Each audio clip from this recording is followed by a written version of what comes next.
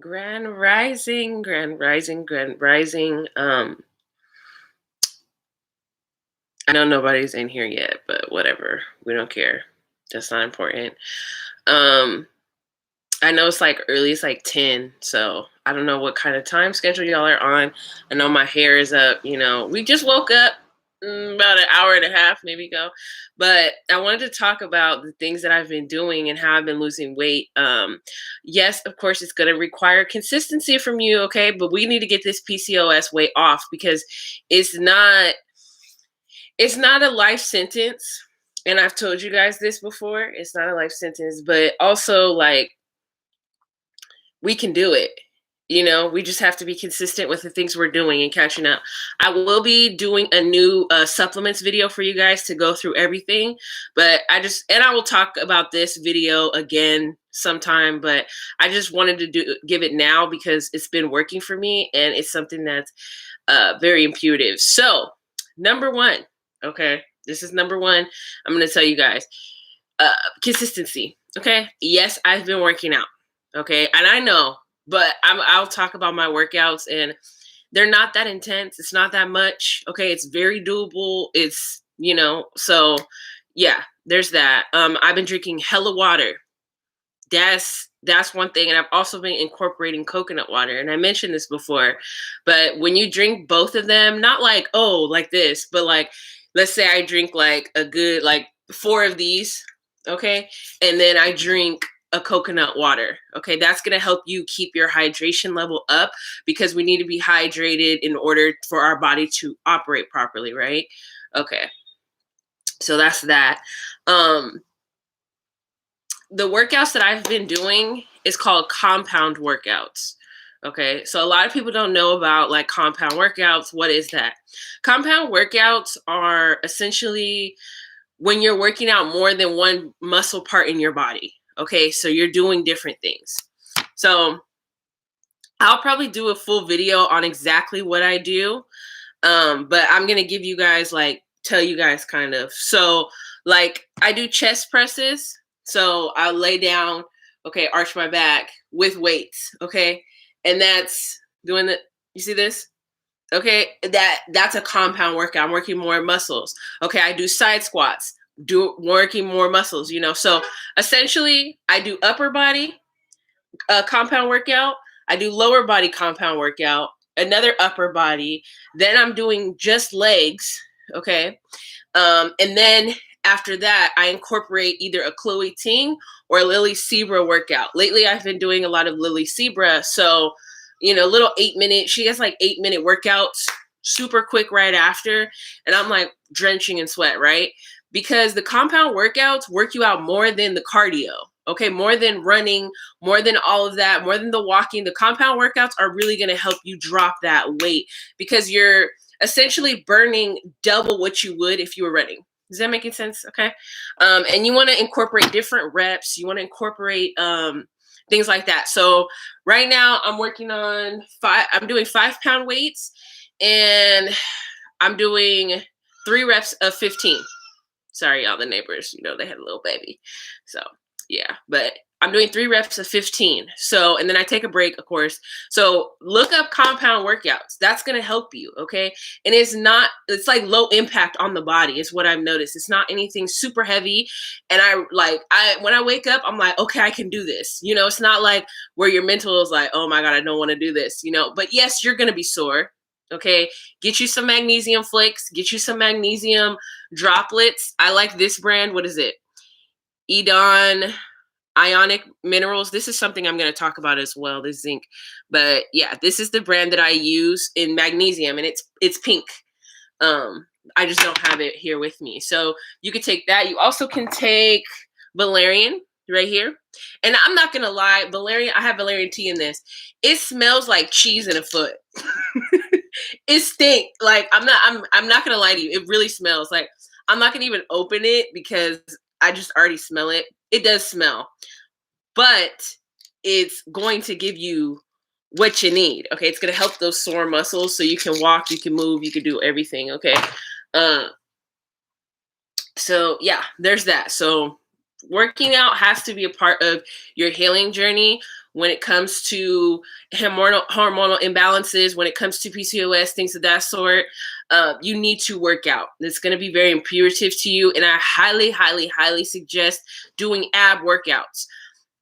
Like when I do my extra workout at the end with Lily Sebra or Sebri, I don't know how to say her name.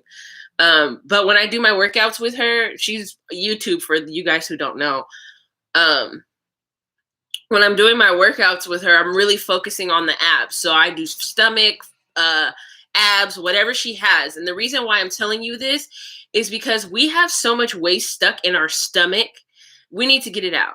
And when you're working out your stomach and your stomach's getting flatter, okay, it pushes your colon. You don't have a choice. Like, it's going to do that. It's going to make you smaller. It's going to make you thinner, which is going to make you have more bowel movements, which is what's happening to me. Also, I'm eating healthy and doing stuff, but that's also going to be imperative to your stomach. So, as it pushes out the poop, the waste, and all that. Okay. Like, I probably poop like 4 to 6 times a day. And it's not like bad poop. Like, it's normal poop. It's just that it's stuff that was stuck in me that was sitting there for so long that it needs to come out. This is why detoxing is very important. So if you want to start this journey, do a detox. Okay. I do recommend, what's her name? I Am Surviving Vegans detox.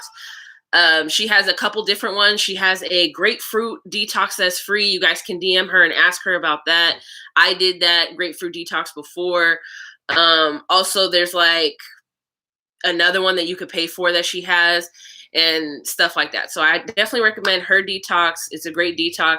But if you guys just don't want to go through that and you guys just want a regular detox, you guys can go ahead with this. This is New Body Nutrition from Colon Tone. Literally, I got this from New Body's website. So you have to go on the website and get this Colon Tone. Now, let me tell you, do this on a weekend. Okay, so if you work from home, then that's fine, but you're going to be going to the bathroom for the next like 4 days. But it's not anything like super crazy. You just randomly feel like you have to go to the bathroom. Okay, so this is an alternative if you're trying to eliminate waste. Sorry, y'all. I have my magical medicines here. This is also another one from New Body. I got this one particularly from Amazon, but this is CKLS here. So this is a colon, kidney, liver, spleen. That's what that represents. So it's kind of a full detox, and I do take these occasionally. Again, I'll have another video like all of that, but I don't know if I'll explain the weight loss, whatever.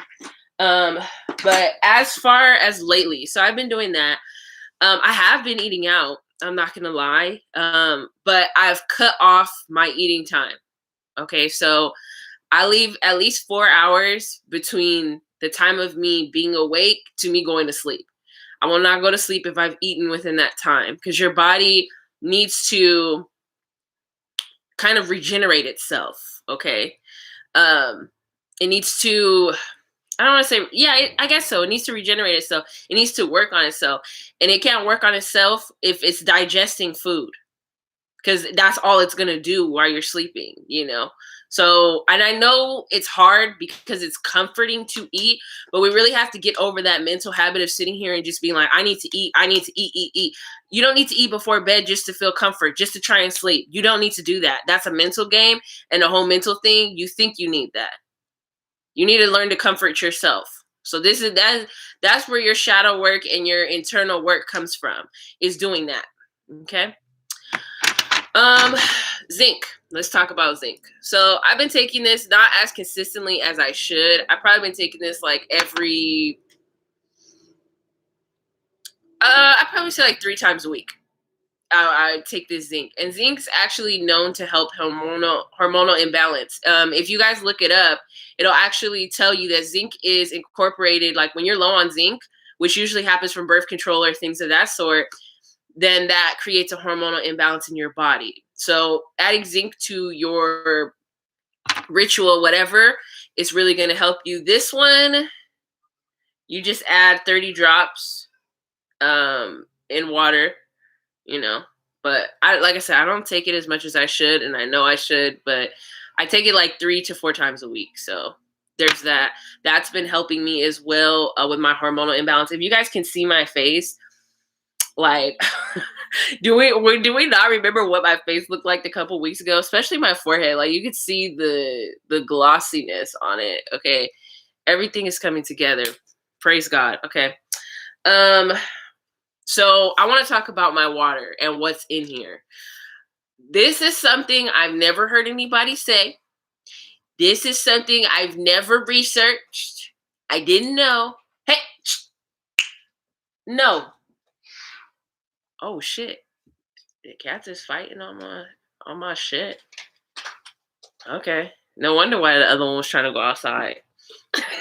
They're crazy. But yeah, this is something I haven't researched. This is something I haven't heard of. Like, I literally just did it because of somebody talking about it helps your skin.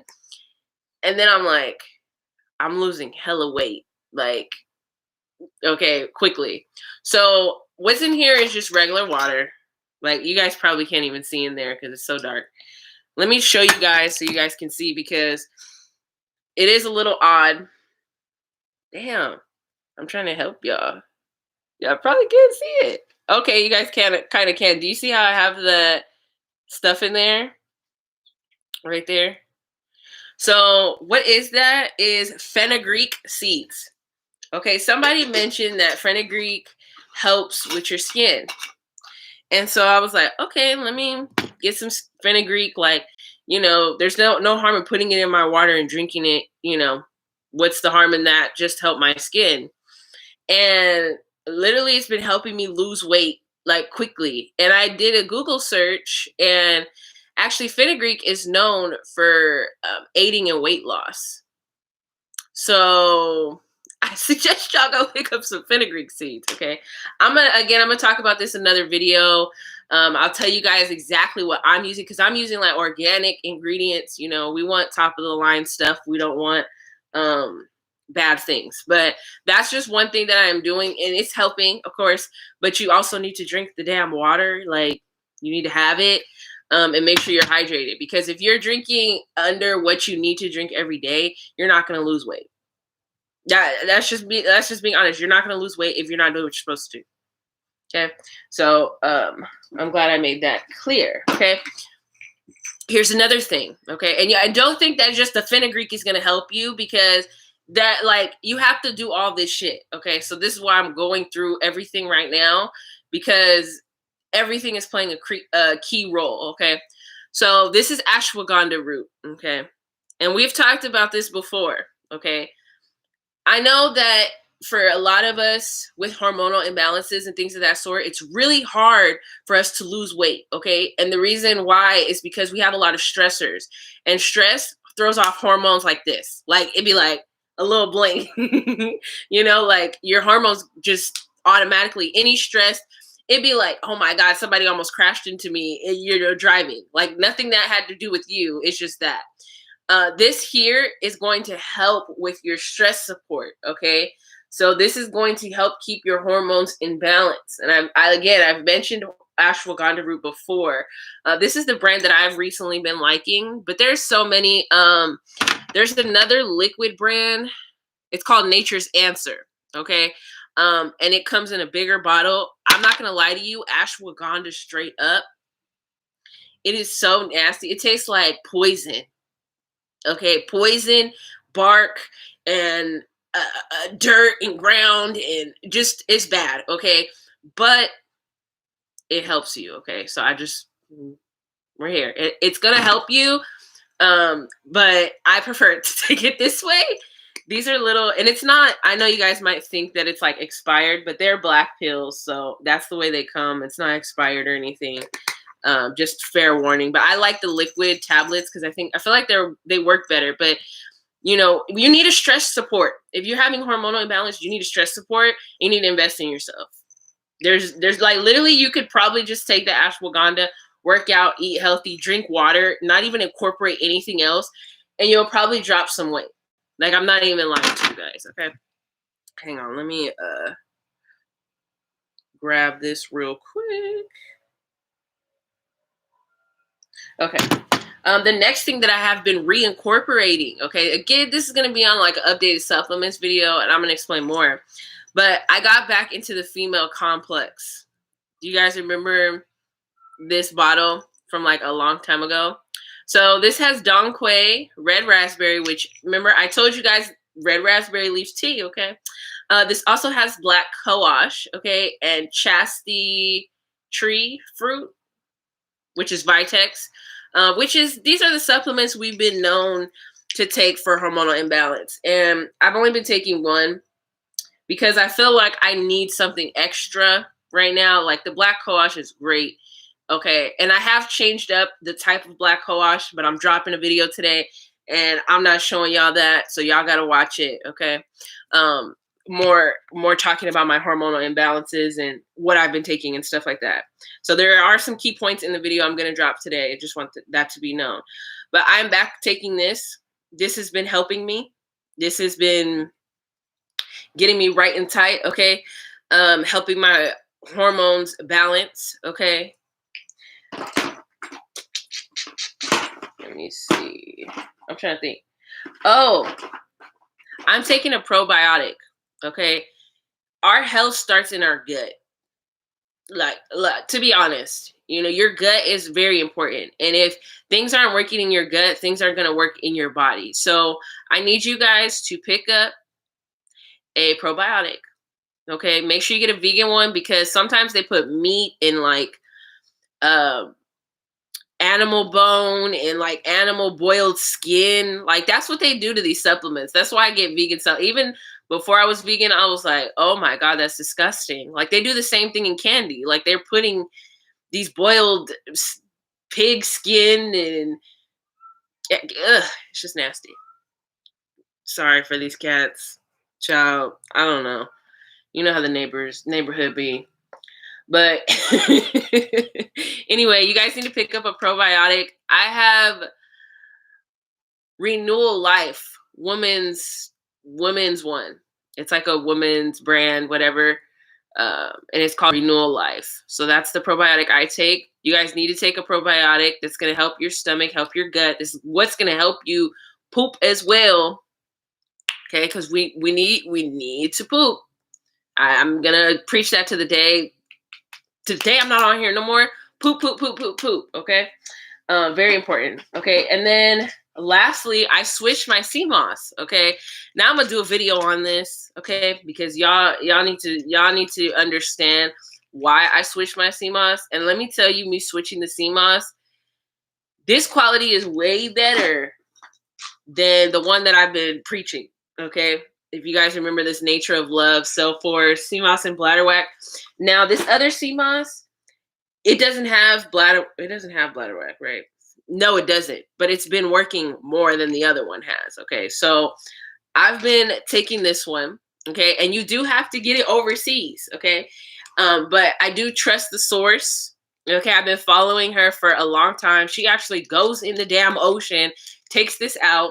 She goes to like the islands, so like near Jamaica and stuff like that. She literally like harvests it. She has a full system.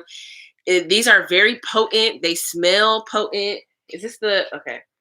And there's the opportunity to get like more than one. So I actually have a 3-pack, but I put one of them in my emergency kit because you never know, child. And so this is kind of what they look like, and I'm going to show you versus the other one. You guys can probably already tell the difference. So this is the new one I'm taking, and this is the old one. So like this one's way more powdery. This one's more granulated, you know, and so it just makes me curious how they harvested this. You know, if that's the case, how did you harvest this? It's just, I don't know. It's interesting to me. Like now that I'm really paying attention to the ingredients, which that CMOS did help, but it didn't help that much. So I don't know how authentic. I don't know where they picked it up. All of that. But my last supplement that I want to talk about is chickweed. Now I just picked this up and I just took it yesterday. Okay, so I'm a little new to the game on this one, but I know it's helping, and I can tell it's helping with my gut. If like, okay, so I don't know how y'all feel about astrology or whatever, but I'm a Virgo, and so we have stomach problems. So I'm very sensitive and have been on my stomach. So if something doesn't sit right, my stomach will tell me, especially when I wake up, like, I just won't be right if I take something new and it's not working properly. I took this, I haven't had no, I literally had a bowel movement when I got up. Usually I have to wait like an hour and a half, hour to two, just to have a bowel movement. Like, no, it took me like 15 minutes.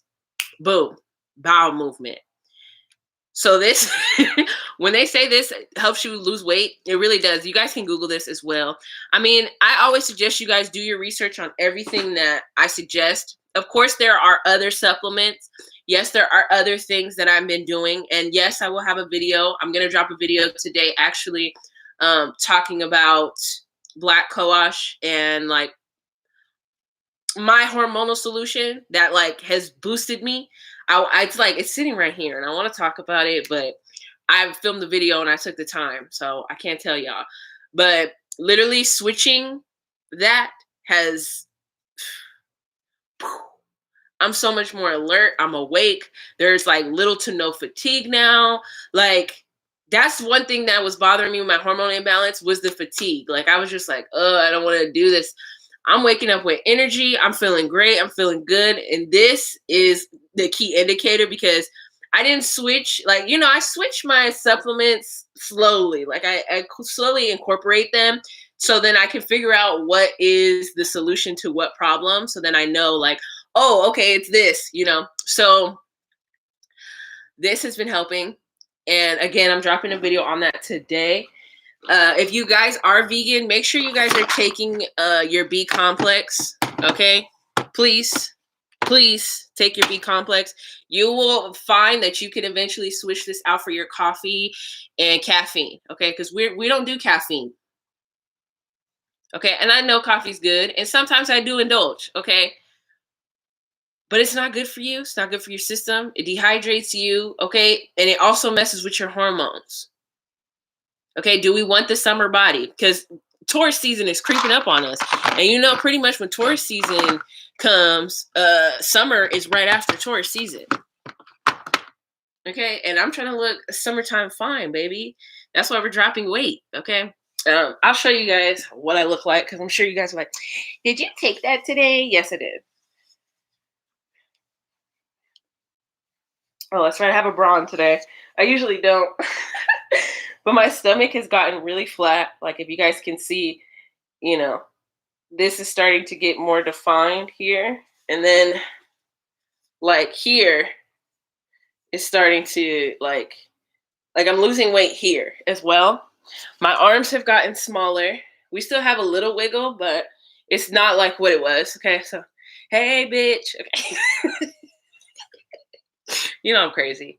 But yeah, I've been working. I mean, we're not where I'm at, where I want to be at, but like you guys can tell here, my neck, my chest, like everything is starting to get smaller on me. My legs, okay. The legs are a huge improvement, child. Okay. We want to thank God. We just want to have a moment to thank God for these legs. But I thank God that I'm doing the work because yes, it's possible, thank God, but like I'm doing the footwork too though. Okay. I'm staying committed. But yeah, I just want to give you guys some hope and like I know it's hard, okay? Because I know I gained more than 70 pounds. I like to say 70 pounds, but I was at least like 270. At least 270, okay? So if I can do it, if I can drop all that weight, you can too. And we can do it the right way. And I do it. I work so hard and I do my workouts hard and I try hard for you guys. Like, yeah, you guys motivate me during my workout. Like I literally think about y'all when I'm working out. Like I'm not even playing because I'm like, I have to do this for you guys. I have to show you that it's possible. I have to work so hard, do my research. I have to try these supplements. I have to do all this shit for you guys so that way it's possible. That way you guys can do it too.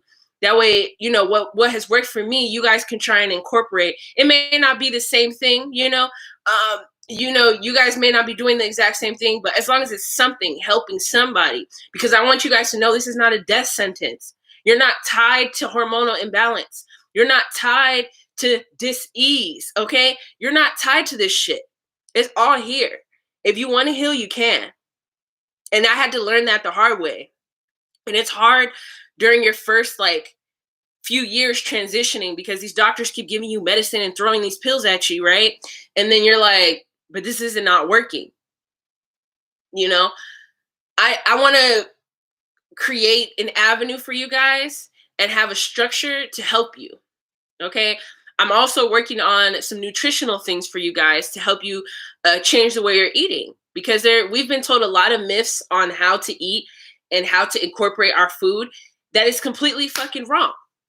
Completely wrong. And it baffles me that this is like what we were taught, how we were taught. You know, I don't like the format of what I'm doing. I'm essentially creating a PDF. I'm going to create a free version, and then I'm going to create a version that you're going to have to pay for with everything, but it's not going to be expensive or anything like that. I don't know. I'm still praying on that because if God's like, no, this needs to be free information, then that's just what it's going to be. Okay. Or maybe it'll be selective information, you know, the melanin discount. Y'all know how that is. You know, free for the people.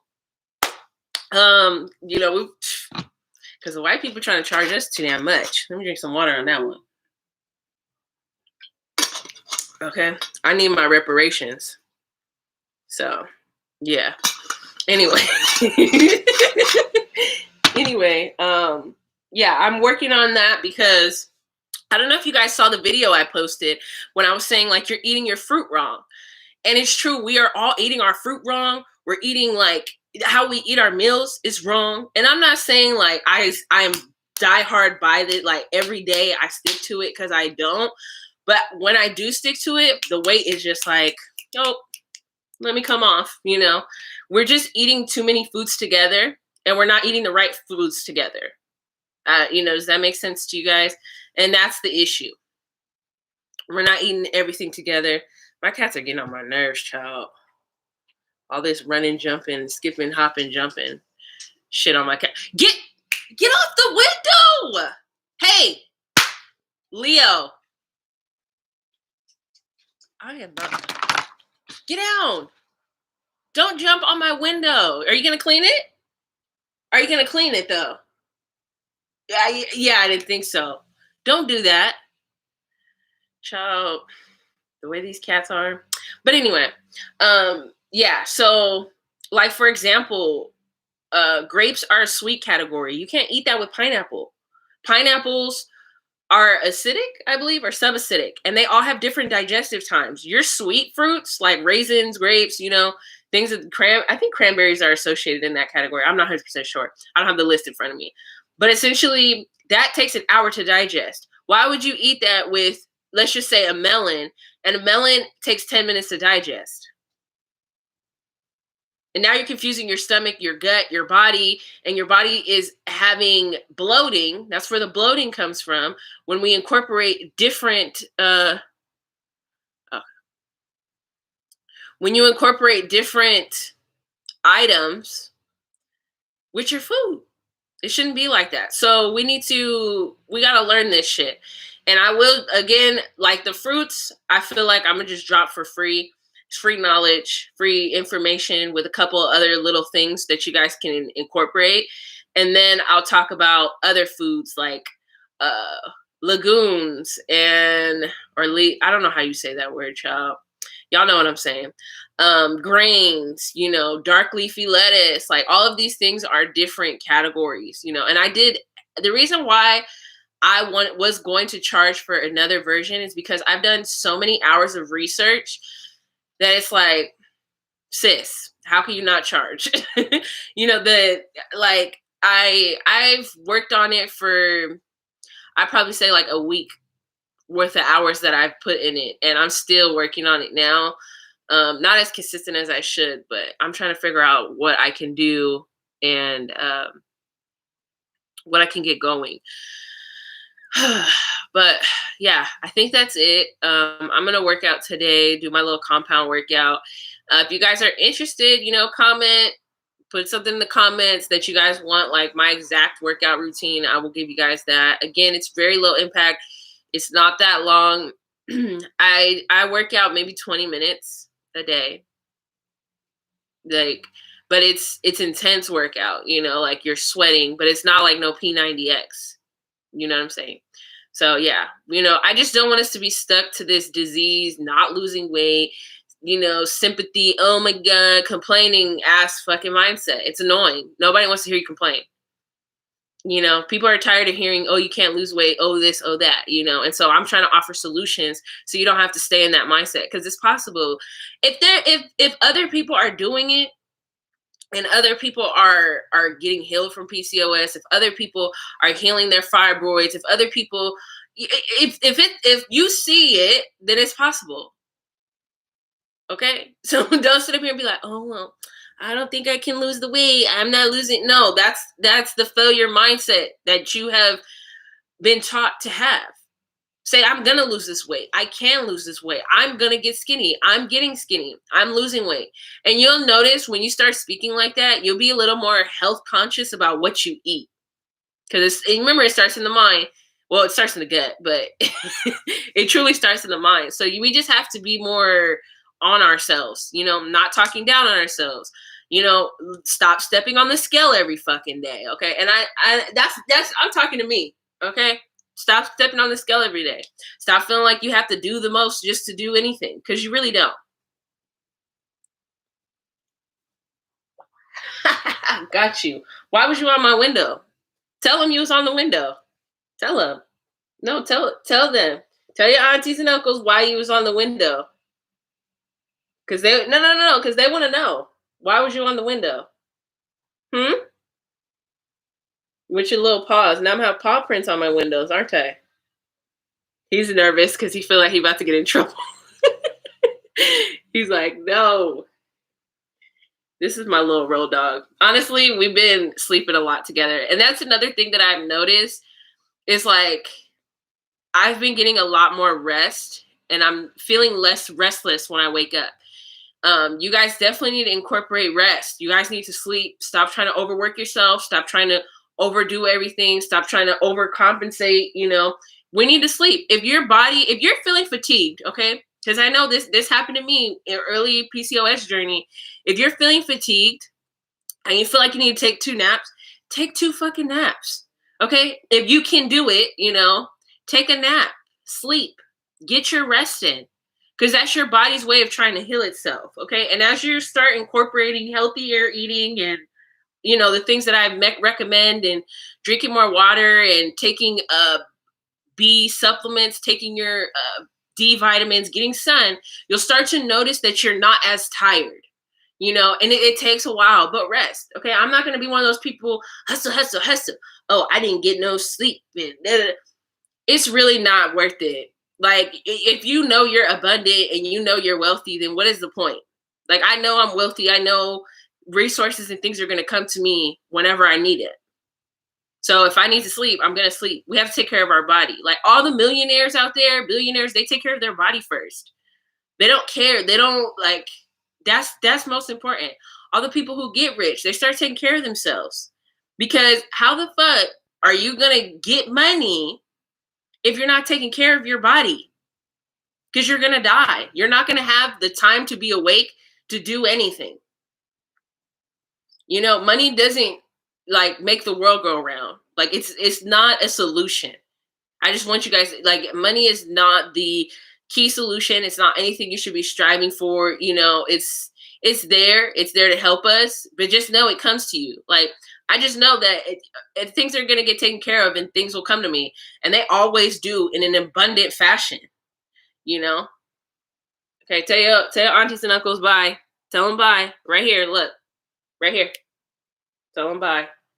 Say bye. He don't know what's going on, child. He a little slow, right? Do you guys know that? His mom left him because of that. I didn't know. Like, I just thought his mom left him. Like, we got him when he was like 2 weeks. He was a baby. but she didn't think he was gonna make it because he's not there. But we love him anyway. Okay, right, Tootie? You hear him crying? We love you. Yeah, just the same as the other one. Just not when you're being bad. Okay. All right. Bye. Child, these cats is something else. Um, but yeah, this is just my motivational talk. So, like, did you work out today? Did you get off your ass? Are you out of bed yet? Are you out of bed yet? Have you walked? What did you eat today? Have you eaten anything? So, what this is something I'm gonna drop. I'm gonna give you guys this. This is also gonna be in the book, but we have to be with the circadian rhythm. That's how we lose weight, okay? Because our bodies are naturally on the circadian rhythm clock, okay? Unless you're a 12th house person, like 12th house stellium or something, then you're different. But we're not talking about that. Excuse me. So between the hours of 4, what is it? 4 to 12? Yeah, you should be drinking water. Coconut water, regular water, whatever, okay? From 12 to 2, you should be eating your fruits. Okay? And then this is different categories. So if you want to eat, you can mix subacidic and acidic together, okay? Fruits. Those are the only 2 categories you can mix together. But there's other fruit, like you can have an avocado because that's considered a fruit, whatever.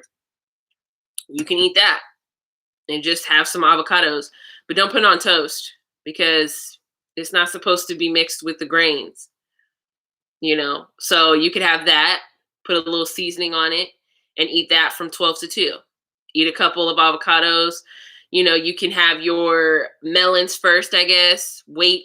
I would wait 15 minutes. I wouldn't wait 10. And then you can go ahead and eat some avocado. Okay. And then after that is when you eat your other stuff. So if you start incorporating that, that'll work out for you. And I know it's hard because a lot of us are on the 9 to 5 schedule. And so it makes things harder, but that's what I want you guys to know. And I also want you guys to check in with your body when you guys wake up. I still have a bad habit of grabbing my phone because I always want to see what time it is. Like, I don't know why I do that. I guess because if it's too early, like, I don't want to get up. But that's my body waking me up. So it's like, I need to have just like a radio clock or just some sort of clock near me because I keep grabbing my phone and then I be on messages and like, I don't even be like that. I just go on social media, like, which I need to get out of that habit. But we need to start checking in with our body when we wake up. So, get up. How does your body feel? Right now, my back is sore. I can feel that. It's very tight in my lower back. So I'm going to crack it. Might go get a massage today. Who knows? Only the day can tell, child. But, this is the things that you want to do. Do you need to stretch? I highly recommend stretching because it's going to help your body's blood flow better when you wake up. Okay. So stretch it out. There's a lot of stretches. Did you sleep on your neck wrong? Whatever. And I know massages aren't free, all of that, but, figure it out. If it hurts, you can figure out a lot of things. Okay. You can massage yourself. Essentially we have YouTube here. Okay. So if you need to massage yourself and, get a tool, get something to help you, do what you have to do. Okay. I need to call the chiropractor. I already paid for the service, child, and I have not gone. So I wonder if I could get that in today. That would be real cool. But anyway, what's I gonna say? Oh, figure that out. Okay. Do the massage. If you feel like you need to stretch, whatever, when you wake up, check in with your body. How does your stomach feel? Do you need to use the restroom? Do you need to pee? Do you feel dehydrated? Your body will speak to you when you start asking. You'll start understanding what's going on. Today, I do feel a little dehydrated, and I know that I didn't drink as much water as I usually do yesterday. So, okay, today I will incorporate more water, coconut water. My body is ready for a workout today. I can feel the energy uprising in me. So I will be working out. I prefer to work out fasted. So I don't eat anything. I know it sounds crazy, but I don't eat anything for work. I don't really drink water like that because I get nauseous. Maybe it's a Virgo thing. I don't know because of my stomach, but I don't do that. I'm trying to think of like the key indicators of everything that I do. I have been being more active throughout my day. So even though I work out, I'm not just like a couch potato after. Like I'm walking around, I'm going outside, I'm, doing errands, like I'm moving. Okay. That's very important. Um, and I'm going to drop a video. I wasn't going to do this, but I'm going to do it because it's very important. So I went through the 6 houses in astrology. I don't know. So maybe some of y'all don't believe astrology, whatever.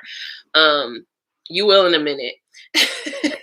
But I went through all the 6 house. Okay, let's just start here. 6 house represents your workouts, your health, your home, or not your home, excuse me, your health, your routine, like things like that. Okay. And so if you do what your 6th house says, okay, you can lose the weight. You can, work out good. You can do this. You could do that. It'll be entertaining for you. It'll be easy for you. Okay. All of that. So I'm going to drop a video. I wasn't going to because somebody had dropped a video, but like it wasn't what I did. Like I went in. I even talked about some of you guys who need to get blood checks often. The type of supplements you guys need to look into. Like I really went in depth with everything. And the workouts and like for me, 6th house, tropically, I am a Aquarius 6th house. And my problem is I don't eat enough. Okay. And that's something that I'm struggling with, that I'm working on myself. I think that has to do with a past eating disorder that I had. There was a lot. Okay. I had the eating disorder. Then there was a period of time where I was like, there was a time where I wasn't eating nothing. I wasn't having nothing to eat all day, and so then I overindulged. And that was partially why I gained my weight. Okay. Because I started eating like, oh, I have this now. You want your toy? Here, go get it. And so that was part of the problem. So now I don't really eat like that. I will eat one meal, maybe two, and that's it. And sometimes when I only eat one meal, I overdo it. So what I'm trying to do is incorporate healthier meals, or meals that I cook at home, because that's important. Okay. And I'm trying to do that. So that's something that I struggle with. Also, something that I struggle with is Aquarius 6th house is like, I get bored easily with my workouts, so they can't be the same. And so with my compound workouts, it's easy to switch it because there's so many different compound workouts. Like I could just change this, I could do that, it's fine. Well, what else was I going to say? Oh, the eating out. We really got to stop doing that. Or if we do, choose a healthy choice. So like yesterday, I'll give you example. Yeah, I'm vegan, quote unquote. And I'll explain my quote unquote. Okay. I got a tooth pulled, by the way, like 2 weeks ago. So if you guys see a space, it's not really a space. The tooth is just trying to come down, but I'm getting used to it. I'm not used to it yet. So if I'm like, haha, he, I'm not used to it. But anyway, yesterday I didn't leave the house till 3. Okay. I didn't eat anything. I didn't even do my key lime shot or my chlorophyll water like I normally do. Then I got a juice from this place called Mother's Market. The juice was lemon, ginger, and apple. Okay, I've talked about this here. Somebody asked for me to do a blending, and I guess I can. I actually need to blend up the juice soon, so I might film that for you guys within the next couple days. But it's just it's super easy juice. Like, you just blend it, taste it. Do it taste right? No. Let me do more. Like, it's literally like that. But I went and got that juice, and then I had a salad. Like, they had a regular salad with kale, tomato. Was it kale? No, there was arugula. Um, and then I think romaine. Then there was beets on it. There was mushroom, tomato. I shouldn't have had that tomato on there, but it needed it. And then I don't know, I had something else on it. So that was the first meal that I had. I ate that together, which I normally would never do that. I would drink the juice, let that digest, then eat. So that was my bad. And then for dinner, I went to this place called, what is it called? Hungry Angelina's in Long Beach. And that one, I love that place. Okay, first of all, their vegan food is very high quality. Okay, like their food is just high quality in general. Okay, but I'm not gonna lie to y'all. I had a milkshake from there, and I still lost 2 pounds. Do you see what I'm talking about? Do you see? Okay, I had a milkshake. They have something called the Hungry Burger or whatever it's called. I didn't eat the whole thing. Alden ate some, but I ate some of that. And essentially, it's like this. It's veggies and on a burger. You know, that's wrong. Okay, This is realistic though. Okay, and then they make their own fries. So, and they cook it in a like good oil, but it's like higher quality vegan food. So yeah, it is a little bit more pricey, but it's better. And I ate that. Oh, and then I ordered a flatbread. I think I still have some left. I didn't eat it all, but that was really good. It was like mushroom. There was kale on it. They put something in. I don't know what else they put on it. But they changed their sauce, so it wasn't as much sauce as last time, but it tasted better. So, y'all, my cat, this is what I mean by he's slow. Oh, now he's gonna move. I'm gonna see if he does it again, and I'm gonna show you guys what I'm talking about. Anyway, so I ate all that yesterday, and I still lost 2 pounds. That's what consistency does for you. When you normally eat at home, when you do your supplements, when you work out, when you're drinking your water, you're still going to lose the weight. Doesn't matter. Because I am determined in my mind that I know I'm going to lose weight. It's a part of the journey. And I'm showing you guys as I'm going through this to show you it's possible, to show you that you don't have to remain stuck in the body that you don't want to have, okay? Yes, you still have to love your body because it's working for you, and it's overworking because of all the weight, because of hormones, because of all of this stuff that's coming, the environment, everything, okay? The toxic ass people, the toxic ass wee, okay? All of it, okay? It's incorporated in that. And it's still working for us. So you have to show your body some love. Just thank your body today for working, even when you didn't like it, even when you were going through what you were going through. Your body still showed up for you, regardless, depression, anything. Your body still got the fuck up for you, went to the bathroom, did what your body had to do. So you need to remain in gratitude to your body for still showing up when you weren't showing up here. So you should love your body just for that. Hey, what's up? Hey.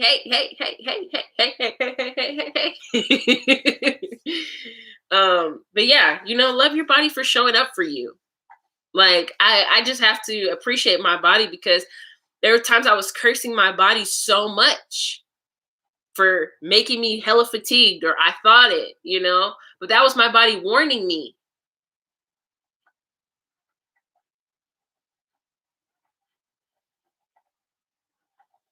So in the beginning of this video, hairband, okay, I don't know your name, okay, but I'm just gonna use your hairband. I was talking about how I'm doing compound workouts, okay. I don't know how tall you are, so I'm not gonna comment on your weight or gaining weight, whatever. That could be the perfect weight for you. And that's the problem. We think, oh, fat shaming, but it's like they're skinny shaming too, bitch. It's not okay to, oh, you need to eat. I've been on both sides of the spectrum. Okay, baby, you need to eat. No. It's the same fucking thing, baby. But anyway, I was talking about compound workouts and how the compound workouts have been helping me because Compound workouts are essentially, it's like full body. You're working out multiple things in your body, and the compound workouts actually burn more more like body fat and burn off more weight than like cardio would, than you running, than you know, jump rope, whatever. The compound workouts work out. So I do upper body, I do lower body, I do upper body again, and then I do legs, and then I incorporate like Chloe Ting or Lily Sebra workout, like an 8-minute one, and then I'm done for the day. And like that's what's been helping me. But I'm tired of people skinny shaming. Like, you're just mad because you don't look like that. You're mad because you can't eat what you want, and they can't, and not gain weight. That's what you're mad about. Like, come on, let's be honest. That's what you're mad about, though. You're mad that this smaller person can eat whatever they want, have whatever they want. They don't have to monitor themselves. They don't have to take all these supplements. They don't have to try, and they're smaller. And you're mad because that's the life you want. Well, bitch, that's not what it was designed to be. So congratulate them on their journey, because that's the thing too. The people think like skinny people don't have a problem. Like, oh, you're just fine. Like, you don't, mental health's a thing. Like, spiritual health's a thing. Like, just because they're smaller doesn't mean they don't have problems. Like, I don't know where that came from. Like, I had my most problems when I was small, if I could remember. Yeah, just listen to your body. That's what I'm going to tell you. If your body's saying that you need to lose some weight or you need to get toned, I don't. Again, it's not my journey; it's yours. I'm not. I don't like to sit here and comment on people's weight. Oh, you're too skinny. Oh, this or that. No, because I don't know your history. I don't know. Okay, you could be 4'5". How am I sitting here telling you that's too small? You know what I mean? Like, we have to think about that. Like, child, it's a lot I want to say on that, but we can't get mad because we're unhealthy. I know that all this weight is not healthy. I know that, but I'm doing what I'm supposed to do. How do you listen to your body? If your body is craving, like, okay, I'm gonna say, for instance, yeah, see, you're fairly short. Okay, if your doctor, you talk with your doctor, as long as it's okay and your body is fine, the doctor, everything is good, you're not missing anything, you're not deficient, because I suggest everybody go get their blood checked, because that's very important. As long as you're not missing anything, who am I to tell you how to live your journey? But you listen to your body by listening to your body. It's simple, but you have to start somewhere. So how I would suggest you guys start listening to your body is when you wake up, sit there, don't grab nothing, don't talk, don't listen, sit there and see how your body feels. Check in, does your head hurt? No. Does your neck hurt? No. Does your back hurt? Do your legs hurt? That's kind of a way to do it. Oh, you want to have abs? Yeah. See, I get you. You want to be toned. I get it. But yeah, you do that, and then it's like, okay, let's say your body feels like you need to stretch. Like, I know right now my body's dying to stretch and dying to work out. Like, I just feel that. I feel the momentum, and I feel like my legs are a little tight, if that makes sense. So I feel that my lower back hurts a little, but it's sore, and then right here, this feels sore, So that's part of it, okay? Excuse me. When you wake up, like, your stomach, like, how does your stomach feel? Do you feel like you need to use the restroom? Do you feel like, you need to pee? Like, that's part of your body talking to you. So then you're like, okay, I know what that, you just have to be conscious of what's already happening. You get what I mean? Like, automatically your brain goes, oh, you have to poop. You know that, but you just have to be more conscious of it. Yeah, you could talk to your body, exactly. And like, let's say you're craving something. Let's just say I'm craving peanuts, okay? I'm going to use that as an example. Actually, I want something unhealthy. Let's say I'm craving cheese, right? So I'm going to type in Google, what does it mean when you crave cheese, right? It says if you're craving cheese, you might not be eating enough fats. You also might need some vitamin D. Do you see what I'm saying? So like your body is like, hey bitch, I need this. But it doesn't know how to communicate with you enough because we're not, you know how little kids are so intuitive and they'll like do this and you'll be like, why did you do that? They're like, because like it was natural. That's what I was supposed to do, you know? But we've been tainted so much and pulled out of that that we don't have that intuition anymore. We don't have that like, oh, you know, we'll do this. So our body has to trick us and like has to talk to us in elementary terms because we don't get it. So it's like, hey, I want cheese. And you're like, but I haven't ate cheese in I don't know how long. You don't go eat the craving. You go Google what your body needs. So vitamin D, maybe you just need to go stand in the sun. Okay, maybe what else did it say? Maybe you're not eating enough fats. Incorporate some oils in your food. So that's partially of your body talking to you. Like right now, I feel like my throat's getting a little dry. And my lips are too. What does that mean? Drink some water. You see what I'm saying? This is how we talk. We just have to be aware. We're not aware enough. And once we start getting more aware of what we're doing and like how our body wants to talk to us, it's easy selling, to be honest. I also suggest you guys try like natural spring water or alkaline water because that's what I started doing and that helped flush my system out a lot. So there was a sale that they had on alkaline water and I grabbed like 2 cases. I grabbed a lot of cases. And the brand is Mountain Spring. That's what I had.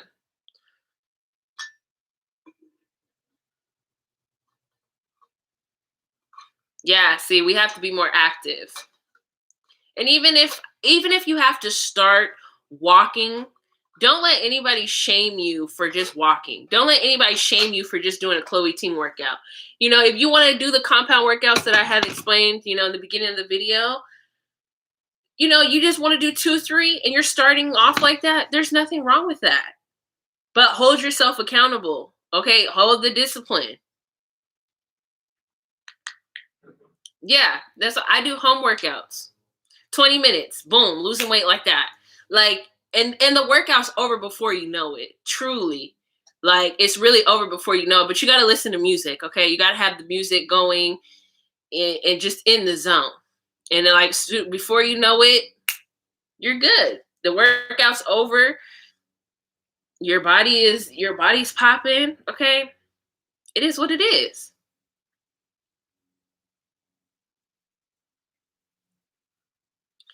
Walking can kill the fat, but okay, so I'm gonna tell you guys about the walking. So walking can kill the fat, yes, but you need to walk a lot. You need to be sweating, so either have like a tracksuit on or something. But like that could be dangerous, right? You know, you're overly sweating with the suit. You're outside. You're in the sun. You know, that's a little too much. So and when you walk or run, especially over what is it? And if you walk or run over 40 minutes, okay, all you're doing is damaging your joints. Fun fact. Fun fact. You're damaging I've learned this from a doctor, okay? And this doctor's actually the one who helped me do the compound workouts. So I got to find his social and stuff. But when I talk about this in another video, I'll share it with you. But you're damaging your knees. You're damaging your ankles, your legs. All of that is getting damaged. It ain't the Rona, y'all. I'm just thirsty from talking too damn much. But it damages your joints and your knees. So if you're walking, running, cardio, anything over 40 minutes, there's no point. Okay? So it can, but I mean like just starting to get yourself active after you've been fatigued, it's a great way. Like let's just say all you've been doing is sitting down. If you really start walking every day for, I don't know, 20 minutes, like, okay, your body's going to start getting used to some movement and that's going to be able to help you transition into what you need to. You get what I'm saying?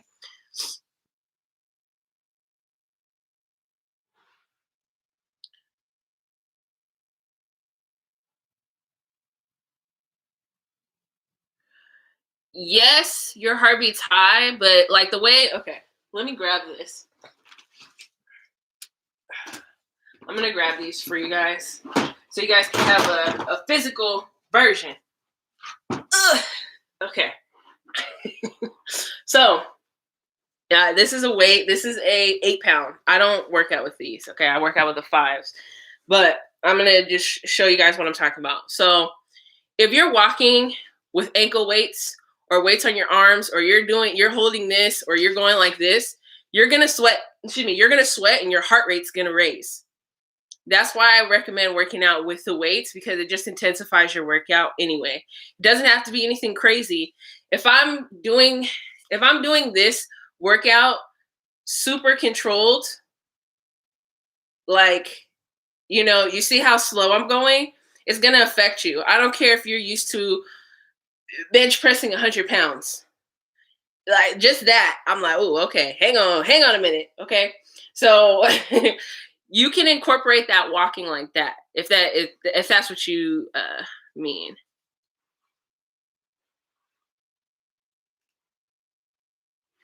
Oh, that's another important point. Okay, I didn't talk about that. I'm so glad you brought that up. So you should not take any more than a 2 days rest. Here. I'm trying to get the other one. He's tricky. Here, you want some? Come here. It's okay. Got you. Say hey to your aunties and uncles. This is Odin. This is the Cancer. He bad. But anyway, you guys shouldn't be taking more than 2 days rest. Don't you love his little mole? He hates this. Look at Say hey. He's so mad. I love his little mole right here. He loves it, but he hates it. All right, go. But you shouldn't take more than 2 days rest, because it's not going to work effectively. Of course, you should be working out daily or every other day. But yeah, no more than 2 days rest. You guys can do with the compound workouts. But yeah, adding weights to just a simple sit up, that's compound. This is a compound workout now that I'm doing this, which is in tune going to burn more fat, make me sweat more, keep my heart rate up. You understand?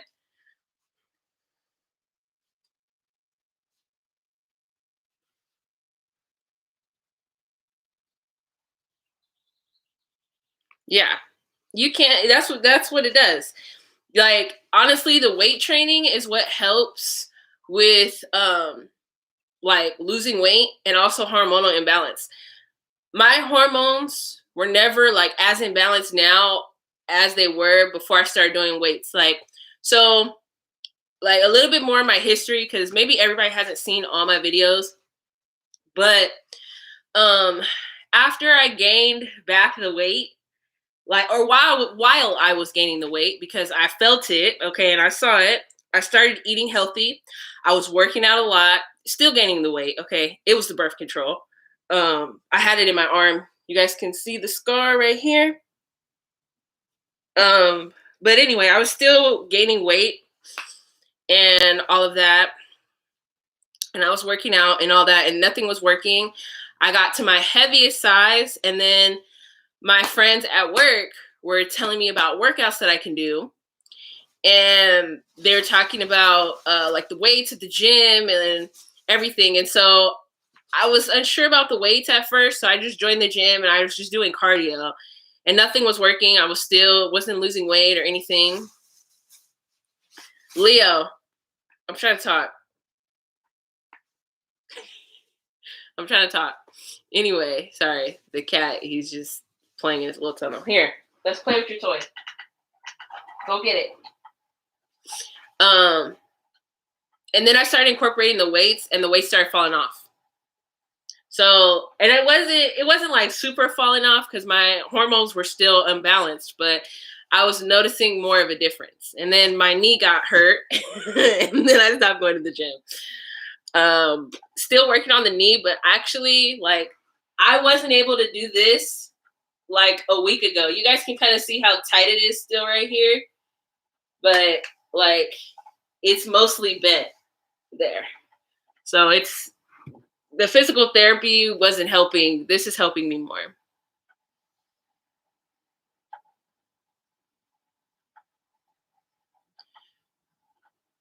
Yeah, sometimes like it seems like there's no progress, but that just means you need to switch your weight up. But I want all you guys to get. I know maybe some of y'all don't believe in astrology, but like, why not just test it? Okay. So I need everybody to get their birth charts. Okay. I need everybody to figure out what their sixth house is. I'm gonna show you guys what it looks like. So you have to get. Oh, it's 11:11. Make a wish. Okay. Amen. Hallelujah. Ashe. I'm going to show you guys what the sixth house looks like. So you guys can go to AstroSeek or astro.com and do a full birth chart. Let me use somebody else's chart so it's not mine. There we go. So this isn't my chart, but you guys can see it says house placements. Damn. Come on. There. Come on. I'm trying to show y'all. Okay, there we go. So it says house placements up here, and you see ascendant. That means 1, 2, 3, 4, 5, 6. You see that? So that's a sixth house Taurus, right? So I'm gonna give you an example. So if you're sixth house Taurus, you're gonna have your information today, baby. Let me see. I have so many notes in my phone. It's not even funny. So I have to. Jesus. That's what it's like having cats. Like, what the hell is your problem, bro? Chill. I'm just minding my business. Scared the hell out of me. I'm not gonna lie. I also don't recommend y'all be doing keto because eventually, okay, you're gonna end up on dialysis. Okay, that's what's gonna happen. Y'all can do your research as you want, but you're gonna end up on dialysis if you keep messing with keto. And it's only a temporary fix, so why not do it right the first time, baby? You know what I'm saying? Okay, here we go. I passed it. So it has to do with your sixth house and your Mars placement. Okay. So over here, we can see this has planets position. Yeah, astrology is very complex. A lot of people like to, oh, you're just your sun sign. Like there's so much to you. That's why it doesn't make sense. Okay. But the Mars placement, you guys can read. It says Mars and it says Cancer. That's Cancer sign, right?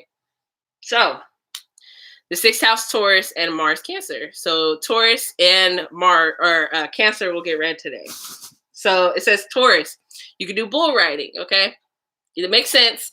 Okay, that's a good workout. Okay, you can do farming. Ballet is a thing. I'd highly suggest Taurus workout in groups. Taurus is really good with people. You know, you guys can be dancers, dance. So, you know, the little Zumba, that'll work for you. Doing games, you know, there's games where you work out or like you guys can do softball. Sorry, my cat's hair, ever since I grabbed him. You guys can do like softball tournaments or like, what is that called? The little flag football. Things like that is great for Taurus. Sixth house or Taurus Mars. Intimacy. Okay. And I'll be honest, intimacy does help with losing weight because your hormones have to function. So I know a lot of you guys, your libido might be down, but okay, and intimacy I feel like works for everybody. So you can do it, put your back into it. Okay. Partying for Taurus, and I mean like dancing, partying, like hardcore. You can't really do that right now. I mean, you can do it by yourself in your room, but yeah. Taurus also need to work out outside. You gotta think Taurus is an earth sign, so that's grounding, you know, being in the grass and all that. That works, okay?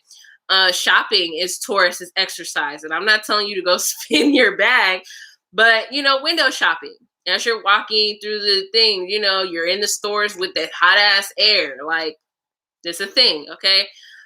Sports is a thing for you. Okay, tennis, walking or running, okay, in a vineyard particularly. And I know that's weird, but yes, I've done my research, damn it, okay? And there's balance workouts. And you're probably like, what the hell? But I swear, like, stuff like this really works, okay? But Taurus 6th house and Mars, specifically 6th house, you need to work on your nutrition. You need to stop eating out. You need to stop trying to how can I say this? Overindulge, because that's just what you want to do. You always want to eat. Stop fucking eating. Take a break. Stop snacking. Literally, for a month, I want you to stop buying hella snacks. Buy fruit and vegetables only. Taurus. Regular Taurus and Taurus 6 house. Y'all know y'all bad. Y'all know y'all bad, okay? And then you guys can start on Fridays, which would be today. That's another thing. Everybody's like, oh, I'm gonna start on Monday. I'm starting on Sunday. Like, start the days that are incorporated with your chart. It makes it easier. Okay. You can, your Taurus is represented by Venus, which is Fridays. Start working out on Friday. Start your diet on a Friday. And I know it's hard because in your mind, you're like, oh, I'm supposed to party on a Friday. But this will start incorporating you. It'll aid you and it'll help you. Okay, because you're backed by your power. Okay. You also could start, if this is your Mars placement, you can start on Tuesday. Okay. Now we're gonna go to Cancer. Leo, stop it. Stop.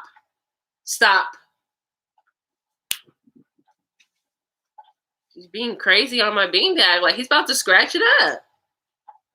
Okay, so Cancer, 6th house or Mars. You could do swimming, kayaking, workouts at home. Okay, because Cancer does rule the home. Leo, stop doing the most. Damn it. Every time I'm like trying to talk about something, here you are. Okay.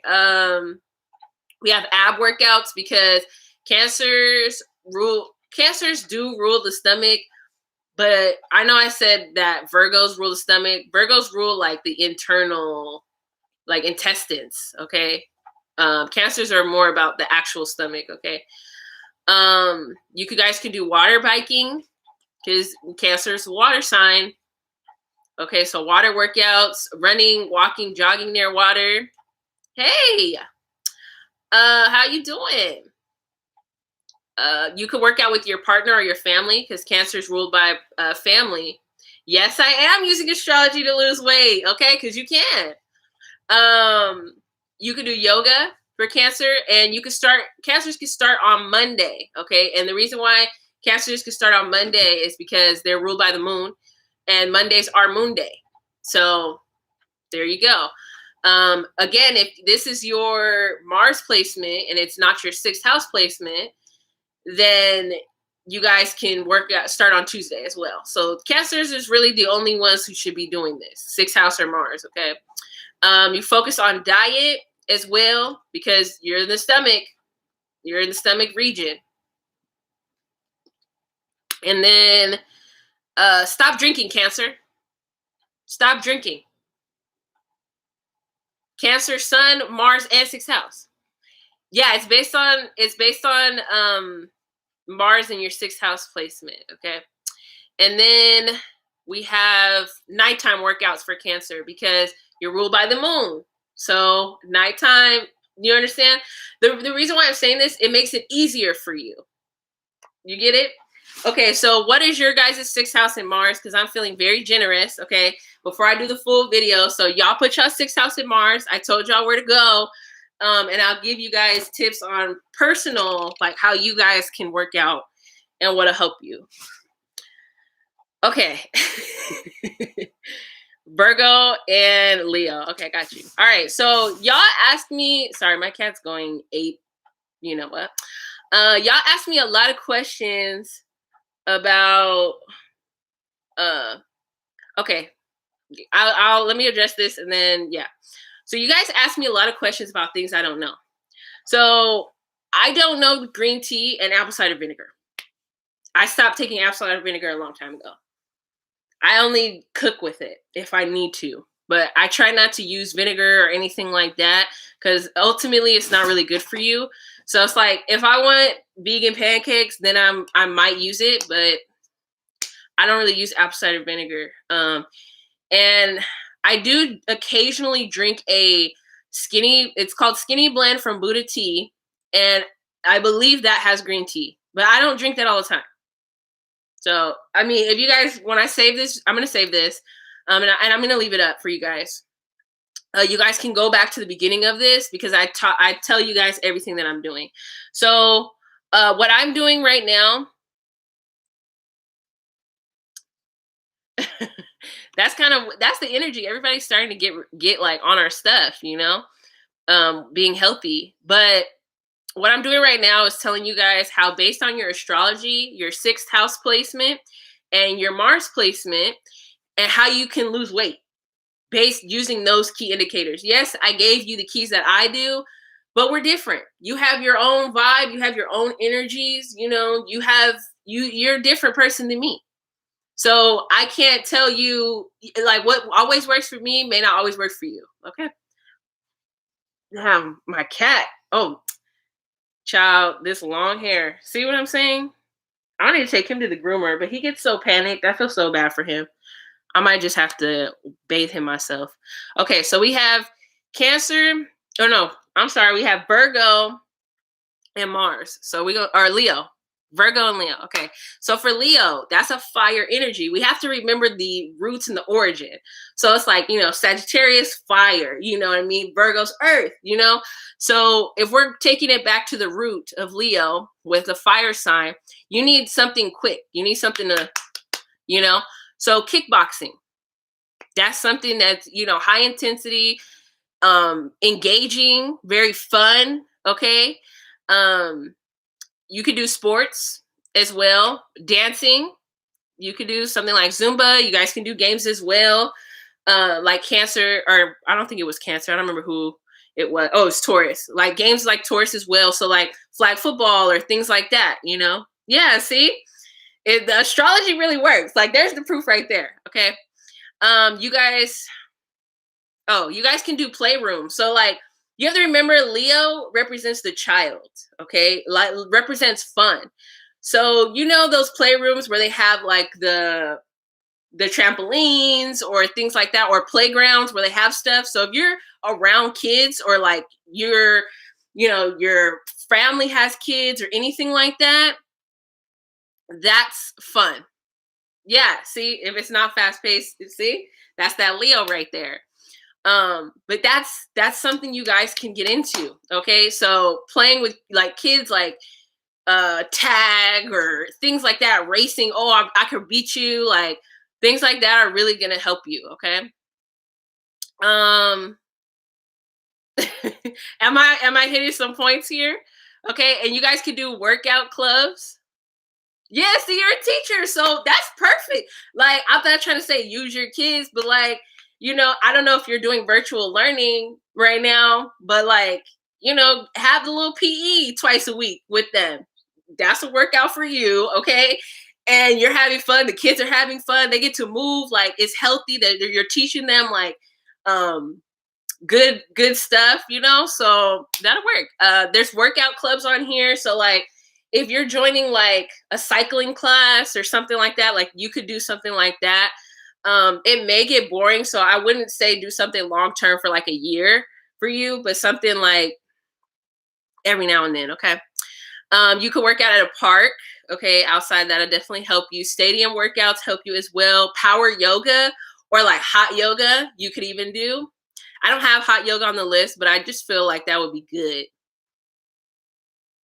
Yeah, dance for exactly. See, you're already living in your sixth house energy. I think that was your sixth house, right, Leo? I'm gonna get to you, Dana. Okay, after I finish this. Oh, it's your Mars. Okay, so you're living in your Mars energy. And then I have Mai Tai. Okay, and I got that from Pop Sugar. I don't know how well that would work, but when I think about the Mai Tai, I think that would work. Daytime workouts for you. Yes, you need the sun. You need to be active. That's why I'm saying working out is like perfect for you. Okay, and you could start on Sunday because Sunday is Sun Day, so that's representative of that Leo energy. So you could start your diets on Sunday. You could start, and that'll help propel you and to keep you in that energy. It is crazy how astrology works. Like, and I can't make this. Like, I literally did research. Let me show y'all this book. So then y'all can do your own research too, because I like to put you guys on. So this is called the Rulership book. And let me tell you, okay, when I say there's list of everything, you got the houses, you got the signs, you have the planets, okay? Literally like everything. And then you could even look up random words and then figure out the sign, okay? So if you guys are struggling with astrology, or like, you know, you want to figure something out for yourself, let's say you want to live more in your Mars energy and you're like trying to figure that out. Well, what is in your Mars? You know, what can you do? Let's say you're trying to focus on career, which is 10th house, okay? What is in your 10th house? What planet's in your 10th house? You see what I'm saying? All right, so what does Dana say? That's good. I'm proud of you.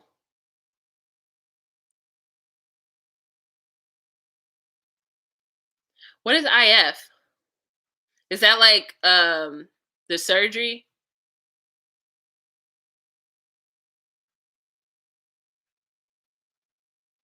Yes. You definitely need to. I'm gonna do the Virgo next, but you you definitely need a detox. That's where it starts. If you can't, you know, I sometimes I get blocked up too. Okay, I'm not gonna lie to you guys. I be getting stopped up. Okay, and that's why in the beginning of the video I showed you guys. Hang on, let me pull it out, child. This is my medications. I have more. Trust me, this isn't everything. Here we go. Whoops, wrong one. So these are both by New Body. Okay, this one is called Colintone, and baby, this one will clean you out. So if you're working from home, or I hope you're working from home. Okay, this is okay. Working from home, because this will clean you out for the next like 3-4 days. Okay, 3-4 days, yes. And I do agree with intermittent fasting. Do a Google search on the circadian rhythm. Follow the circadian rhythm. Okay, that's what our natural body clock's on. But yeah, this is Colintone. It'll clean you out, baby. It will clean you out for like 4 days. But like, it's not okay. So you know how when you take a laxative, or if you have, it'll like, or like taking the Senna tea, like Senna teas and stuff, it'll just like, that one doesn't do that for you, but it's like, oh, you gotta go. So for the first day, you're like, go, go, go. And I usually take it at night the day before, okay? But you're like, go, go, go. And then for the next day, the second day, you're like, I gotta go. The third and fourth day, you go to the bathroom more, but it's not like, oh, I gotta go. So yeah, that if that helps, okay? So I think, I'm not trying to have TMI, but the first time I think I went like 6 times to the restroom. But I'm a quick bathroomer. Okay, I'm not like I don't know how men sit there for 20-30 minutes trying to use the bathroom. It don't make no damn sense. Okay, but here we go. We have this New Body CKLS as well. This one is colon, kidney, liver, spleen. So this is like all of it. Okay, and I've used this one. I will say you need to be hydrated with this one, because it does give you like it'll dehydrate you and give you a headache. Okay, so you got to be careful with this one.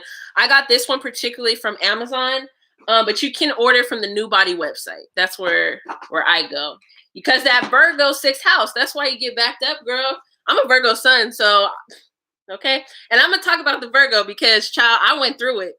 Okay, so Virgo, running, long distance. Okay, that's it. Marathons for Virgo. So this is Virgo, Mars, and 6th house. Before I get into it, this one I do one a day. You can do 1 or 2 capsules here, but I do 1. And then for the New Body, I think I did. It tells you to take 3 to 5. I only took 3 because I didn't know what it was gonna do to me, child. So I took 3. Sorry, y'all. The neighbors got a baby, so if you out here crying, but am I? Beach runs is definitely something a Virgo can do. Farming, you know, like a hard labor work, because Virgo's like serving. You know, you like caring for things. So if you're like tending to a garden or something, you're gonna sweat, you're gonna be moving, but you're gonna also find enjoyment through that. You know, fidget. Oh, these cat hairs, child. Like, only people who have like animals understand it. Like, it doesn't matter how well you clean your house, like it just happens, especially during this time, because they're shedding their coat. It's the worst. But physical education exercises. So you like, the stuff that you learned in like school. Yeah. That's that's the exercises that will help you, like the stretching ones.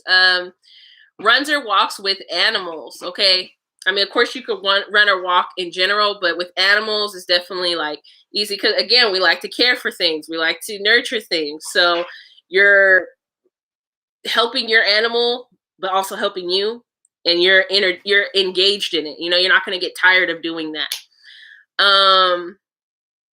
Let's see. I have bicycling for Virgo, and I will say, even though, child, look at this. Watch this. Y'all see him?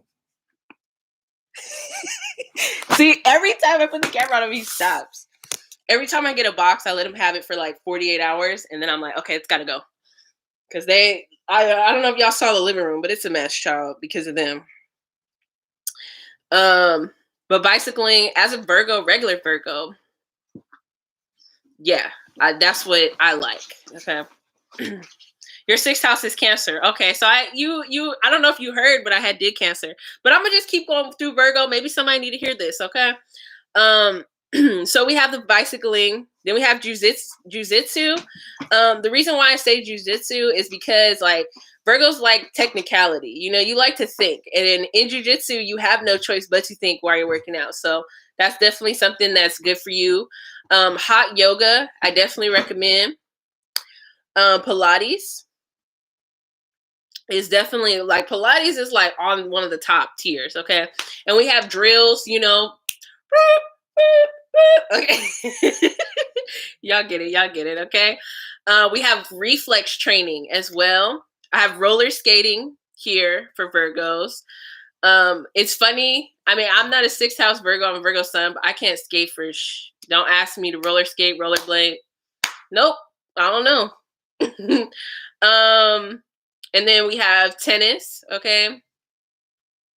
But here, these are the key points for Virgo. Okay, so you need to focus on your diet/nutrition. I don't usually like to say the word diet. I like to say lifestyle because we want to make lifestyle changes. Yeah, see, I can't skate for nothing. Okay, but yeah, I like to say lifestyle changes. Because when we hear diet, like it's temporary. And that kind of messes with our psychologicals. All right. Juicing or eating raw occasionally really helps the Virgo sixth house or Virgo Mars. Being that that's a sensitive area, okay, we have to be light on it. That's why I do drink a lot of juice. I probably drink juice like 3 times a week, fresh juice. Make sure if you're drinking fresh juice that you are adding water to it or drinking water like right after you drink it or putting it on ice and letting the ice melt because you could actually damage your kidneys. Fun fact. Okay. And these are just the little things that I be picking up, child. Okay. You could be malnourished. So make sure that you get your blood checked for deficiencies, Virgo. Okay. You need to be consistent.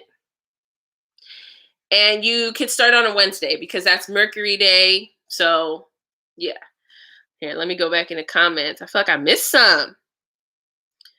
I've never done the husk, but I have recommended it and I have told people like, they could use it. But I'm gonna be honest, the person I told to use it was drinking alcohol when they was using it. So I don't know how it works. Please, if you guys are doing a fast detox, taking any supplement, anything to detox, do not drink alcohol. You are going to damage your kidneys to no in return. You're going to damage your liver as well because what you're doing, I'm going to tell you, what you're doing is you're taking out all the toxins, right? So it's kind of like, let's say this surface was painted, okay? But I brushed it away, okay? And let's say I did an exfoliation. So now my pores and everything are open. And so what your liver is fully absorbing all the alcohol. Your kidneys are absorbing all the alcohol. That's going to cause severe damage to your body. So if you're doing detox and all that, please don't drink any alcohol. Like just refrain from those days or don't do it. Because you're going to kill yourself. You end up on dialysis. You might need a liver like transplant. Like I don't want y'all to have to do that. So, okay. But yeah, I've heard about that. But all I know, I'm just telling y'all what I recommend and what I've done personally. Yeah, drinking too much tea as well. That can be damaging as well. A lot of people don't drink enough water.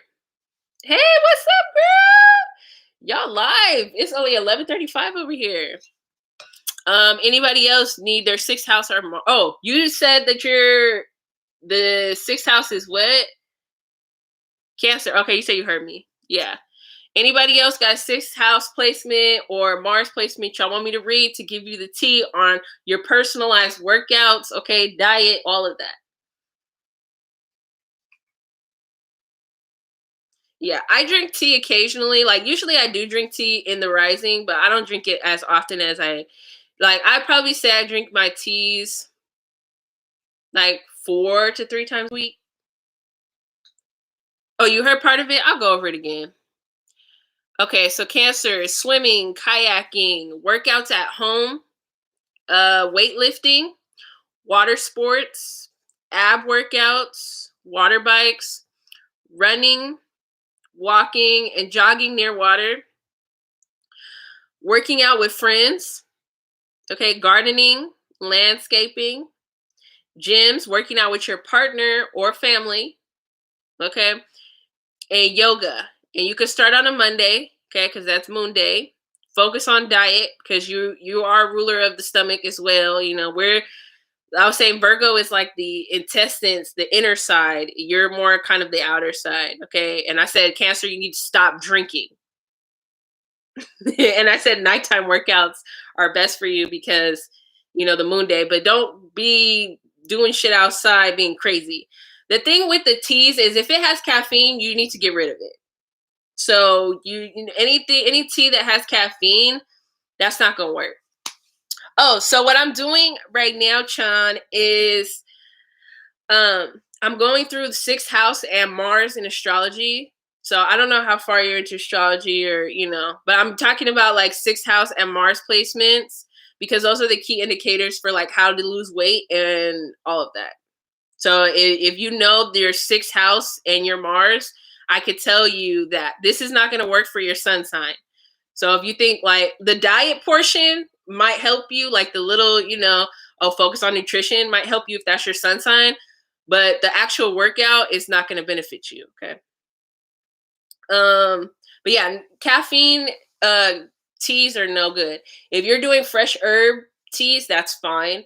Just make sure like you have to be careful it's not boiling because when you boil your herbs, like it loses its properties. So if you're putting hot boiled water into your tea, then you're taking away the nutrients. So, make sure it's like under boiling or add your tea to a cup, like double boil it. So put it, have the boiler, sit your cup and do that.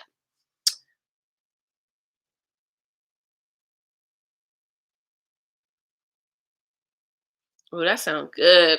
I love me some ginger and lemon, okay?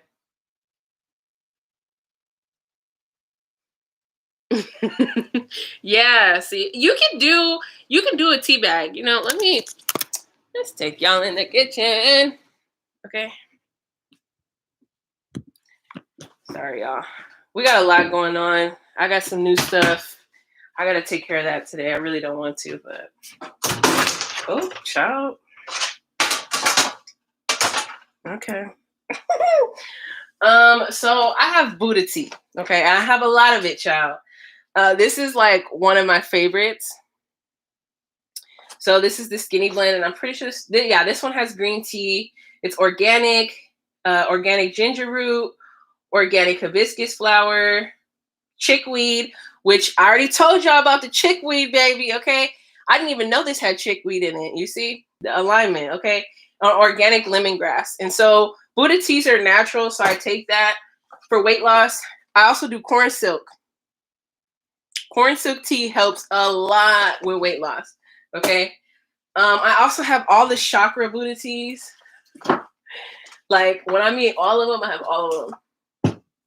So like these, I literally have them all. I have valerian. This one smells like a foot and ass.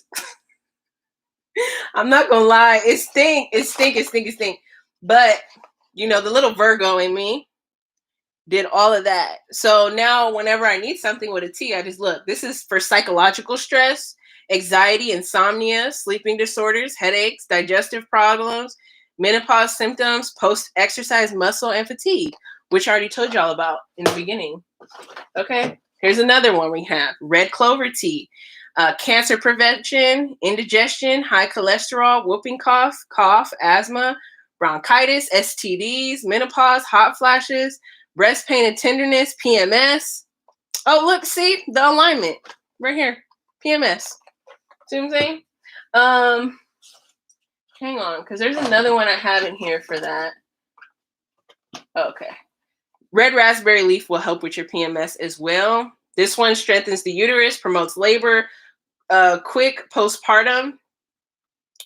Okay, now y'all, if y'all follow the Hood Healer, we know we had a conversation about that. Okay, be prepared. Okay, when you're prepared, okay, because you're ready. You should already be taking this while you're pregnant. It's gonna help your womb and everything. Okay, but this says relieve premenstrual symptoms, boost health for men and women, balance female hormones, relax blood vessels, can loosen stool, increase urination. So you're cleansing out your body. Corn silk really doesn't taste like anything. It really tastes like water. Like, if I'm being honest, it's really like water. I don't notice the taste of anything. No, this one doesn't taste bad at all. I drink my tea straight, by the way, so I don't add anything extra to them. It made you hemorrhage? Oh my God. Well, I'm gonna tell y'all, I've been yoni steaming, baby, and it's been right and tight. Okay, it's been right and tight. Here, I'll go into this one, chaga tea. This is actually one of my favorites. I run out of this so fast. There's literally one, so I've been hanging on to it. I don't know why. I need to just buy another one. But this treats diabetes, treats cancer, treats heart disease. It lowers blood pressure, lowers blood sugar. It slows your aging process, lowers your cholesterol, supports the immune system, fights inflammation, and prevents drug side effects. Okay, so we're gonna keep it there. I have so many. Maybe I'll do a video on like my teas and the usages and like why I have them, because I have so many. It's just bad. Like I even have some of these. Okay, breathe deep, detox. We got this one. This is the Thug. Okay, I love her. She's a thug. And when I'm dying for caffeine and like I don't have any, there you go. Yerba mate. But I don't recommend y'all drink the caffeine. Don't be like me. Please don't be like me. Okay. But I can't remember the last time I took yerba mate tea. It's been a while. Wow, my cat's up in here in the kitchen. Oh, let me show you guys the probiotics that I was talking about earlier. Sorry, y'all. So this is it. Renew Life. This is what I take. Highly recommend everybody get on this. Get on it. Okay. We as women need this. Okay, we need our gut cleaned, and this is what's going to help our uterus flow right. This is what's going to help our hormones get in balance. This is going to help boost us. Okay. Okay, and make your man take them too. Make your man take them too. I guess, I don't know, we're in the fridge, so why not? Whenever I really want juice, I always buy like these organic juices. Okay. And it's rare, but you know, I do that. Lately, I've been getting back into drinking pineapple juice because when I lost weight originally a long time ago, I was drinking these, not the whole thing. I would drink about half and then I would drink the other half later. And I've been incorporating these again, so I'm sure that's part of my weight loss. Yeah, I don't think there's really anything else up or her. No. Oh, I wanted to show you guys something for allergies because people have been dying with their allergies. This is a big bottle, so it's like 50 something. But this is Bioactive Silver. I recommend this brand. This will kill your allergies. You take this daily. Sometimes I take it every other day. And I haven't had any allergies. And I've been the allergy queen for years. Okay. So this will help solve all that. The Yogi Detox kind of works, but like it doesn't at the same time. Like I feel like it makes me use the restroom. You know?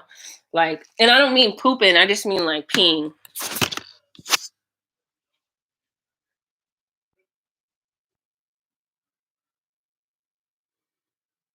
Sorry, that's my neighbor. I like to talk a lot, so I'm getting quiet.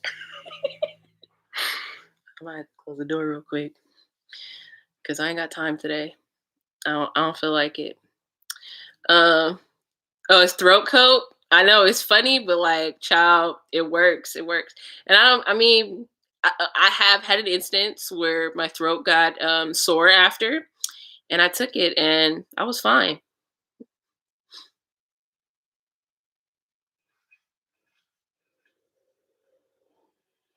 Yeah, we just gotta take it.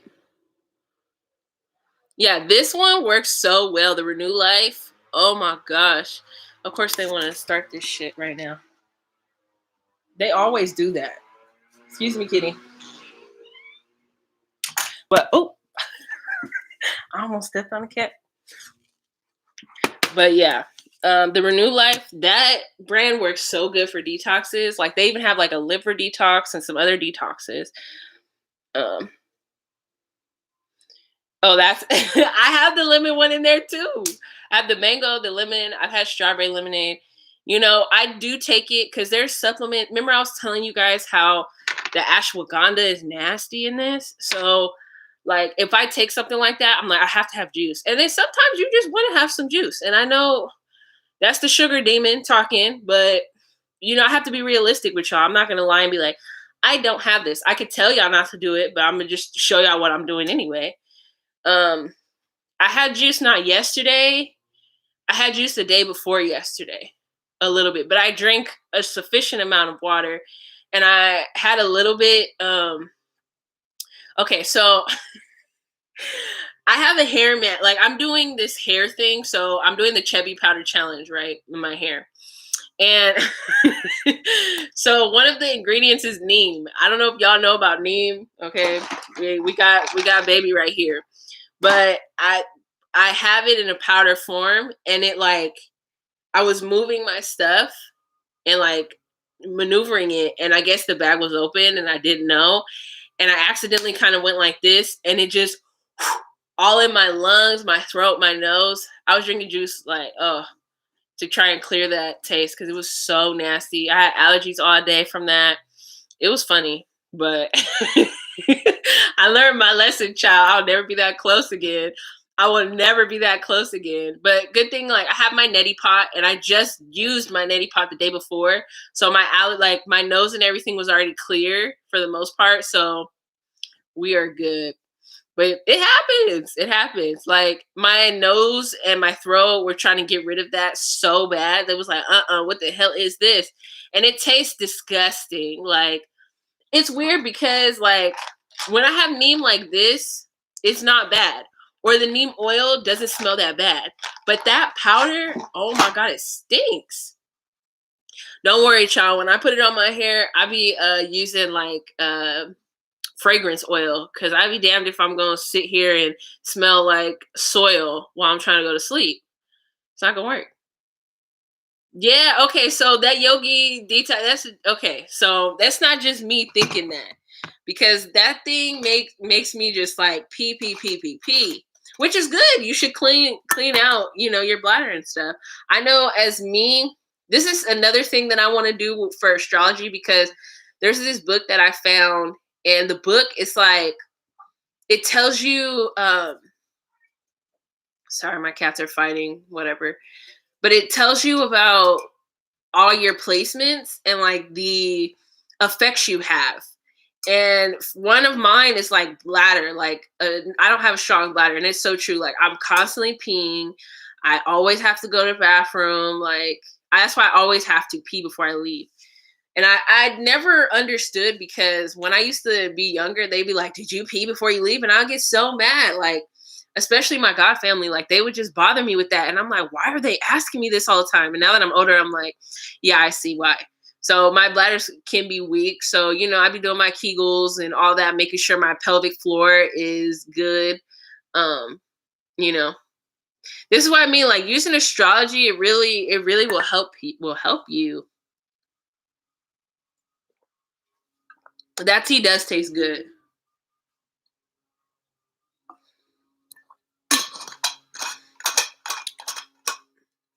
But yeah, we don't know. They didn't teach us. Like, I'm really mad. Like, okay, somebody give me another placement they have. Like your Mercury, your Mars, your not your Mars, your Mercury, your Venus. Somebody know their Mercury or Venus sign? I'm gonna find the book right now.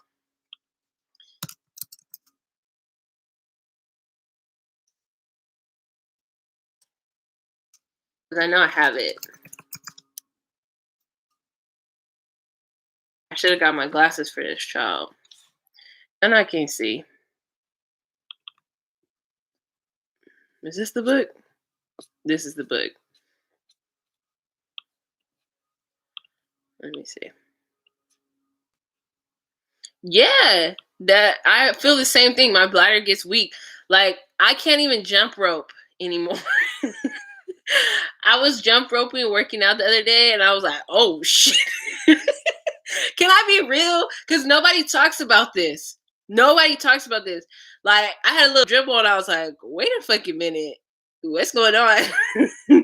And so I was like, hang on, let me adjust myself, make sure I'm good. Luckily, like where I went is so close to my house that it's nothing, right? And and so I like walked over, I like kept going. And then like I felt another dribble after I don't know, I think I did like another 200 and I was like, is it my leg adjustment? Like let me let me fix my legs, child, cuz and it just like it happened again. And this time I really felt like I was gonna piss myself completely. I was like, oh no, I'm leaving. But I did like end up doing like 2,000 jump ropes. So it's not too bad. Yeah, see you. Yeah. Yeah, the sneezing. Oh my god, the sneezing will get you every time. That's why I try and keep my allergies clear, especially like going out. Like it's so weird. I don't have these incidents when I'm out of my house, but when I'm in my house or I'm near my house, I have these happen. Like, okay, so this is another incident where like I peed. Okay, it wasn't that bad. I think I was on my period, so luckily I had a pad. But Alden, he rented a car. Okay, whatever. And he's getting his car fixed. And so he's like, oh, I want to drive crazy. Okay, because you know how Sagittarius are. He's Sagittarius rising. You know they're crazy, right? So he's like, I'm gonna reverse backwards. And I was like, don't do that. I don't like reversing in the car backwards fast. This motherfucker gonna vroom so fast. Oh my god, the piss left my body. Not a lot, but some piss left my body. And I was like, this is not okay. Like, what? I was like, I was so embarrassed. So I just got mad. I was like, why would you do that? I told you not to do that. Child, I was just mad because I peed a little, okay? If I'm being honest. Let me not laugh too hard, because child. Yeah, we are too young for this. Like, what the hell?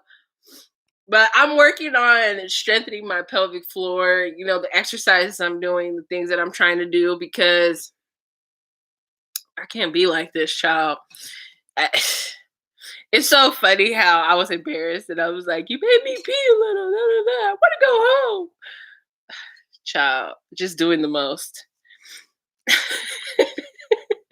I want to give you guys an example, though, of what I'm talking about, of like things. Okay, so here's oh, it's Aries. Well, we're in Aries season. Why not?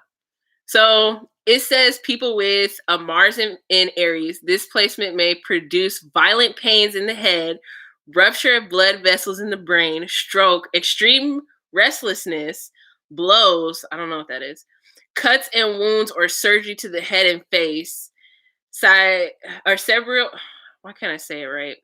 Cerebral congestion and a tendency toward headaches. So I need to find, where's this book resource? So I gave you guys a book resource. I don't know. See, child, this is why y'all gotta be watching the videos. I gave you guys a book resource a while ago on one of my lives. It's like a free books. I gotta find it through my Gmail real quick. But the book is called Medical Astrology. But in this resource,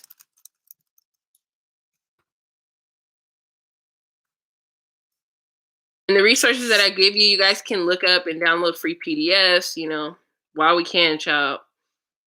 Because you know. Damn. What did I do with it? Maybe I put it in. I have like 5, 6, 7 emails, so child, I don't even be knowing where we be at. But yeah, damn. See what I'm saying? Like, if like this is the type of book that they need to hand us at birth. Okay? Like these are the type of things that they need to give us from birth. I'm gonna look on my phone better.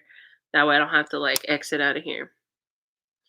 Cause like if they would have told my mom this information or me, like, hello, we would be healed by now.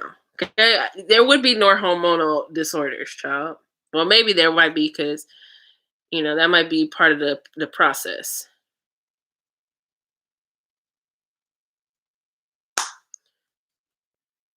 Where's the book resource? Child.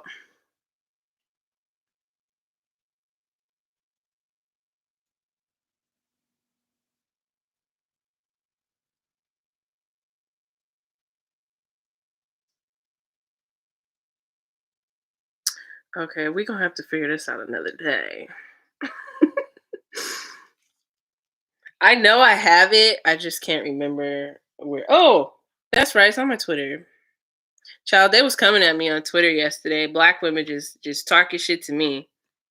Just talking down. It's so crazy. So crazy. Let me see.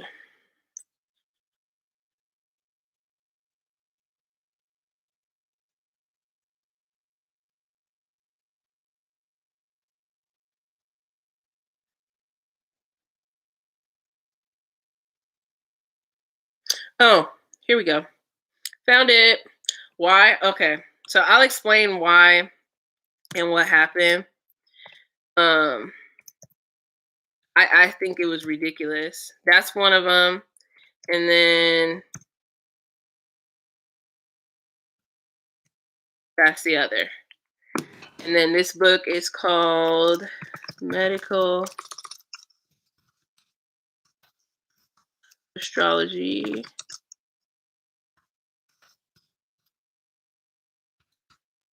Okay. So that's the book for you guys. If you guys want to know, free resources and all that. So, okay. So I don't know if you guys follow the Hood Healer, Imani, and you guys know about the Hood Healer, whatever. I've been following her since like the beginning of 2019. So it's been a long time now. I met her in person, like we talked, she's like an ethereal being. It's weird. I've never met anybody that was like didn't feel human, but like is human. It was just weird. But anyway, so she taught yesterday. She was talking about postpartum depression. Of course, you gotta help the people. But she was talking about postpartum depression, and she said, "I don't necessarily believe in it." She didn't say that it doesn't exist, that it's wrong. She just said, "I don't necessarily." This is where people don't have comprehension skills. This is where the reading comprehension it just goes right. Same thing that happened to me. But she said that. And what else did she say? She said like, oh, it can come from postpartum depression can come from being underprepared, which is true. Like, and I'm gonna give an argument that somebody said based off of this. I'm not saying she never said that was the only way you can get postpartum, and I'm not saying that, okay, either. But sorry, I thought my cat was doing something. She said that like it could come from underprepared, and then people are like, oh, well, what about like hormonal issue, like imbalances from that, which most of us know about the hormonal imbalance, right? To me, that can still be underprepared because there are some people who don't take the vitamins like they should. And then once they have the baby, they stop taking vitamins. That can happen. Also, your epidural can give you that as well, postpartum. That can happen because of the medications that you have that can throw off your hormonal imbalance. So it's like there are things that can happen, okay? But that she didn't just say underprepared. There was a whole list of things that she said. A lot of us have trauma, especially trauma in our womb. And then we bring the child here and then think, oh, our traumas and issues are gone. I'm going to love the baby. And it's like, that doesn't work like that. Again, that can be included as underprepared partially. You know what I mean? Like a lot of us, or we're with partners who aren't, who we're not supposed to have babies with. Let's say that we can be with partners we're not supposed to have babies with. That's partially kind of underprepared as well, or maybe they're not giving us the support. That can cause you postpartum as well. People not, because in other countries, what are they doing for these women? You don't have to do shit but feed the baby, shit, pee, and feed yourself. And I mean, like, literally feed yourself. They cook for you, they rub your feet, they take care of you. We don't have that here. We don't have that support. So yeah, you might be thrown off.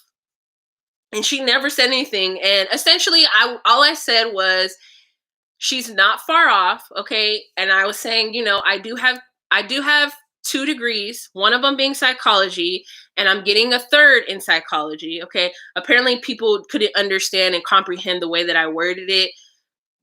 I mean, I'm sure you guys understand what I just said there, but I was saying like everything isn't black and white, and like everything is cause and effect. It is. And even if I never said down to what, I never said that, I'm not arguing with other things, but that's what she said.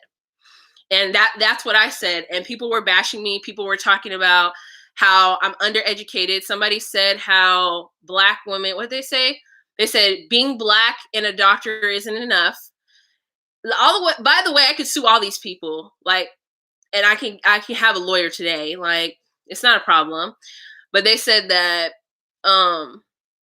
being Black isn't enough. Oh, where's your school? They need to drop you from your program. What degrees did you get? They're invalid. We can see you're not putting those degrees to work. These were all Black women, all of them, talking to me like this, downgrading me and misjudging what I said. And I didn't even say, like, I never said that she was right. I said she's not far off. That's all that I said. I never said that I believe exactly what she said. I never said that I'm going by her standards. I never said that. And that's how they were bashing me. And then, like, you see how the reading comprehension comes. But, like, for me, I don't care. It's like you're cursing yourself by talking about me. Anybody who has talked bad about me, who has said fucked up shit has happened to them. So that's on you, baby. Like, I'm leaving that in God's hands. That has nothing to do with me. If you want to bash Black women, like, we see who you are and how you are. Like, we are already undervalued in society. Why would you like participate in that even more? Don't make no damn sense. Yeah, having a child can give you trauma. All the trauma in the hospitals, the people not listening to you, you hemorrhaging, and possibly dying, or let's just say you did like go out for 2 minutes or something and you came back. That can cause you postpartum. cause and effect, right? That's all that I was saying. And people were arguing that because I said cause and effect. I'm like, I'm not even arguing with y'all. I'm muting this because y'all are tripping. Yeah, that's what I'm saying. That it's like then you if you can't see it from other perspectives or like, you know, it's just it's stupid. And one of her main points, and I completely agree with this, is she was saying like people just want to be sick. You want to say you have disease. You want to say that you have these issues. You want to say that you have these problems because it's easier cop out for you to say that than it is. And like even somebody, this was so random, yo. I don't know where this came from. She was like, "So are you saying disabled people can't have babies?" I was like, "What?" You gotta laugh at it because it's like, where did that come from? Who said that? Who said that? I would never say that because I don't believe that's true. I think Down syndrome people can have babies. If you have the support, I think normal people can have babies. If you have the support, it's the same thing. I don't see a problem. If you have the proper support, you have the proper people in your life, you have the proper resources. Yes, if you're healed, if you don't have the trauma, our parents gave us a lot of trauma. That's one of the main reasons why I don't have a child because I have so much trauma. I'm like, I'm going to give that to them. Like, I don't have the patience, especially not right now. Like, I have the patience to babysit somebody's kid, but I want to give it back. I don't have the patience to sit here with a child right now. And I know that. So I'm underprepared for a child. And yeah, there would be disconnect because I'm not prepared. And I know that and I can say that just from me. And that's what ends up happening. And then we have a disconnect for my child. And then we can't even tell our children, I'm sorry for treating you X, Y, and Z because I was underprepared and not ready, or I was dealing with trauma or whatever it was, or, the hospital situation was horrible. Your father, there was things with me and, I didn't put you first. I'm sorry. That's it. Our parents haven't even told us that shit. And then we're expected to just bring a baby in. Like, do we not see the disconnect there?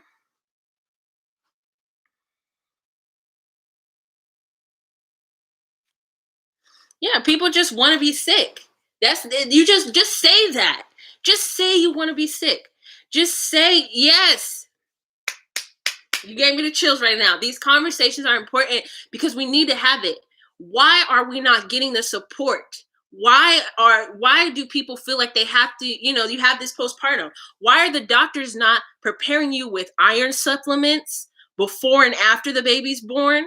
Why is the doctor not preparing you for, like red raspberry leaf? Why aren't they telling you what you should have before and after? Why aren't they telling you to continue taking your vitamins after up to the 6 weeks appointment so that way your womb can heal and your balances aren't off? Why? That's why we have to talk about it because they're not doing that. So there's a problem there. We have to find the problem to get to the solution so more people can be helped. Yeah, why are we not getting counseled before we bring the baby in? Why are we not sitting down talking to the parents? Why aren't our parents talking? Why aren't we creating plans and agendas and things like everything for the baby, for us and all of that? You really only see that with teens. Like there's this show I watch called Unexpected. It's on Discovery Plus. And like some of the teens, like, okay, I'll give you an example. One of the teens, her name's Mirka. And I think she's 16 and so is her boyfriend. Her mom kicked her out. She was like, well, you should have had the abortion. Like, what? Because and then the thing is too, that they don't realize you have abortion, you could still have postpartum. But why aren't we talking about that? Why aren't we talking about that? You think that you're just supposed to have a baby and that's postpartum. No, you can have an abortion. You can have a miscarriage and get postpartum. But we don't talk about that.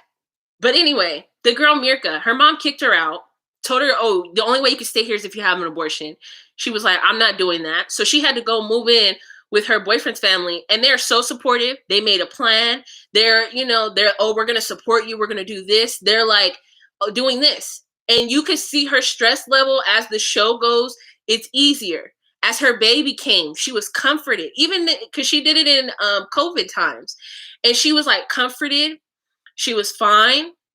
She like, and the only person in the room was her baby daddy. She was cool because she's like, I have this security. These things are planned, and yeah, her baby daddy was planning on getting a job and stuff. She had school taken care of. Like, you see what I mean? And that helps ease the mother. Oh, they're bringing her meals. They're treating her well. Do you need this? Do you need that? We don't have that shit. So we have to worry about that, worry about the baby, worry about ourselves, worry about our trauma. We don't have that support. And that's a problem. We need to have support. Yeah, environment, exactly. The environment plays a huge role on postpartum as well. Because, like, I know people who their parents have postpartum. It's clear, and nobody helped them. Nobody told them that it was okay to, have that support. You're worried because you're bringing a child in. You feel pressured. You feel like you have to do this. Like, pressure can be part of why you have postpartum too. Because let's just say, people back in the day, they really didn't believe in abortion. So now you have to have the baby. Now you have to get married. Like, that's a lot of our parents. A lot of our parents are like that. And so it's like, now how do you think your child feels? Now you don't understand why you're disconnected. It's because you weren't ready for this. You didn't want to have this life. Like, you wanted to have it, but like not this way. But, oh, well, I guess I'll just do this. Because you're living for other people. That can cause postpartum. There's a lot of like factors that can cause postpartum. So it's like, it is cause and effect. It is that way. It can be underpreparedness. I'm not always saying that, but even if it is like a deficiency, we can fix that.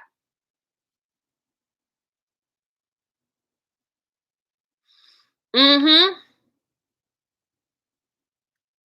Yeah. It is true. It's not chemical imbalance. Like, and the thing is, I know somebody who's close to me. I could tell you textbook she had postpartum. Did she fucking make that excuse? Did she sit up there and do that? No, she left her abuser. She got the fuck up, did what she had to do, handle her business. She didn't know what was coming from where, had to leave the baby shit, had to go to a whole other state, and still's holding her shit together mentally. Not claiming, that's a big part of it, not claiming postpartum, not claiming I'm depressed, not claiming shit. Just trying to do better. I'm trying to do this. I'm trying to do that. Eventually I want to do this. That's how she's speaking. And as I'm seeing her life unfold with the baby, like the baby's now a year old, like I'm seeing the difference from the beginning to now. She didn't make those excuses. She didn't blame anything. She leaned on God. She had faith. She had the trust. Woo, being poor and having a child. Mm-mm. Yeah, you can't bond with your child when you're worried about paying rent or food. I couldn't bond with myself doing that. I cannot imagine. That's why I always say, like, I can't imagine having a child in this paradigm, in this, like, you know, that's why I'm celibate. I'll be honest. That's a big part of it because I don't want to get pregnant. Like, I don't know. I've just been feeling like if I do, I'm gonna get pregnant. And that's scary because I know I'm not ready. So why would I choose those irresponsible times and be reckless when I know what's the result? Yeah. But yeah, that was just the conversation. It's like people aren't getting it. Like we don't have the support that we should. And it's sad. There's not these doulas or midwife, whatever you want to call them. Doula, I would say doula. You don't want to help them or like it's not like how it should be. Like they're not feeding you, they're not offering post massage, like there's none of this stuff that is happening. It was interesting. I was watching the Hood Healers live earlier today, and apparently one of the girls, she's a doula, and she was a part of this Black Doula Association. And I want you guys to know this because I don't think we should support the Black Doula Association anymore after they did this, because that is ridiculous for a different perspective. But essentially, she commented on the matter that we're talking about, and the Black Doula Association like pretty much exiled her. They took her out. They kicked her out.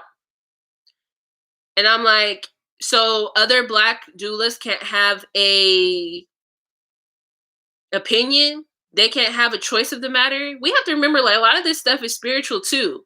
It's not just random. Like, I know exactly why I got PCOS. I know why that happened. I know exactly why. Like spiritually and all that. I was living a reckless ass life. I was getting birth control just because I wanted to fuck. Come on, let's be honest. That is crazy. That's why I don't like. You can't do the doula thing because the white people are paying them, and they don't want to be canceled from the white people. But yeah, I just wanted to fuck, so I got birth control. I tried so many different methods of birth control, and just was reckless. And they were messing up my body. Some of them I was like, oh no, da, da. Literally, the first time I got birth control, my body rejected it. Like, I started sweating. I thought I was gonna throw up. I had to take a shit.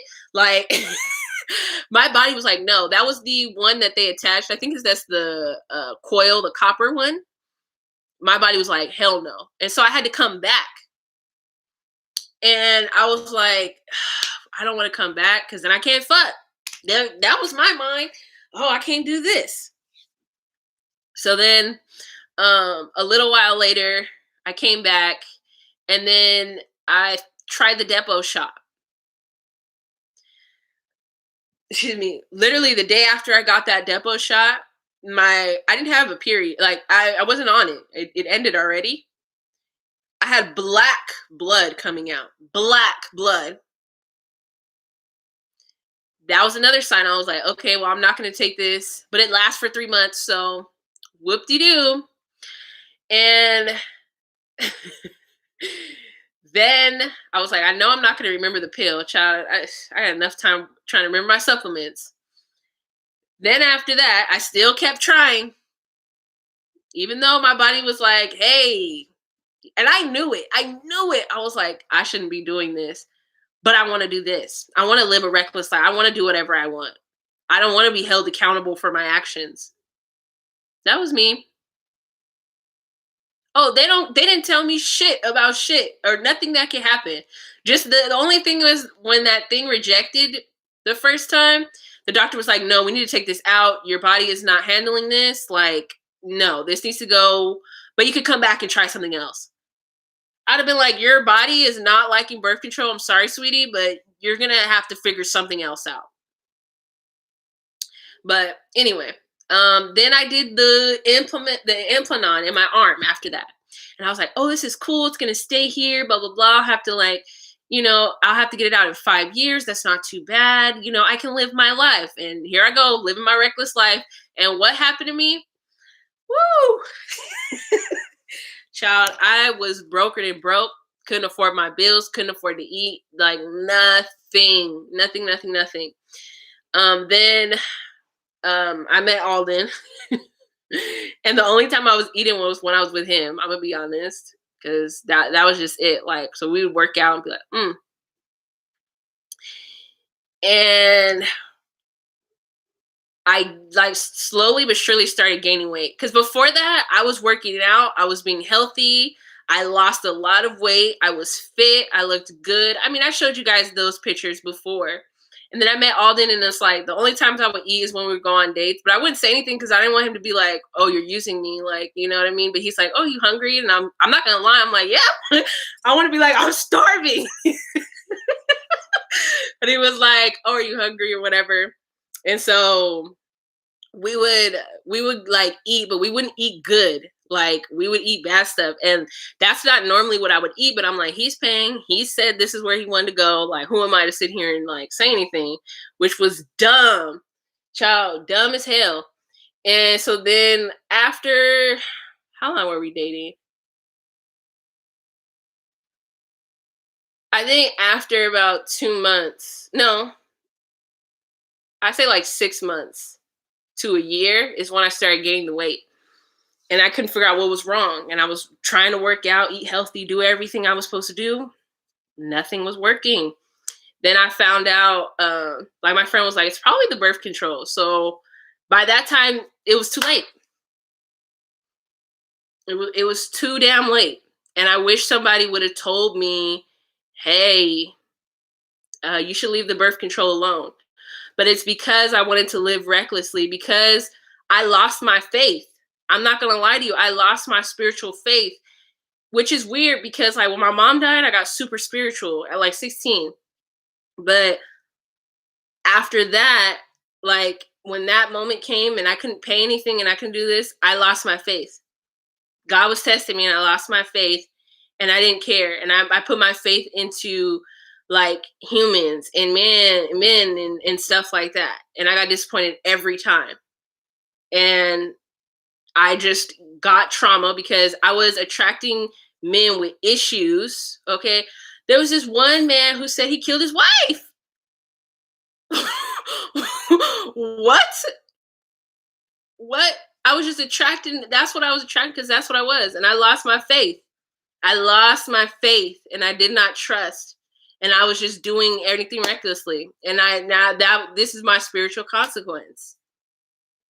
So yeah, the postpartum, like a lot of this stuff is spiritual consequences. Oh, that was a red flag. That was a red flag. But like I don't even know what, I'm telling you, I was not here mentally. I mean, I just got out of an abusive relationship, which was a big reason why I lost my faith for 2 years. Like I was 17 when that started. So that was a big like, and then I was numb and I didn't even realize how numb I was, like, cause he just seemed so apologetic and like, he didn't even tell me in person because he didn't want to tell me. But he's like, oh my God, like this and that happened. And because apparently it was like something happened at night and she walked through the door and like I don't know. It was weird, child. That was weird. But yeah, I was so numb because after that abusive relationship, that shit got me and I was numb. But that was my spiritual consequence because I had a choice. And I remember like back then I got really depressed too, child. I was an alcoholic for 3 months, child. Praise God, we're delivered. Okay, praise God. We have elevated, okay, on the other side. But yeah, I was an alcoholic for like 3 months and I literally come home and drink. That's it. Go to sleep. I wouldn't eat nothing. And there was a point in time where I was like, oh, like, I should pray. And I was just like, nope, I'm gonna drink. That's gonna make me feel better. Dumb. Because like God helped me before that, even through like the times where I was relying on God and had my faith and trusted, I didn't have a problem. But the times where I gave up my faith, didn't care, decided to indulge, decided to drink, decided to not care about my body, those are the times where bad things happen to me. And like now, I like, it's amazing the turnaround when you have accountability for yourself. That everything I'm telling you and being honest with and telling you that it was my fault and my problem and I chose all those decisions, that's what really turned my life around. Because now I get to heal all that. Yeah, some didn't make it through. My life, the way my life was, I really should have been a crackhead on Skid Row out here in LA. I was addicted to food for a while as well. But yeah, I don't want to say destiny because that's not my destiny, but I could have totally been one of those people. We have to take accountability for ourselves. And it's the same thing as our health, our mental health, our bodies, okay, losing weight, what we eat, like we have to be accountable for all that shit. We have to. We have to. Like when I look back, like I hold accountability. I didn't help. My mom had cancer when I was like, how old? Started at 14. She died when I was 16. Like there was times where I know I could have helped more. I'm not gonna like blame, decisions were made and God's purpose things happen. But there was times where I know I could have helped more. I could have did more. I could have did this. I could have did research. But like through that experience, I don't take guilt or anything. What I do is now I've learned herbs, I've learned supplements, I've learned diet. So now I can help other people who may be experiencing cancer. Or now I can help other like kids, guide them through the processes of dealing with some parent who has cancer. Like, I see it as healing other people, but like, I'm also healing myself at the same time, and I don't feel guilt for that because what happened. And honestly, I saw my mom go through that cancer.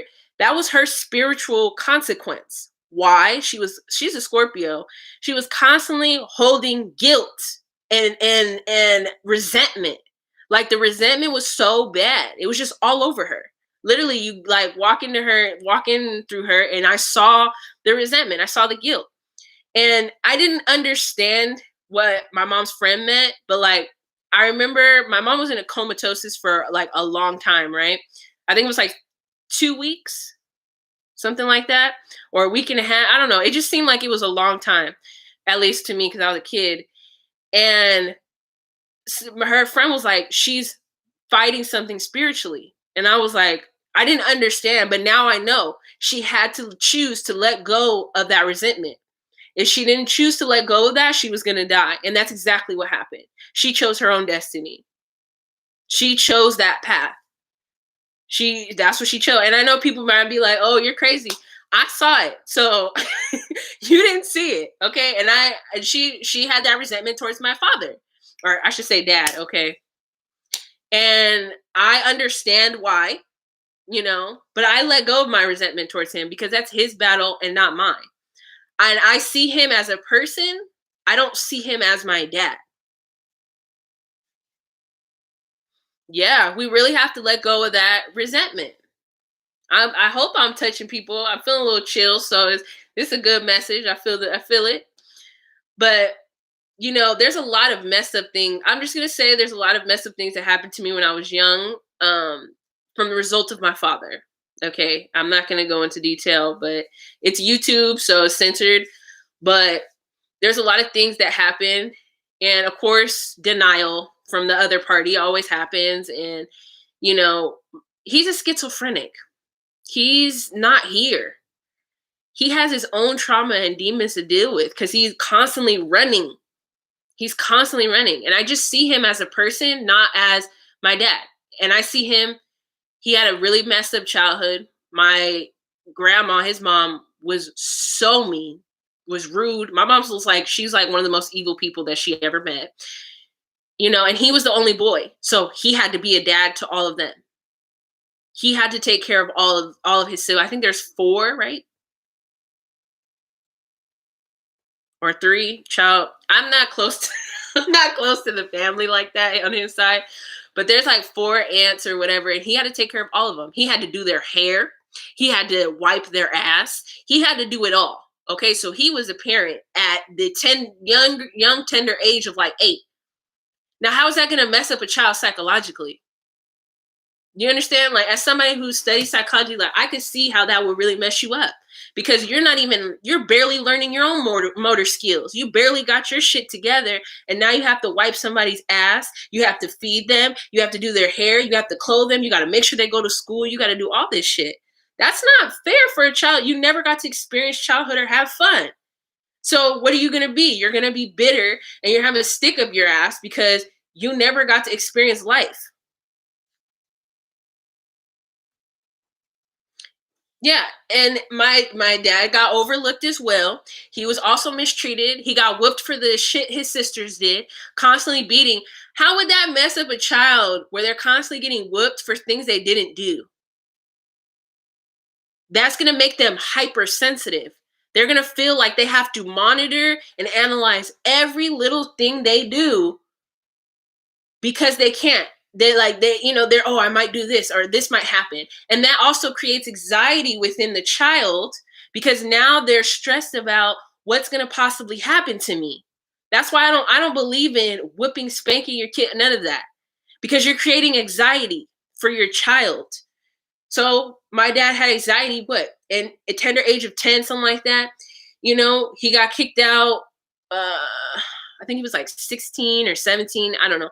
Then he said he went to the military. Child, he said that, but he lies a lot. But I understand why he lies. You lie because you were scared you were gonna get beaten with an extension cord, a wire hanger, something. So you lie. You became a habitual liar. Okay. You see how I hope you guys are unpacking this and like seeing how when you could see your parents just for who they are as an individual because of the things that happen to them and the results that can happen. So, that's part of it. He met my mom and he didn't have a good mom. And my mom was like, she did the most. But like most women do, we cater, we take that role on being a mother for the men who haven't had mothers or haven't had the right mother or whatever the case is. You know what I mean? And so now you feel overworked and overstressed. They're not appreciative of it because they get used to it. And now you feel like you're doing the most. Now psychologically, you don't know how to treat this man. And I'm speaking my mom. She didn't know how to treat him because she's operating in masculine and feminine energies by trying to do both. Like, oh, well, I need to mother you and be your mom, but I also have to be your partner. That's disgusting. Like, we don't see anything wrong with that. Like, that's gross that you have to do that. And like those two things shouldn't be put together.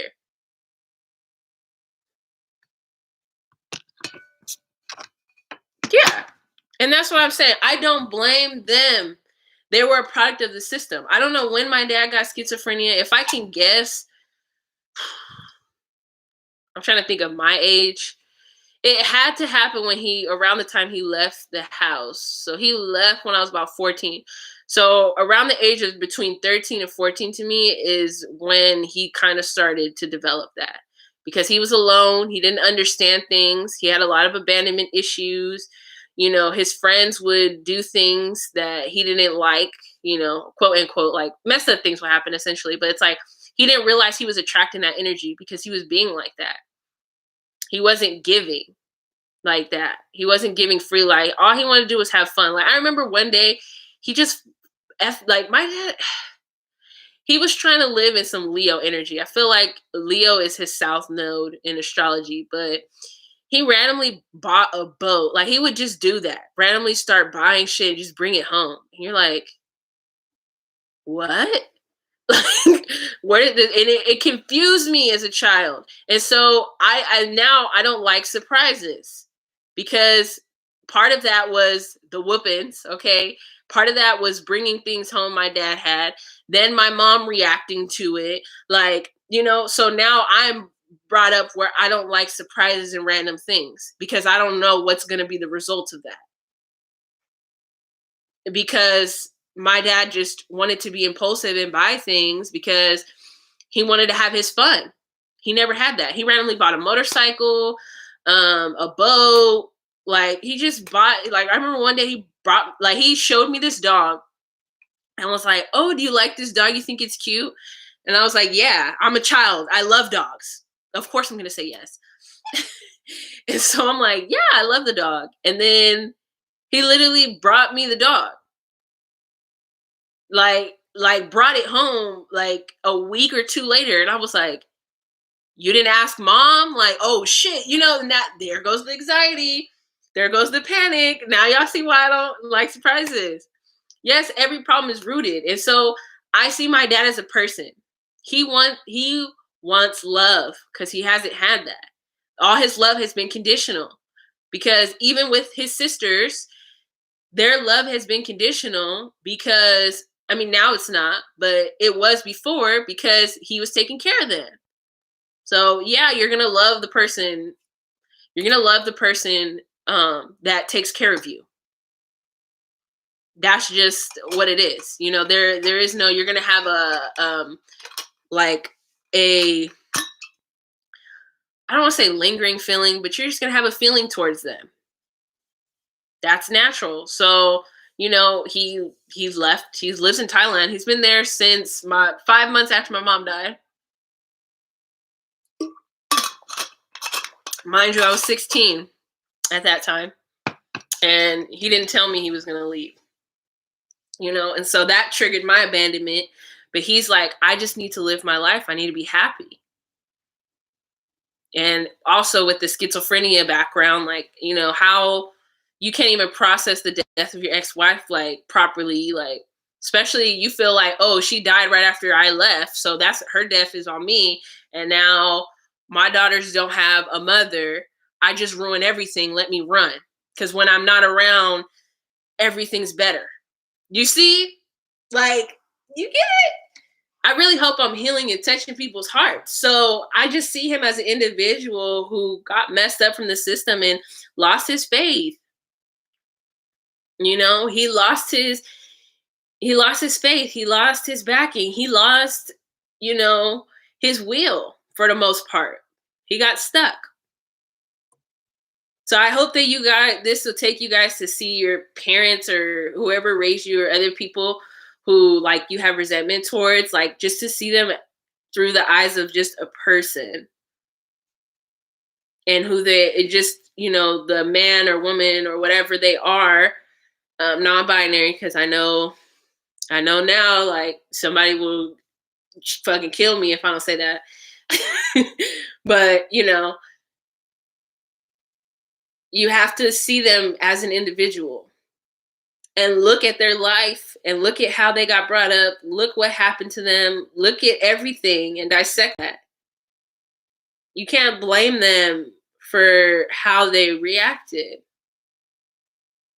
My dad was a fun individual. That's who he always was meant to be. He probably has some strong Leo placement. He's a Cancer. But that explains a lot. But he probably has some strong Leo placements, or maybe that's his Leo South node. And so he's battling, or maybe it's his North node. And he's like, I'm trying to have fun. I'm trying to live in this energy. And it's like, he didn't get to live in that earlier. So now it's like fighting with him now. And we can't have these like problems with these partners we had. Like, I know sometimes I have issues with that as well. I feel like the partners is what gets you. But we have to look at them as more of quote unquote like self-identity and the product of, to truly see where they're at. Because all of our journeys are different. All of our experiences are different. All of our paths are different. We can't, everything is not going to be the same. Everything's not going to be black and white. But just know everything is cause and effect, though. Yin and yang. Both of your parents are Cancers. Woo, what's your sun, moon, and rising? Child. So that probably made you have anxiety and be hypersensitive with everything. Like you're like felt like you couldn't talk, you couldn't speak about things because you wouldn't know what would happen. You probably had to have a lot of things bottled in. Like, oh, you're an Aqua sun. Okay, that's why I mess with you. I'm a Aquarius moon, so I feel you. Oh, I love that Capricorn moon. I love me some Capricorn. I go by my sidereal Leo rising because it just resonates more, but I'm a Virgo sun. Okay, what does the paper say? Does it say Aqua? I don't believe in cusp, and I only believe in cusp when it comes to degrees, or if it's an empty like house or like placement, then I believe in cusp. When it's like your big three, I don't. Yeah. Oh, I love that. But yeah, that Cancer energy, it just makes you hypersensitive. You don't feel like you could say. That's how I felt with my dad. Like, I'm like, all right, well, I'm just gonna be quiet while we talk on the phone. I don't talk to him anymore. But I'm like, I'm gonna be quiet. Okay, so Aqua, right? See, I go by that. When you start diving into like hella houses and like everything that is in the houses, Like, because there's people who will explain your rising sign and they'll go through your life, and then you're like, so there's that. But yeah, I only believe in cusp when it's like degrees, or because you can do 4 degrees forward or backwards, and then if it's like an empty planet, or empty like house or whatever, like, then I do believe in that. But as far as like your main three, I'm like, you were born exactly on this time for an exact reason. You know, that's me. Yeah, I could see that with being a Cancer, because then you're making people sensitive. You probably made people cry by what you said, especially being Aquarius, and then also they probably thought you were weird because they like you didn't want them touching you, like you didn't want all the affection, you didn't want all this, and they're like, "What's wrong with you? You're weird. Like something's off." Like or if you're like, "I don't want to talk to you. I just want to be alone." It's a problem. No, you need to be with your family. Family's important. Family this, family that. Like, yeah, I child. Say a little prayer for you. Say a little prayer. Cause whew, I can imagine too, like, I mean, I had water parents too, so that was interesting. But my mom's moon is in my sun. And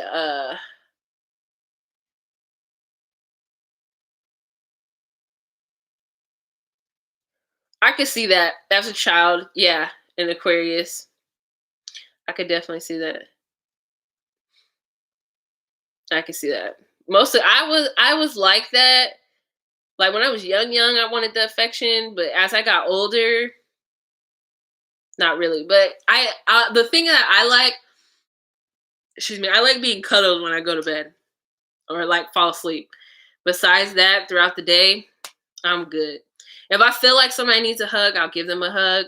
But it's rare that I like want to be hugged, or that it's rare that I'm emotional because my Aquarius moon. So like when I feel like I need to cry, like I have to cry, because if I don't, I can end up not crying for like 2 years.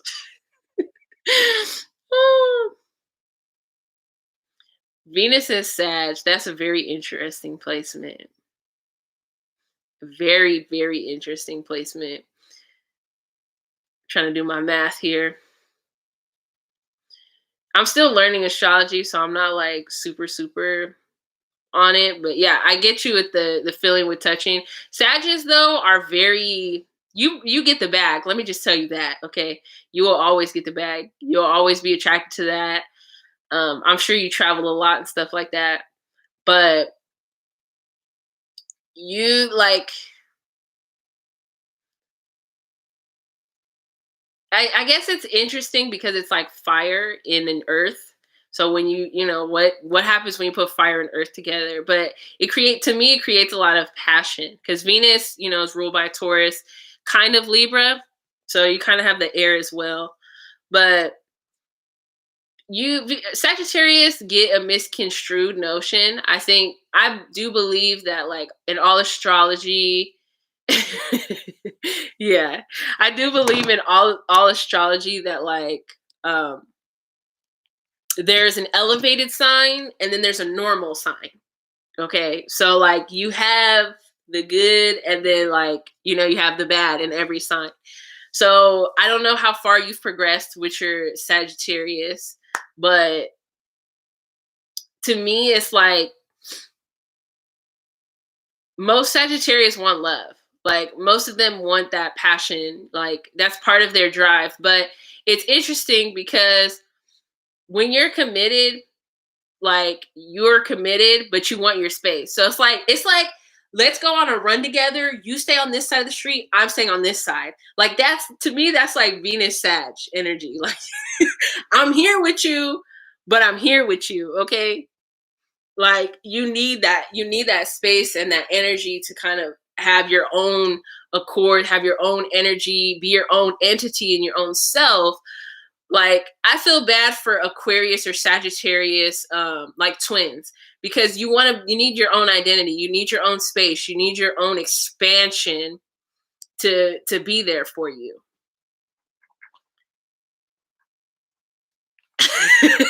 I'm learning, okay, I'm learning.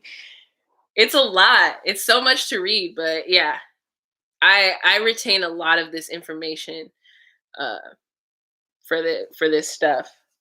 But yeah, that's like it's a cool placement. I don't think that it's a bad placement. You know, it's not like it's crippled or anything. I forgot the word that they say in there. Debilitated. It's not like it's debilitated or anything. Like for me, I have a hang on, let me get my laptop charger while I'm talking to y'all. I have in tropical astrology, I have a Scorpio Venus. And so that means it's debilitated, right? And so I have to work harder. I have to do more. I have to um get like I have to draw myself out of that energy, essentially. Like I have to work. I just have to work hard. Okay, but that's not anything I haven't heard before. You know, I feel like Black people we've been born into trauma. Okay, I've gone through so much shit that like you think this Scorpio Venus is gonna stop me, but I have noticed that I don't know what's why this is like. I have a Libra Venus though, sidereal. For me, I have noticed as I've studied astrology that Vedic astrology is like, or sidereal astrology. It's like, for me, the tropical was the younger me. And now that I'm getting older and elevating and getting into my space and getting to who I'm supposed to be and evolving, I feel like the sidereal makes more sense. Like, I don't know. Like, it just seems like that's the energy that it is. Like, I'm resonating more with that Libra because this year so far has been all about balance for me. That's my main key lesson. Balance, letting go, surrendering, trusting, having faith. That's been like the main things. And that balance is hard, but I've noticed like I've had to work on one thing at a time. And like the way my placements are, it's like I'm like, you know, I'm here, there, doing this. Like I'm a third house stellium, sidereal, and tropically.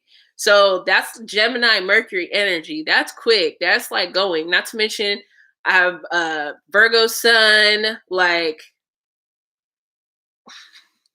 it's a lot. So having to balance and work on one thing at a time has been hard, but it's taught me to slow down, and it's taught me that even though I may work slow, or even though I might be like functioning slower, I'm not losing anything. I'm not missing out on abundance. I'm not missing out on anything.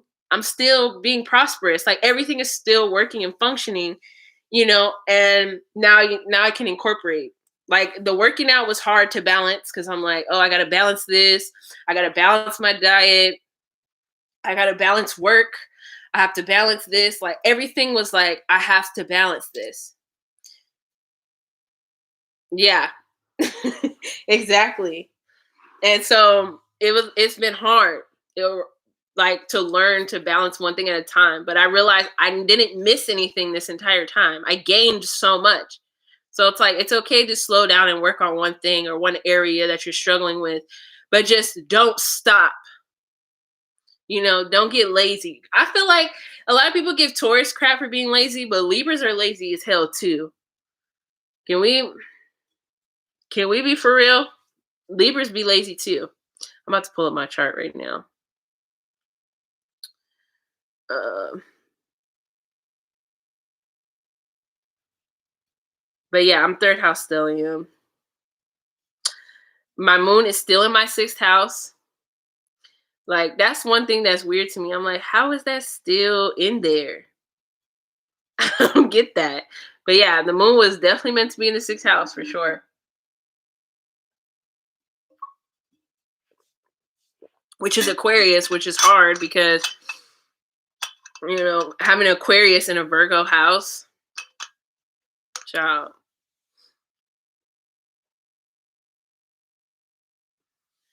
Yeah, and it sucks to slow down because you don't want to slow down, but you have to. Yeah, Libras are lazy. That's another thing. I like the sidereal chart minus the Libra. Like I like the Libra Venus, but I'm a Libra North Node in sidereal astrology. And so, excuse me, I didn't want to be lazy. I'm like, that's something. So I don't know about embracing that. Yeah, I do encompass a lot of Virgo energy. Like I just can't help it. I really can't help it. And then it's in my second house in astrology or sidereal, so it makes sense. Like why I be so analytical about my shit. But it's this sidereal chart. I'm telling you, once you like kind of study it and you like learn, like you get it, you be like, wait, the sidereal's kind of making more sense and it's more relatable right now. But I use the older chart to understand me. Because if you take your older chart, like your tropical chart, and you study it, you'll understand your tendencies or things that you've done, and that helps you get out of that energy. But yeah, I like the Libra Venus, but I don't I like it, but I don't. There for multiple reasons, okay? And then my Jupiter is in Libra as well. So I'm like, all this nice stuff, like, and it makes sense because, child, I like me some nice bougie shit. Don't get it twisted. Just because I'm dressed like this, got the hair. Oh, I love the glitz, the glamour, the bougie stuff. Because I just I feel comfortable in it. Like I feel like I deserve it. And it's funny because all the white people be like, when I walk in, but I'm like, I belong here. I don't know about you. Libras do have positive qualities. And now it makes sense because Libras are always attracted to me. Like I always have Libras attracted to me. My main issue that I need to get into is communicating more with my tribe. I don't like my text message. How many text messages do I have right now? I have 272 text messages. Can y'all see that? Yeah, 272 text and 3 missed calls. I just don't communicate. And it's weird because I'm a third house stellium. And like I could do this YouTube shit and all this all day. But like when are you going to actually talk to people? Like, and it's rare. Like I'll talk to people or I'll respond in my head. I have such a hard problem. That's that Virgo shit too.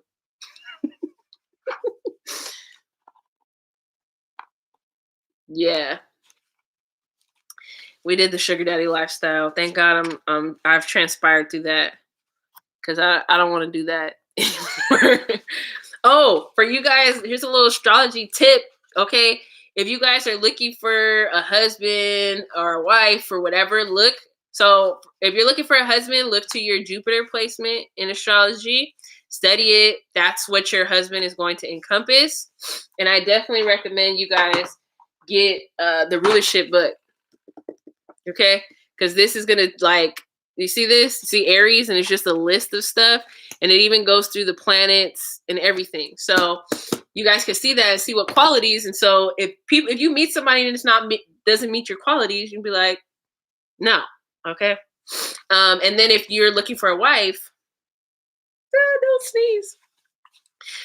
If you're looking for a wife, you look to your Venus placement. You do the same thing. Also, you guys can pay attention to the degrees. What book do I have for degrees? Child, I got a lot of in here. That's the Chiron book. Oh, child, this has helped me heal so much. But this is the degree book, so you guys can look at the degree, and it'll literally tell you about yourself. Like, it's that this book triggers me. This book will trigger me, but it needs to be said. Oh yeah, third house is overwhelming. But the cool thing about third house, I have so many skills.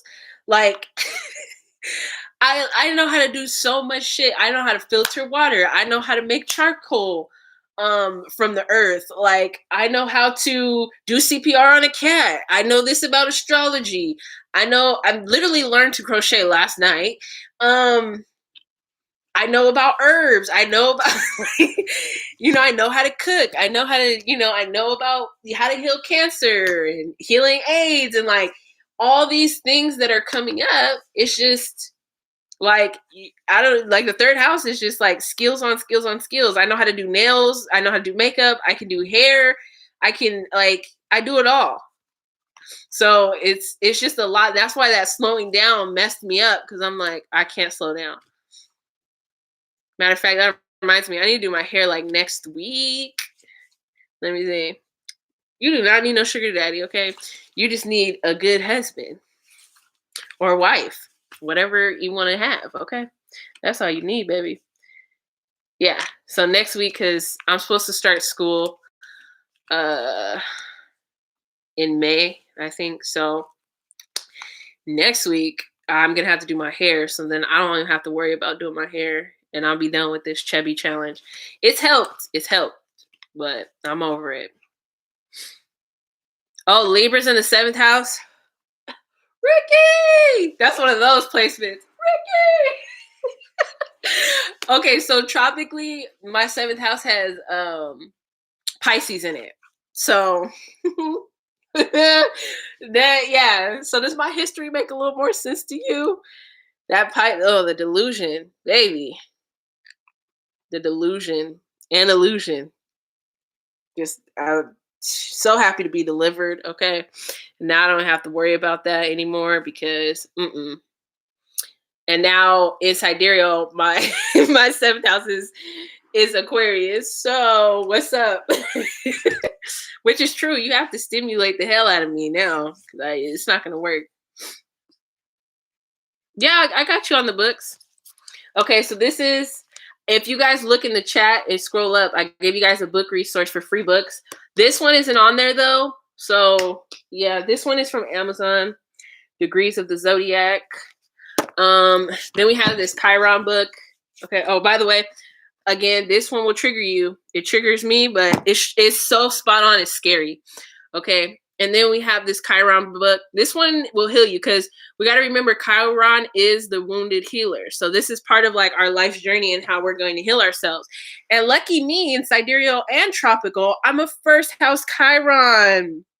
Yes. So it's a lot. It's a lot of information in here to unpack. But it goes. It talks about other stuff. It gives you examples and all that. It's a pretty thick book. You don't have to read the whole thing, but yeah, it talks about aspects as well. So if you know a lot of your astrology placements, like you can get into that. And then we have this rulership book here. This book again, it's just like a detailed information on each house, each sign, each object. Like I can look up supplements and figure out what rules supplements, what rules cars, what rules this, what rules that. That's this rulership book here. Which this one I know for sure is on that book resource that I posted. But I don't think the other two are. I guess while we're here, I've been reading this, Waking Up in 5D. This is kind of like your spiritual journey, but it's also, to me, it just brings awareness to you. Like, it helps you flow with your intuition more and be more aware. But this Waking Up in 5D has been popping. And, oh. Ciao. So we have this book. This is one of my favorites. This is called Moonology. You will find that if you go with the moon, good things can happen for you. Okay, so a lot of times if I'm struggling with something, let's just say I'm struggling with like 6th house things. Okay, so like working out, eating right, whatever. I'm gonna wait till the moon is in my 6th house and do those things. Work with those things. That kind of, helps your energy flow. Okay. And then we have here the ABCs of astrology. This book is more like beginner friendly. So if you really just want to learn about astrology, know about stuff, like for example, this is Capricorn here, and they're literally going through, they're talking about health, foods, herbs, and other things like that. They even talk about placements, people, like transits and things like that you have. And then like it talks about the actual elements. Like this is a really informative book, and I still pick it up. Okay, don't get it twisted. Now this baby here, I don't know if y'all ready for this. Okay, so this is ancient Hindi astrology for the modern Western astrologer.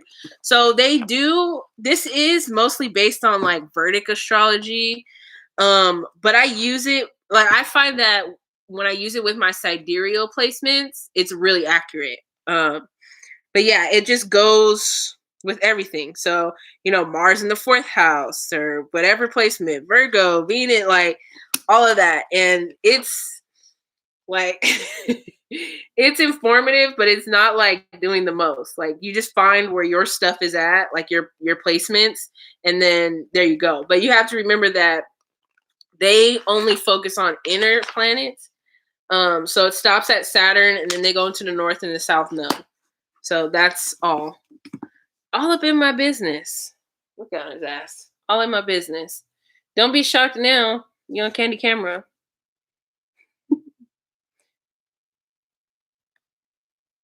Oh, you want to touch the laptop? You can't climb on that. Oh, your Chiron's in Taurus. My rising, Leo, which is this one. Huh, booty? You don't want to love me? Why don't you want to love me? I want to love you. I want to love you. Oh, yeah. Actually, I heard that Aquarius rules cars. But I don't know. Okay. I don't remember that. You can go, booty. Bye. You could totally be right. Let's see. Yeah, this freaking cat hair. I'm taking his ass to the groomers because he's crazy. So the third house rules cars, which I hate cars, by the way. I don't like driving at all.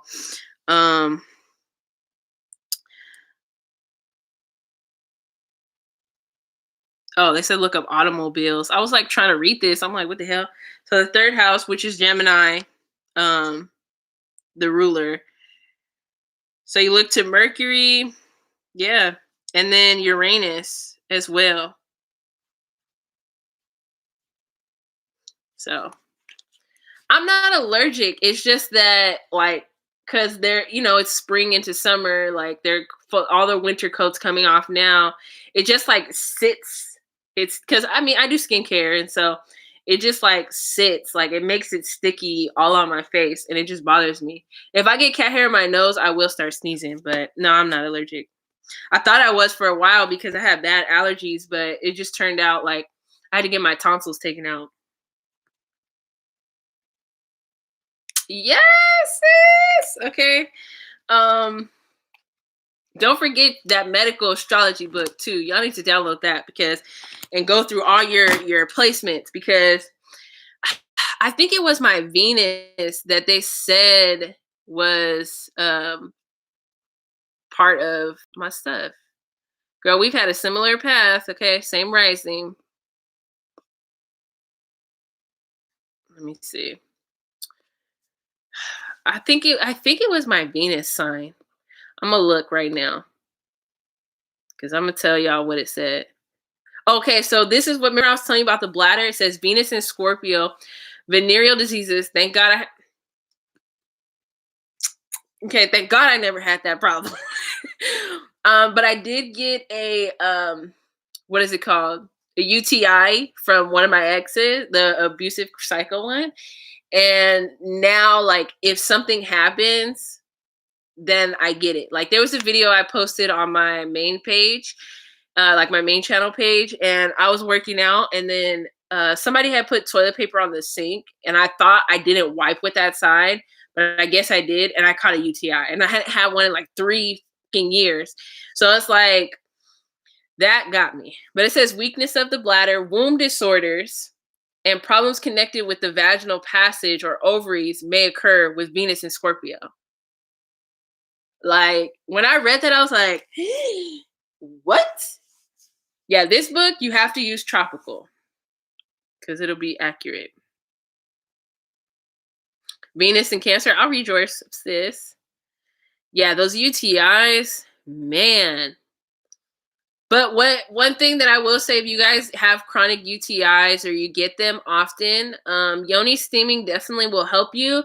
But what I found has helped me is chamomile baths. Like especially if you're having a UTI right now, you take some chamomile, fresh chamomile. Make sure it's a good source. I use Star West Botanicals. You guys can buy them from Amazon. They give you these big bags, but I boil like half a cup, if that, on the stove in a pot. Heat up the water in the bath. Don't put anything else in it. And unless you're putting like a yoni tea or like a yoni bath salt, like something that's good for you, you know what I mean? But you put that in the tub and you sit in it for like 15, 20 minutes. I swear my went away. Like every problem that I was having, like it went away. And I was like, oh my God. Well, let me do your Venus in Cancer. So it says Venus in Cancer. What is that word? Oh, indicate. Child, this book is old because they like printed it. Okay, Venus in Cancer can indicate nausea and vomiting, cyst on the breast, swelling of the breast, 5 days before the menstrual cycle, and potential deficiency of vitamin B6. See, I told y'all about your B complex. Okay, but yeah, isn't that crazy? Oh yeah, you said Venus and Sag. I got you. I got you. Let me see. I'm having a grand old time with y'all today. I might not even work out because I'm having fun. Okay, so it says Venus and Sag. You can have gout and tumors or skin ailments involving hips and thighs may occur with this placement. You guys can check your moon here. You could check your sun, your Mercury, Venus, Mars, Jupiter, Saturn, Neptune, Uranus, Pluto, like pretty much every planet placement on this book. Of course. No, no, I got you. But we'll do here. We'll just for fun. We'll do my moon if I could find it. I hope my clicking on here isn't loud. I'm the worst typer when it comes. I'm like for no reason. For no reason. I don't know why I type so hard. I just can't help it. It also even tells you about like aspects that you have. So if like your sun and your moon is aspecting or something like that, it'll tell you. And it even goes through like some of the houses. Like this book is so informative. I don't know why more astrologers aren't talking about this book. Like I literally found it and I was like, oh my God, it's so informative. Okay, so moon in Aquarius. This placement can indicate varicose veins. Praise God, I don't have that. Okay. Of the lower legs, blood poisoning, and eye problems. Y'all know I wear glasses. I should be having them on now because I feel the tension. Okay. But yeah, so it's like that, and I could have glaucoma, cacaras. I don't know. I ain't heard about that one, child. I don't know how to say that. Okay, I'm not gonna even lie to you. I don't know, but yeah. So it's like I have to take care of my eye health. So I could take. There's a supplement called Eye Bright. You know, I try and wear my glasses. I try and rest. I try not watch too much, like electronics and things of that sort, and all of that. No, your name is not Rebecca. What the? That's crazy. Oh my God. That's crazy. The only difference is my spell with like two Ks.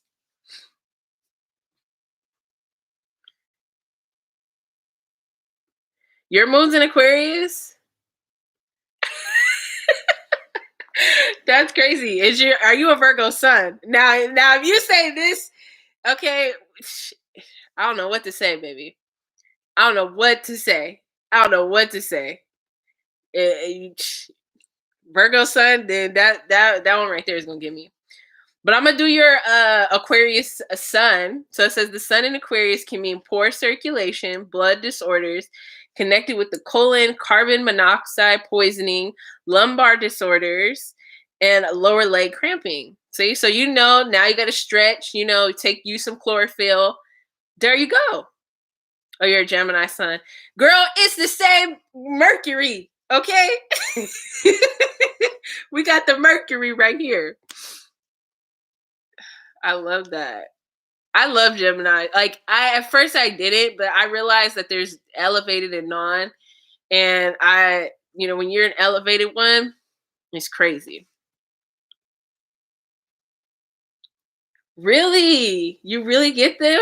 That's crazy. That's crazy.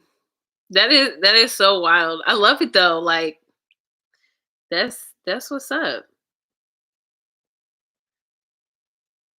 That's why I see you get my vibes. Like I don't even have to explain. You get it. Okay, let me do you said Gemini Sun. Let me do Gemini Sun. But yeah, literally this book, like it just tells your placements and like what you have to be careful for and all of that. I don't know why this. Well, I do know why it's not popular because they don't be wanting y'all to know things to heal yourselves because they make too much money off of us, keeping us sick. You know. Let me see. Okay, the Sun in Gemini may produce bronchitis, nervous disorders, hyperventilation, shallow breathing that should be deepened to get proper amounts of oxygen. Y'all see me squinting because my eyes. Proper amounts of oxygen into the bloodstream and injuries to the arms and fingers. Is that true? I have asthma. You got asthma? Chop, you have asthma? Ricky! I'm gonna throw that. I wish we could put memes here. Like, that make it so much more fun. That's crazy. See what I'm saying? This book is fire. Like, it is so accurate. It's not like I did it for me and I did it for other people, but I've never done it for like, you guys or anything. And the fact that you guys are saying like this is so accurate, I think I might go through all the sun signs. Okay, good. You don't have asthma. Good, good, good. I do have asthma. I used to get bronchitis a lot as a child. I don't really get it anymore. Because I like take care of my health more. But yeah, I definitely do get those issues. That's so crazy. But yeah, I think I'm gonna do a sun, one. I'll do a moon one, a Mercury, like all of these health things. Because I feel like this. This is shit that's important that we need to know, so we can prevent any like ourselves, like healing ourselves. I might do it on one of my Insta. I don't know. I'll let y'all know though wherever I do it. But I'm gonna try and facilitate something for us to get it going. There just be so much, child. The third house stellium. I'm trying to do everything at once. Trying to be here, trying to be there, trying to learn this, trying to learn that. Like, yo, look at this. And there's more. Okay. Like the basket's big and there's more. Okay. No, girl, you ain't in my business. We are currently separated, but we are. How can I like? It's just complicated, but we're not together. Let's put. Don't do that. Don't start playing with cords. That's how you get electrocuted. Where's your toy? Yeah, I don't know how to even explain it because it's just weird. Like, you know, we like we're still really close. But I mean it's been 5 years. So it's like how are you supposed to act after that? You know. It's not like anything crazy, like nobody did anything bad or any like it's not like there's no bad blood.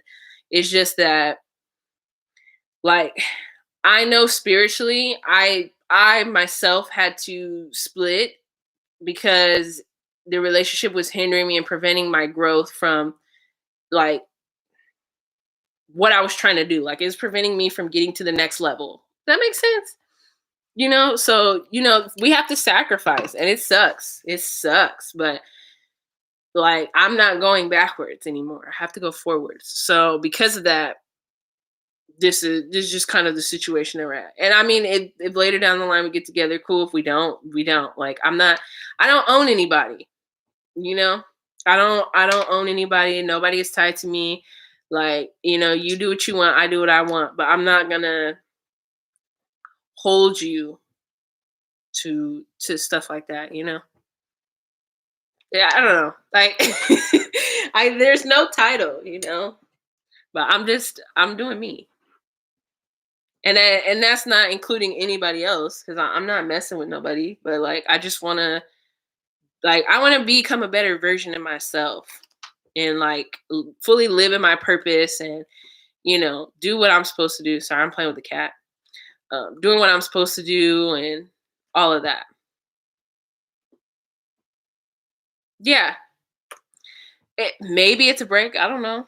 That's what that's what I'm saying. It's like you can't put a title because I don't know what guy has in the past. Like maybe it's just not in the cards, or maybe it's just not in the cards for right now. Maybe like years later or whatever. But we're still very helpful with each other. We help each other with everything. Like we still do stuff like together. Like it's like the benefits of a relationship without the sex and without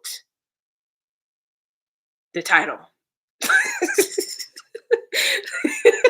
Does that make sense now? I think that kind of clears it.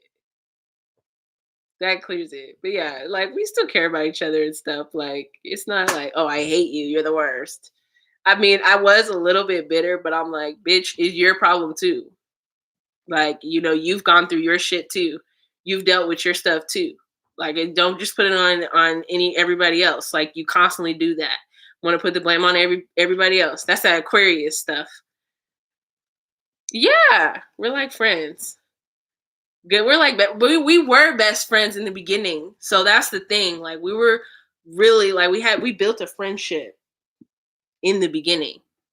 Like and we ended up breaking up very beginning of our relationship.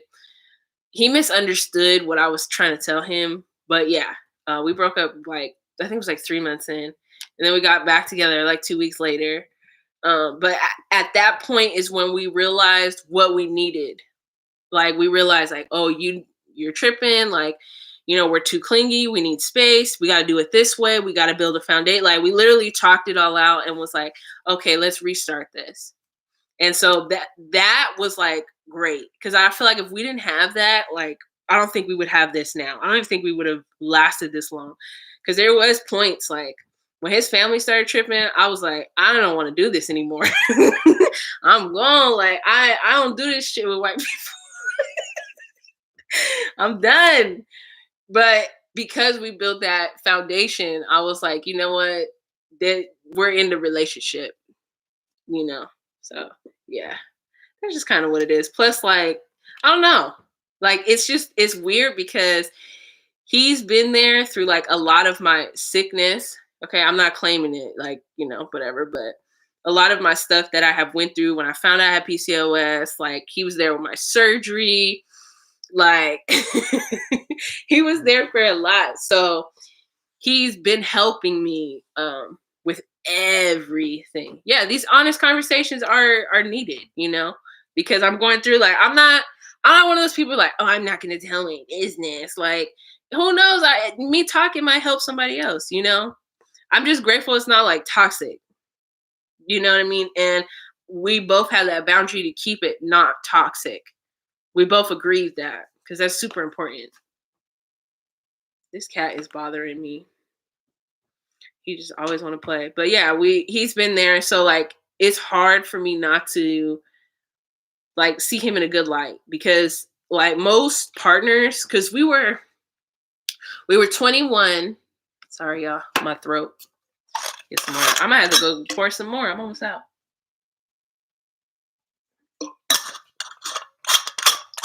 But I was like 20. I was 20 when we met. I was turning 21.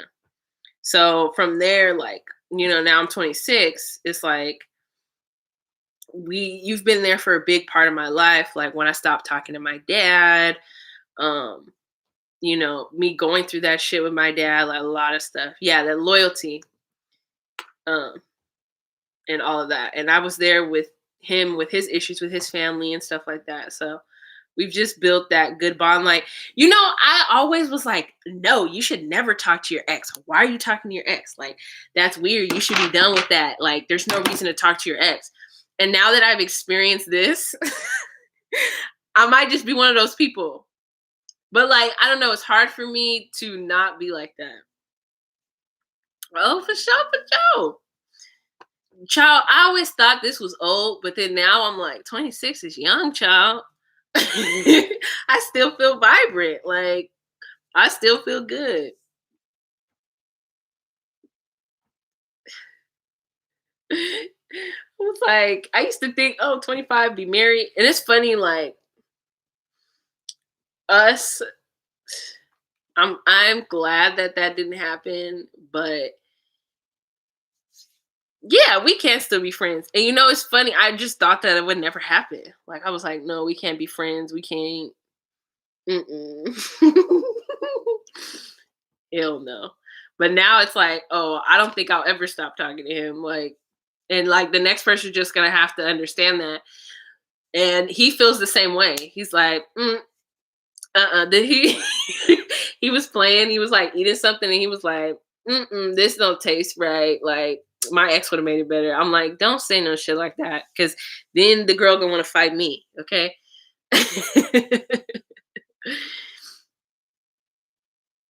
Yeah, it's true. You're not old till you start saying it. Me feeling like this, I'm starting to feel like my early 20s again. But it was the working out when I got my ass up and started being accountable and actually trying to work out, and not making excuses for why I'm not working out and stuff like that. But yeah, I don't think I don't know. I don't want to say like never, because that might happen. But I can't see us not hanging out, not talking, not doing anything. Like, it's too engulfed now. Like, we're too like, I don't know. It's weird. I don't know. I can't explain it. But yeah, I mean, I still love him, of course. Like, all the shit that we've been through. Like, he better say this fucking same, okay? And I don't mean to cuss, but for real, better say the same damn thing, okay? Don't. See, they're just like, you might be able to see him. You see him right there? In my window. Don't jump on it, please. He just wants to go outside. That's all it is. I do let my cats go outside, but only like here. Girl, I don't like the mushy stuff with my Aquarius moon. It get too mushy. I be like, okay. Okay, that's it. All right, I'm uncomfortable now.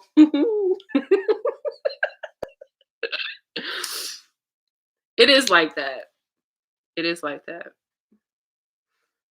I'm like, hell no. Honestly, and this is gonna be so weird, but like, I totally see us moving and like being in the same household and like having our own separate space, but like being like that for a while until like we're like married or something. I don't really want to like get married, neither does he. So I think like it's just funny how like we both see that for ourselves and like helping each other and doing stuff like it's okay. Um yeah, exactly. Roommates. And I'm gonna talk shit like, that's the girl you brought home? Okay. Okay. Guess that's true. You never can do better. Like, that's the way we play with each other, like that. So that's funny. No, the neighborhood cats don't. So um there's this fast ass little white cat that comes around the neighborhood. Little girl, she fast. Yes, that's how. Yep, exactly. But yeah, the girl cat, she's fast as hell. She be coming over here trying to talk to my cats because they're both boys and trying to bother them and stuff. She comes up to the window, I'm like, what's that cat's name? Marie? Marie, take your ass here. from the Aristocats. Marie, get your ass out of here. And then we have Marley, which is our neighbor's cat. He looks like Leo. Like he almost the only difference between Leo I'm laughing because I gotta tell you guys this story. I was thinking about it. But the only difference is Marley has like white paws and like a white chest. And Leo really only has it here. But he looks they like have like the same print and everything. Um so one day I had opened up the door. I leave like the thing open and they have like, my little balcony. And so I'm like washing dishes or cooking. I don't remember what I was doing. Maybe I was doing both. Hell. And he's outside. And then all of a sudden, like, I'm like, where is he? I haven't heard him in a while because normally he'll come in or he'll cry a little. He's very vocal. Like he'll start crying. Yes, you do cry. He's looking at me like, don't say that. Don't tell everybody. So he cries and he wasn't crying or nothing. Nothing was going on. And I was like, where's he at? Like, cause I forgot. I'm not going I forgot. And I go look outside. He's sitting on, because we have stairs, obviously. And he's sitting on the stairs with the other cat, the neighbor cat that hates every other cat, that fights every other cat, that is not, they're like Marley's sitting on this step down here and Leo's right here. And they're just like, and I was like, what? Y'all are friends? Like y'all ain't fighting? What the hell? That to me, that was the weirdest thing. The weirdest thing. And they've done that twice now. But my other cat won't mess with him. He won't mess with him. But I think that Marley can understand that Leo's a little like challenged.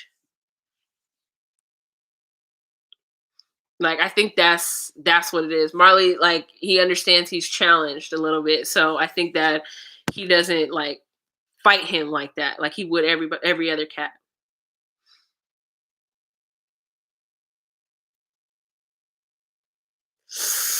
Dang. See, I was scared about that, but I now I kind of watch them. And Leo, he used to go down the stairs, like, but now he doesn't. Like, he's not a cat that will survive outside. Like, he will duck if something's chasing him. He like, I heard NY is getting crazy out there. Like, they trying to with the vaccine, I gotta say it like that because people listening. So, I just heard things are getting crazy. That is very sad. I couldn't imagine. That's why I was scared. And when I saw him with Marley, I was like, oh my God. And he was fine. I was like, oh, thank God. But they're vaccinated. They're up to date. I'm not too worried about anything happening. The only thing that I could see possibly happening is like a dog chasing Leo and attacking him. But that's about it. But all the neighbors' dogs around here are like super friendly. So they're just going to sniff him. And he'll feel threatened. And so he'll try and attack and then run. But yeah, if I yell,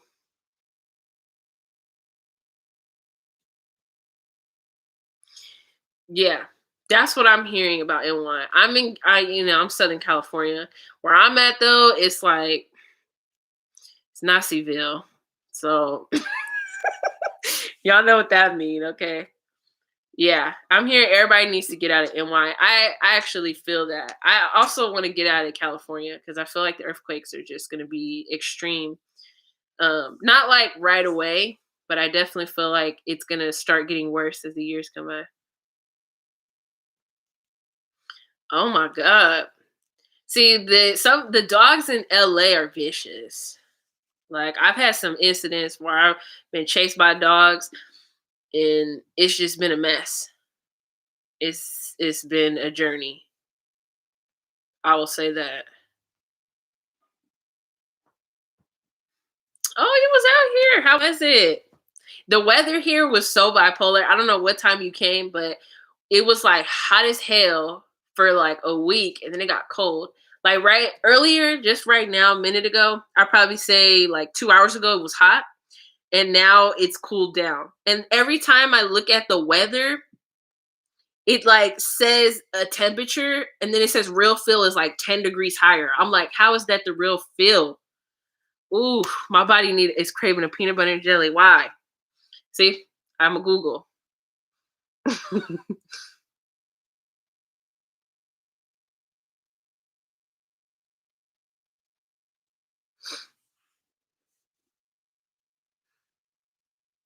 Oop, that means stress. So I gotta take that ashwagandha. I don't really feel that stress though. It could be I don't eat a lot of fat in my diet. I need to start incorporating more fat, like eating more nuts and stuff. Yeah, that's how the weather has been out here. Like yes, excuse me, yesterday was like cloudy for most of the day. It was pretty low temperature. And then now it's like today is hot, but it says it's 60 something. But I'm like, I'm sweating though. And I'm just in my house. Like, what is it? Yeah, the weather has been off. I was thinking about getting a physical weather thermometer. I will say, while things are getting crazy, I hope y'all are packing up on your supplies, getting your supplies together, getting things together because they're going to stall us out. They're going to stall us out, baby, with some things. So, make sure you guys have your bags ready to go. If you got to go, whatever you got to do. Okay. I've been planning that. I've been planning a video for all of that because they talked about a zombie. The CDC said it's a zombie apocalypse coming. We don't know how these medications that we've been taking or the medications that they've been trying to give us are going to affect us with the sun. Okay, because it's going to be a hot summer. They've been saying that, so we don't know how that's going to affect anything. I'm speaking in code, so I hope y'all catch on. But we don't know how it's going to affect us. So it could affect us in like a good way. It can affect us in a bad way. It can affect us in like, we don't know. And I think that's why they put that out there because they literally have no idea. Why would you just randomly say that? Oh, you was in Santa Monica? Oh, you was in Long Beach. You was right down the street. We could have had lunch. Okay. Should have hit me up. Oh yeah, that level 4 earthquake at 444. I didn't feel it. I didn't feel it. Because I'm in the beach cities. But yeah, I didn't feel that. Yeah. I'm avoiding it too. I'm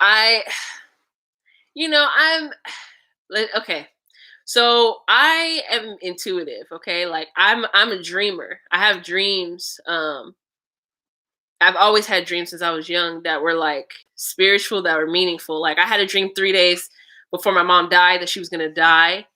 Like I had dreams prior to that like she was sick. Like all in major events that happen, I have dreams. Like it's a usual thing. Like I remember having a dream now that I think, wow, I remember that dream. There was this dream where it was like a temple. And I remember being in the temple and there was like a false prophet, like all kinds of stuff. Okay. You like Roscoe's? You know what? So the Anaheim Roscoe's has better food quality, but shitty service. Long Beach has better service, but like the food isn't too bad. It's just not the best. But those are the only two that I used to go to when I was eating meat and stuff.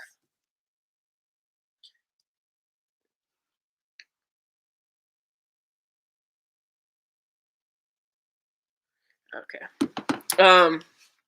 But let's talk about what's gonna happen. Okay. So I've been having a lot of dreams, okay, about earthquakes. I've been having a lot of dreams about I've actually had a couple dreams about zombies, which before they even dropped this CDC thing, and I thought it was because I was watching this zombie TV show, but this is so okay. So I watch like move because they hide it in plain sight. So I watch a lot of survival movies, a lot of like extreme things. Yeah, I had something around May too. Like it was like July-ish or June something. And yeah, or No, it was August. It was August I had the earthquake stuff for real. But I watch like movies that prepare you or show you possibilities of like think crazy things that can happen. And so I was watching the zombie TV show, and then I was like, I thought it was the zombie, like had it in my dream, but it wasn't because it looked like I was in Santa Monica or like downtown LA, which I'm rarely at. The only time I go to downtown really is like if I'm going to grab food, if I'm gonna go to the Aeron. I love the Aeron Market out here in LA. I really hope they bring one out closer to where I'm at, but I don't know if they want. Yeah, sis, you need to get you some sleep, okay? Because we got to get in tune. You could take blue lotus tea or blue lotus flower to help you with these dreams, okay? But anyway, I had this dream. It looked like downtown LA. Um, but I was like in the city, just walking. And I never, the last time I did that, I went to a hockey game. I used to go to hockey games with Alden and his family all the time. So we went like the Kings games, not Ducks. Okay, so gotta clarify that. So we would go to the hockey games and we'd be walking down the street and stuff. So it kind of looked like the buildings near downtown. But essentially, I was walking and I was looking at there was a bunch of people on the street, and I noticed this might take offense, but I noticed it was the white people. Okay, the white tea people. Here, I'm gonna type it. Y'all know, that those people. I was looking at this girl and her eyes started turning purple. Like legit just turned purple. And we were like running and everybody was running and the people started turning into zombies. And it was only yeah, I typed it too. It was only like that's how you could tell people were turning into zombies. Their eye color would change. And like it was happening at an increased rate. Like it was weird. And somebody said they had a similar dream on Twitter, like about that. And I'm like, what is going on? Because when it's like two or more people having a dream, yeah. See, you see, this is what I'm saying. Too many of us are having a dream, so this is a warning to me. That's what that is. And it was so violent. I could tell from a regular dream from like a dream that's gonna actually happen or like some real events or something similar. Like I know because it's the way that I wake up, it's the way that I feel, like if I'm sweaty or not, like all of that. Yeah, see, and there was a bunch of people around. Luckily, I got away with this girl. It was this Mexican girl that I got away with. Um, but that's how I was noticing, and it's just to me, it's interesting because I like to think outside the box, and so purple. I'm like, what's purple? And then I think about the crown chakra. Okay, the chakra. I don't know if y'all know about the chakra. This could be a reach. I'm just saying. It's just a possibility, just a thought that I had because I'm like, it's purple. So your crown chakra, obviously, it's like close to your eyes, and so that's purple. So, and then your third eye is purple too. So I'm like, is this attack on the brain? Like, is it? What is it? Like, yeah. Oh, Aquarius moons, we can see the future. Okay, baby. We can. We know the future. We see the future. Maybe I have That's So Raven visions. Like it's weird. If something is like, especially when my anxiety or my adrenaline's high, I like go to That's So Raven, see the entire scenario, see us all point out like everybody, and then just see some shit happen. Like, man. Yeah, I mean, I'm just, at this point, the theories are making more sense than the truth. All the quote unquote conspiracies that people are having are making more sense than what they're telling us. So it's like, can't be far off, So I'm like, the crown chakra, what's going on with the crown? We gotta, I'm just protected anyway. Who, I might just save myself from doing that. Yeah, the visions are weird. Like the Aquarius, I think Aquarius suns have good visions as well. Probably more the Aquarius rising, but I definitely feel like Aquarius suns have that.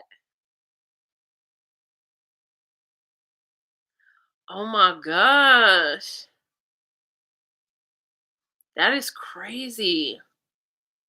I've had so many like major events, and I try and write all my dreams down, but I don't write them all down. But I remember like there was this one dream I had where somebody like came, tried to break in, pretty much shot me in my back at my house.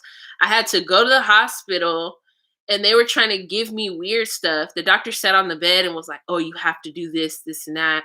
And like he was trying to help me leave. And then he was like, "You have to go through this way though." And it was like through a prison. Or it was through like chained up people. I don't know. And like he's like, "You have to go through this way. You have to." And it was like, I don't know, like the whole hospital conspired, at least some people conspired with me. And I was like, what? They conspired, got me out. And it's weird because I was wearing the hospital gown still, but I was shot. So it was hard for me to like walk. Then I was going through these people, and then I ended up waking up like that dream right there. It was weird because it seemed like those people were caged up for no reason. Like they like if I had to walk through it to get out, like you could walk through it and get out, but the people weren't like able to leave the hospital essentially. Like if you went to the hospital, you couldn't leave. Like and so they had all those people in those. It was I don't even want to say it was like a cage because it was like one big confined space, but it was like a chain link fence. And it was just a bunch of people in there. And yeah, and I had to get out through it. So it was almost like, are these people just chained up or confined because they want to be? Or because like that's what they think? Like, yeah, that dream caught me.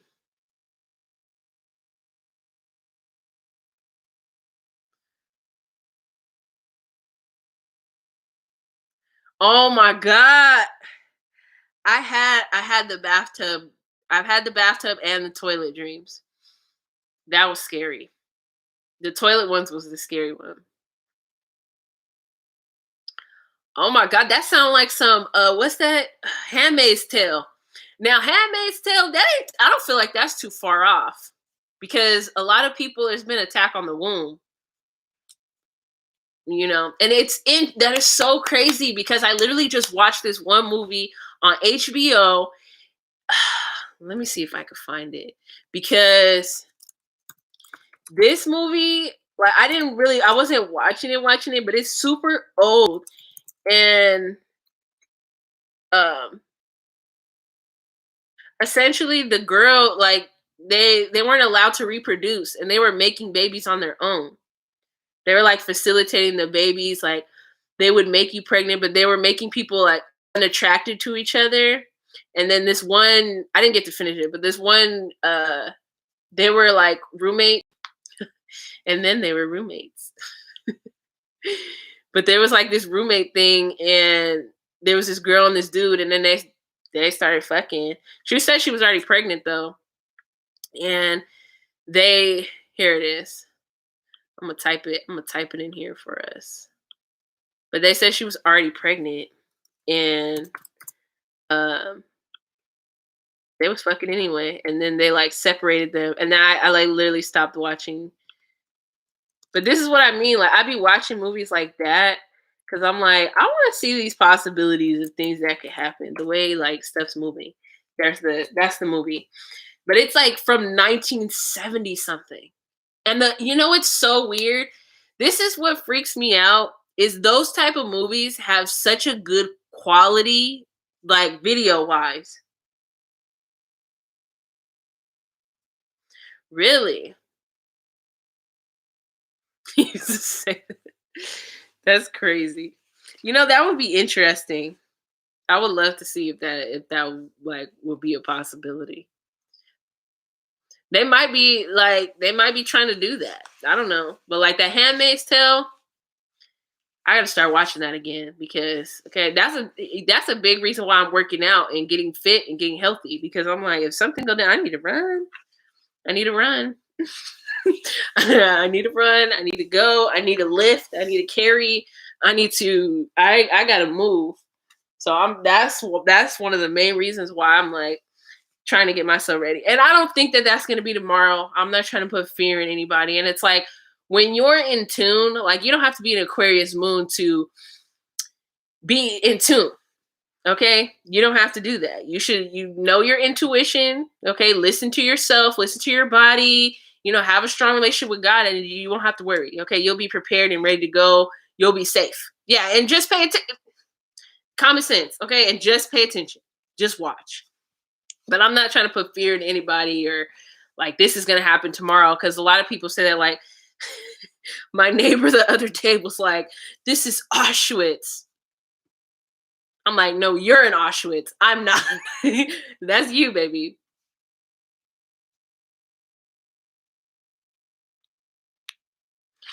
Okay. So for real, like that's not why would God want me to suffer? Like that doesn't make sense. Like God loves me. I'm gonna answer your question, Becca. But like, it's like, why would God want me to suffer? Why would God want me to not have? Why would God want me to be underprepared and not ready? And like that doesn't make sense to me. So, baby, you're in Auschwitz. That's your thing. That's not my reality. And so far, every time something's happened, I've been warned. Like so before coronavirus happened, like I was building my immune system for like over a year. So I haven't been sick, praise God, thank God, It's like things like that just come to me. I was able to buy a bidet. I've been able to always eat. I had enough supplies and like I was never without because I was prepared and I was ready and I was listening. And anytime like I just heard like you need to go to the grocery store, I felt like I need to go, I went. Anytime that I felt this, oh, this is the grocery store you need to go to, so I never missed out. So that's why we have to be in tune because we won't miss out. Aquas are doing everything in front of everyone else. So I used to feel alone a lot, like a lot. Back in the day when I was struggling before 2019, I will say that before 2019, especially when my mom passed. I mean, even before my mom was here, I always felt alone. I was always isolated though. So, it's not weird. My sister is older. She's 5 years older than me. So like there's been a disconnect. She's a Libra. I'll explain to you, that relationship a little bit. But that was kind of a loud but.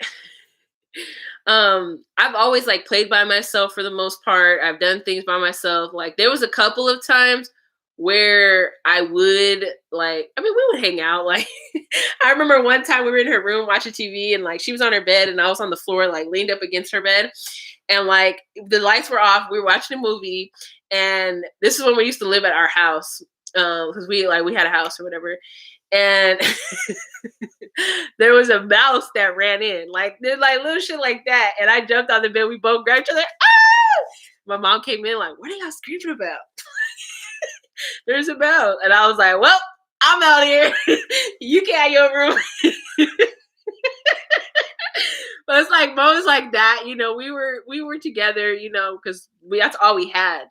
My mom actually had a miscarriage before, and I feel the disconnect.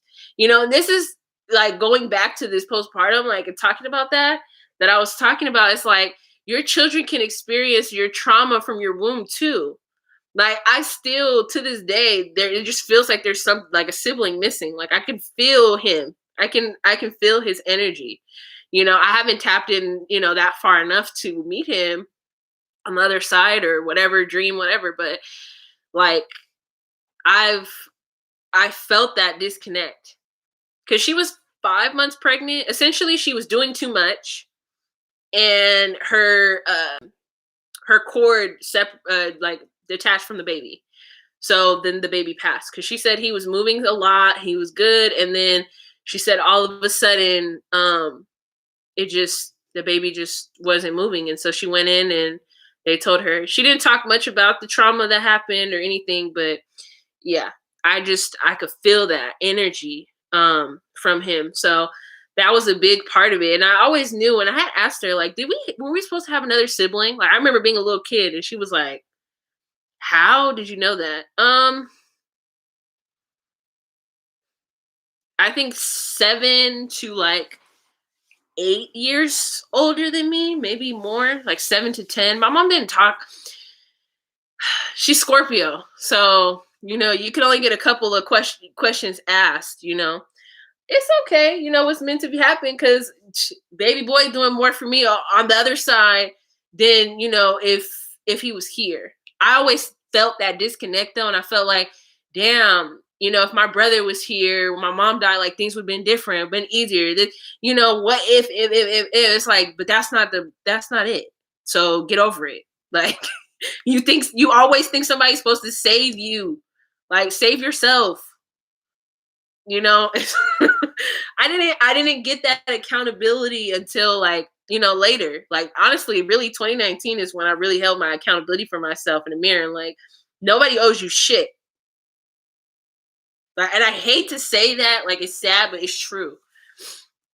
So yeah, from like a young age I was alone, and then when my mom passed, like that was a lot of alone time, and then I ended up having an eating disorder from that, like at like 16. Like the stuff I used to do was crazy because my aunt was gone all day at work, so I was by myself all day unless I left to my friends or my boyfriend's house or something, which they didn't live that close to me. So, and Uber and all that wasn't really around.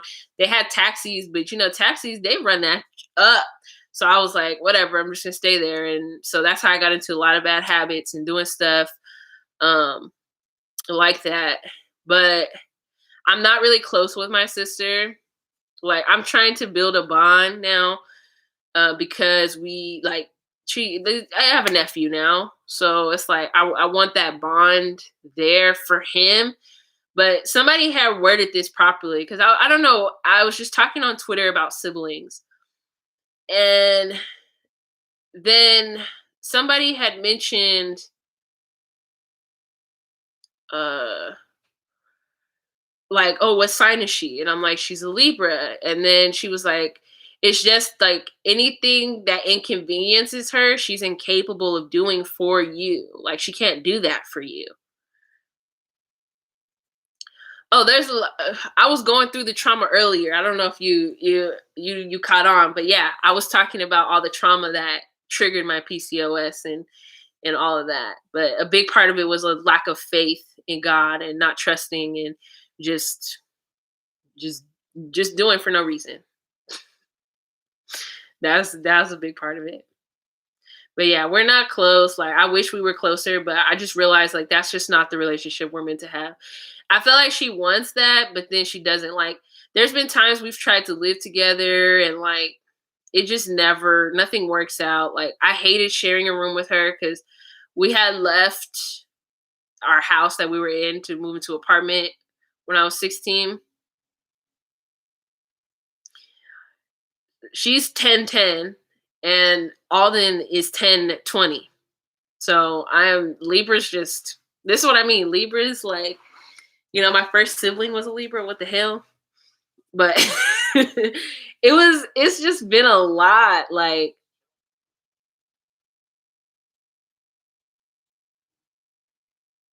no, Alden on the phone. But yeah, it's just like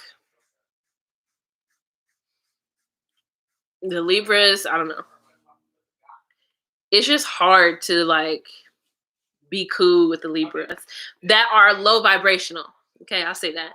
But I love like my nephew, he's a Capricorn. So because he's a Capricorn, I know he's gonna give my sister a run for her money and that's just gonna be entertaining. And I literally seen his chart and I was like, oh, he's gonna trigger the hell out of her. But he's so goofy. It's just for a Capricorn, he's really not boring at all. Like he's not boring at all. He's fun, entertaining, um, all of that. But yeah, so that's kind of a little bit about the siblings. I mean, I've had like play brothers all my life. Oh, thank you. I'm good. And it's because I choose to be good. It's because I choose to be happy because I'm doing, we have choices every day. And if I'm like that sad or that upset, I'll give myself a day to recover. I'll give myself, some time, cry it out, do what you need to, but get your ass up. You're not going to be miserable. You're choosing to sit in misery all fucking day. That's not you. You're happy. You're good. You're entertained. You know what I mean? Like, I have an abundance of everything. I literally need nothing, nothing right now. So what am I sitting here like, be upset or whatever? I have everything I need in this very moment to do the things I need to do, you know? Well, I'm a September 17th, so I'm not too close to her at all. But yeah, that's how I didn't know she said that in the interview. But that the Virgo be strong. But it's true. We can't we choose to be happy or not. And I know that's why I had posted a video on my main channel kind of talking about depression and people being sad because of COVID and stuff. And I was like, you just have to start small. Because I've been there. I've been there from a medically induced depression. I've been there from regular depression, from trauma. Us Virgos, we be saying the same stuff. But, the depression from like the main one, it was like, I had to start little. So I made sure, I was working. So I made sure I brushed my teeth every day, of course, got ready. But then I started doing little stuff for me. Like, oh, here's a coffee, here's this. Like I would slightly indulge myself in little things. I'd make sure I would, let me shave today. Let me lotion myself. Let me, it's like you start small and then you start adding up. And then like it's all in the mind, and you gotta have to let your body work for you in the beginning. That's what I did. So, your body knows all these mechanics. Your body knows how to wash itself. Your body knows how to brush the teeth, to wipe your butt. Like, it's like a muscle memory. There's a word in psychology for it, but essentially it's like muscle memory. So you know everything. Are you done playing? You don't even know. But anyway, like it's like muscle memory. So you know how to do these things. So you just put the pressure on your body. You don't put it on your mind. And then you deal with these things on your mind on your own time. And you just have to choose. Like, I don't want to be sad. I don't want to be depressed. I want to be happy. I want to move. I want to eat something healthy for myself. And then you slowly, start taking supplements, start taking this, making sure you go to the doctor to get your blood checked. Because that, honestly, like when it comes to PCOS, a lot of our depression has to do with vitamin D deficiency. Even melanin people, a lot of our depression has to do with vitamin D deficiency. Now, that's not everybody, but a lot of us have that issue. I've seen it. It seems very common for us, but that's the key, and that makes you fatigued. That, so it's the little things like that. Like even this, okay? Like you literally have to do no effort to buy this bottle. This is a copper vessel. This helps with your iron levels. That can affect you as well mentally. So it's like literally you have no effort. You're just changing a water bottle. You bought it, fill it with water. So these are the things that I mean when you do stuff. It's not like at first I really loved it, but now I'm like,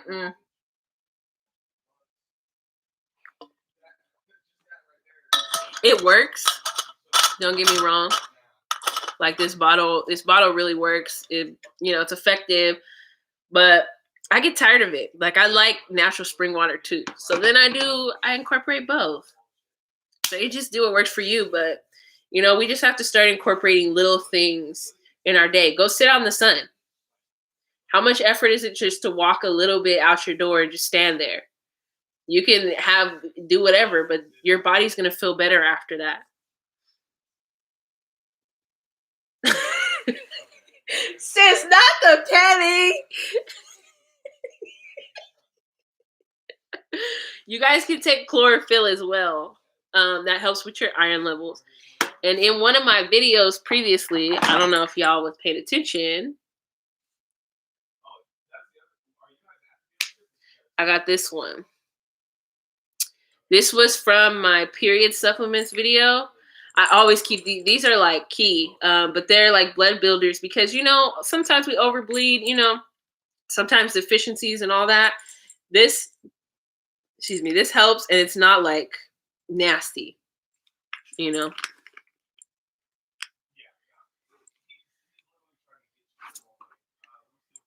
Oh, I love that. I hope they're helping. Yeah, see, this one is good. See, there we go. Um, but this one has been helping balance like iron, like whenever I feel weird or anything, or if you're about to start your period, you could take this. Um, if you have like an iron smell or you have a metal smell or anything, this can help relieve that too. Yeah, it helps with the cramps. See, they don't tell us. Like, we have to literally dive and search, spend so much money, like, on all these supplements, and these aren't even all of them, okay? This is probably like $300 to $400 worth of stuff that I've had to test out. And this is not even the stuff that I actually had to test. Like, these are the things that work. You have to invest in your health. Like, there's no shortcut. Like, we have to invest in our health. Because who knows? Like, if they do stall us out, at least you'll be healthy enough to survive and eat ramen every day. Okay. Just because you're surviving also don't mean you can't use no seasoning. I need to put some seasoning in my survival supplies because, child, I'm not trying to walk around. Hello. Ugh, I'm craving my curry chickpeas. Y'all, I made these the other day and they were so good. These curry chickpeas. No dairy, nothing. Like, it honestly was like top 5 from like my favorite foods that I've recently had. I'm gonna show you guys a picture.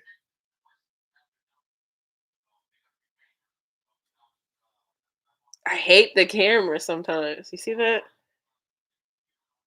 They were so good. Like, they tasted meaty, but there was no meat in it. I gotta. What you eating? Tell me. I got to upload the recipe because I filmed the entire recipe on how I made this. So I just got to put it together and yeah. But it was like a quick meal.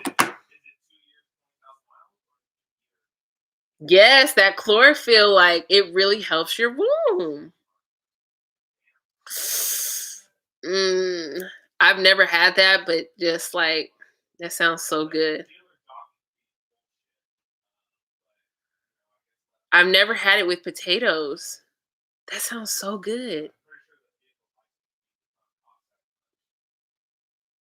Damn. Yeah, that chlorophyll, it cleanses your blood. It helps with your iron. Your poop will be looking green, but it's okay. It's not the end of the world that you have green poop. You know what I mean? It helps cleanse you, helps cleanse your insides. Okay, it's good. But yeah, I'll be sharing it soon with y'all the recipe because it is so like such a short little video and it was like so easy to just do together. So hopefully we could get that popping. Why are you peeking at me? Take your ass to bed. The cat talking about something. Like I'm about to do something to him. It's weird. I want to set up a GoPro because the stuff that they do in here and they get so panicked whenever like I come out here sometimes and they're like, but I'm like, nothing really looks moved. So what did you do? I gotta set up something. See what they do at night. Child, I need to go to my waxing appointment. Y'all know I have a I paid for this in like January, February time. For a waxing and a chiropractic. And I have a problem with procrastination. I don't know what it is. Maybe that's that Libra energy coming through. I don't know. But I have such a procrastination problem. I'm the person who will be like, oh, I have a 5-page paper to do or 10-page paper to do today. I only I only have 5 hours. Boom. Out in no time too. But you know what? A part of it's supported by my Virgo because it's a way for me not to be too perfectionistic because I realized whenever I was like super on my homework or things, I didn't get the good grades that I did when I procrastinated. Like when I just went for it, those were the best grades I ever got. And I always get good grades when I do that. And I feel like it like messes with me because it's like, well, I'm gonna get good grades anyway. So, I know I'm gonna get a good grade on this. And like when I do, it's so satisfying. It's like, you guys took this long to do your paper and I did it in one day and I got an A or a B. Like, like I would probably have straight A's if I like really just did my stuff the way I did. They are the best papers. Child, I'm not ready for school. Okay, so when I enrolled, that reminds me, I think I have to enroll Monday. But when I enrolled in my classes, I didn't check the dates. And so instead of being like a regular spring semester, now it's going to be like the intersession spring semester. So I have like a couple months, but I like it because now it's like everything is more fast paced and I'm like, yes, I feel like this is going to be good for me.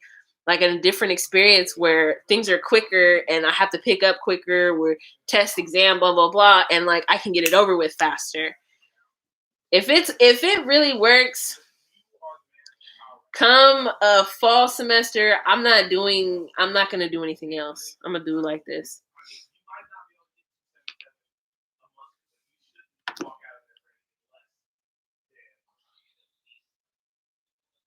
Child. What happened to Sephora's 2-day shipping? That's what I want to know because I spent enough money that they need to bring back the 2-day shipping. Maybe because COVID and stuff happened. I have to wait till Wednesday to get my stuff. So, okay. So you guys seen my face and how bad it looked and like how bad the acne scars and how it's like way more cleared now. I want to show you what I've been using that's really been helping. So I'm gonna show you like what my last order that I just ordered.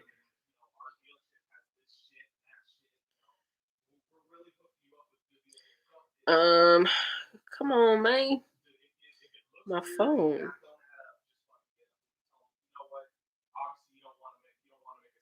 Okay, I don't see it. So it's like by Kiehl's.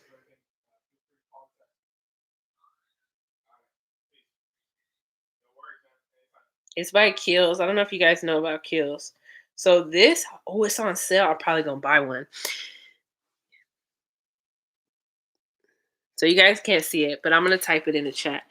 This has been helping my skin on the low key. Okay. Let me see. Kiehl's Rare. Sorry if I'm typing too hard. I can't help it.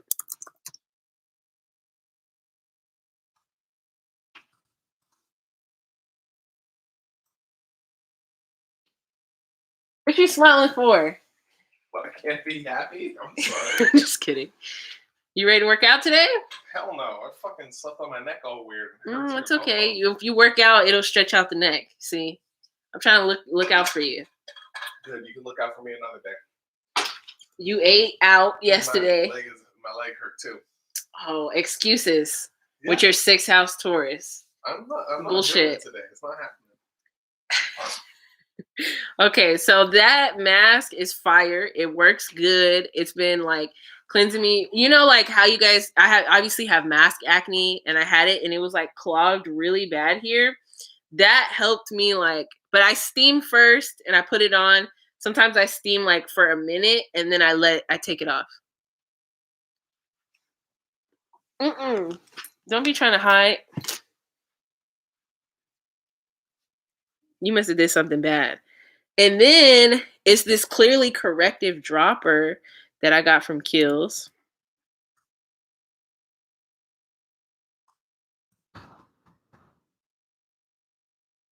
Oh, I was like, who the hell is? Did you guys hear that? Thank you. What the hell? You see what? Hello? What up? They can see you in the mirror all this. I just realized that. Okay, so this is a clearly corrective spot treatment. Why are you scared? You didn't do anything bad today. Why don't you go eat? Where's your water? Where's your water? Go drink some. But this dark spot solution has been helping so much. And I know that it's kind of pricey.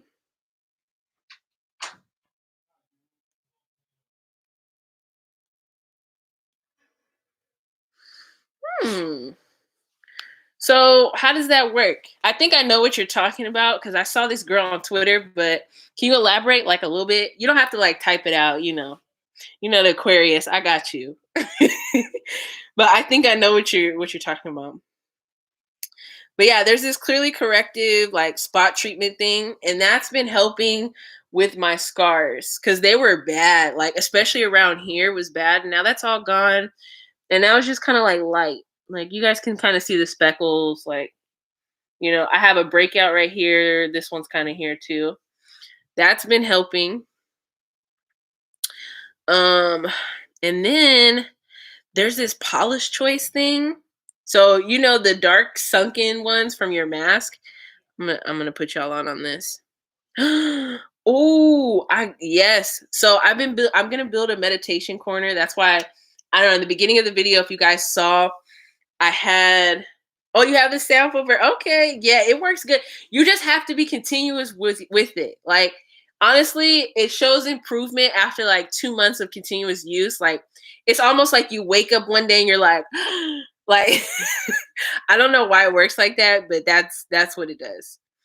But yeah, I'm building a meditation corner, and that's why like I'm shrinking my desk. I bought a new Alex drawer. Like I'm trying to do that. So I bought these new lights, these little like lights. That's what came right now. So I'm super excited about that.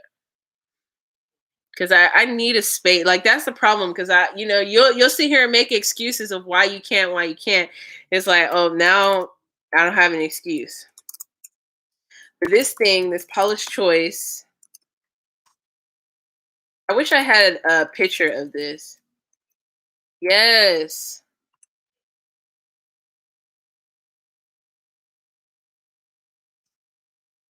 Oh, what the hell? VHA.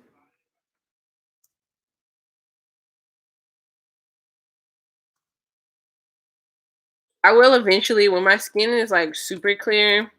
I'll do a video, but this is just what I've been doing right now. Okay, that right here, any like dark spot, like this was huge. Like it was like double its. You probably can't even tell. This one was, I'd probably say half its size, just sitting on my face. After I used that salicylic acid exfoliant, done. Because you have to physically exfoliate and then you have to chemically exfoliate. I haven't found no natural products that's been working for me, child.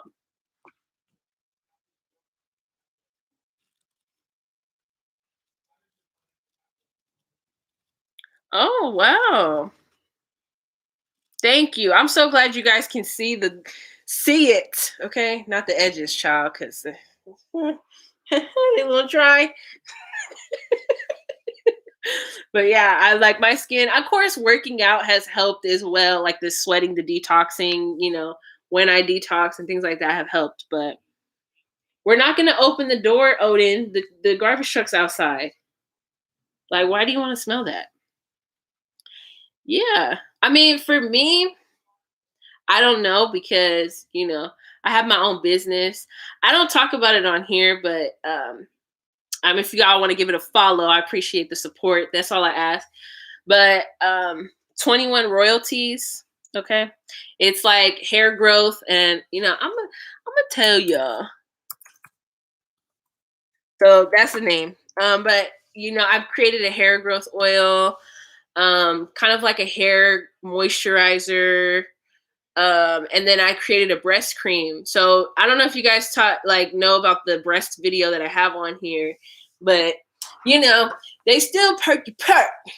Hang on, this little bra thing has moved. I hate the ones where they have like the little bra thing, but we're still on perky perk. Like, and it's not even just the bra. Like, if I'm taking that off underneath, it still is like sitting up. But yeah, I've been using. Yeah, all I ask is for a follow, sis. That's all the support. That's support enough for me. I don't have it on Amazon, no, because you got to pay for that. But I'm on Shopify. I'm thinking I want to kind of do it on Amazon, but I don't know. But I did put it on Etsy, so I am on Etsy now. I recently just did that. I need to get my Facebook together. There's just so much going on that I haven't been able to pour as much energy as I would like to into it. So I'm trying, again, that balance. I'm trying to work on it so then I have some time every day for it. Makes sense. But yeah, I'm also facilitating another product. So it's brewing right now. I put all my oils in the sun for a while because that helps infuse the herbs without like cooking it and, eliminating everything. Yeah, I do, everything sanitized, but I keep everything like really closed. So right now we're focused on that. So super excited about that. But yeah, we're on Etsy, just a little shop. Amazon is like, I feel like if I was doing like 1,000 a day, I would be on Amazon, like 1,000 orders. But that's a lot. Like if I'm doing 1,000 orders, like I gotta hire people. There's no 500 orders. I need to hire somebody.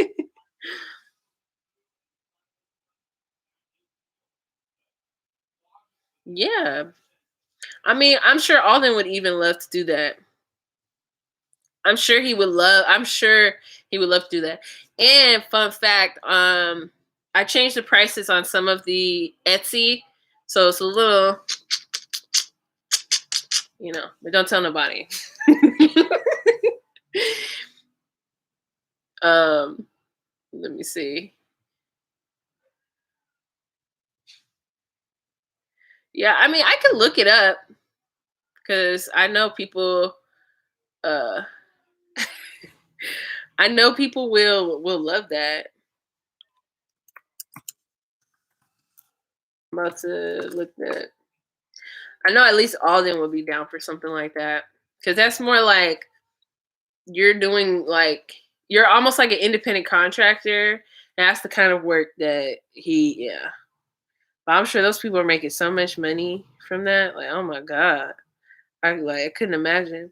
I was actually thinking about getting into real estate, but then I'm like, I don't my third house. I'm probably gonna have hella like I don't want to be in school anymore, like regular school after I get this degree. Cause okay, so I'll just tell you guys my plan. So essentially I want to get this other psychology degree because I already have one, and then I have another degree in social sciences, but it's not psychology.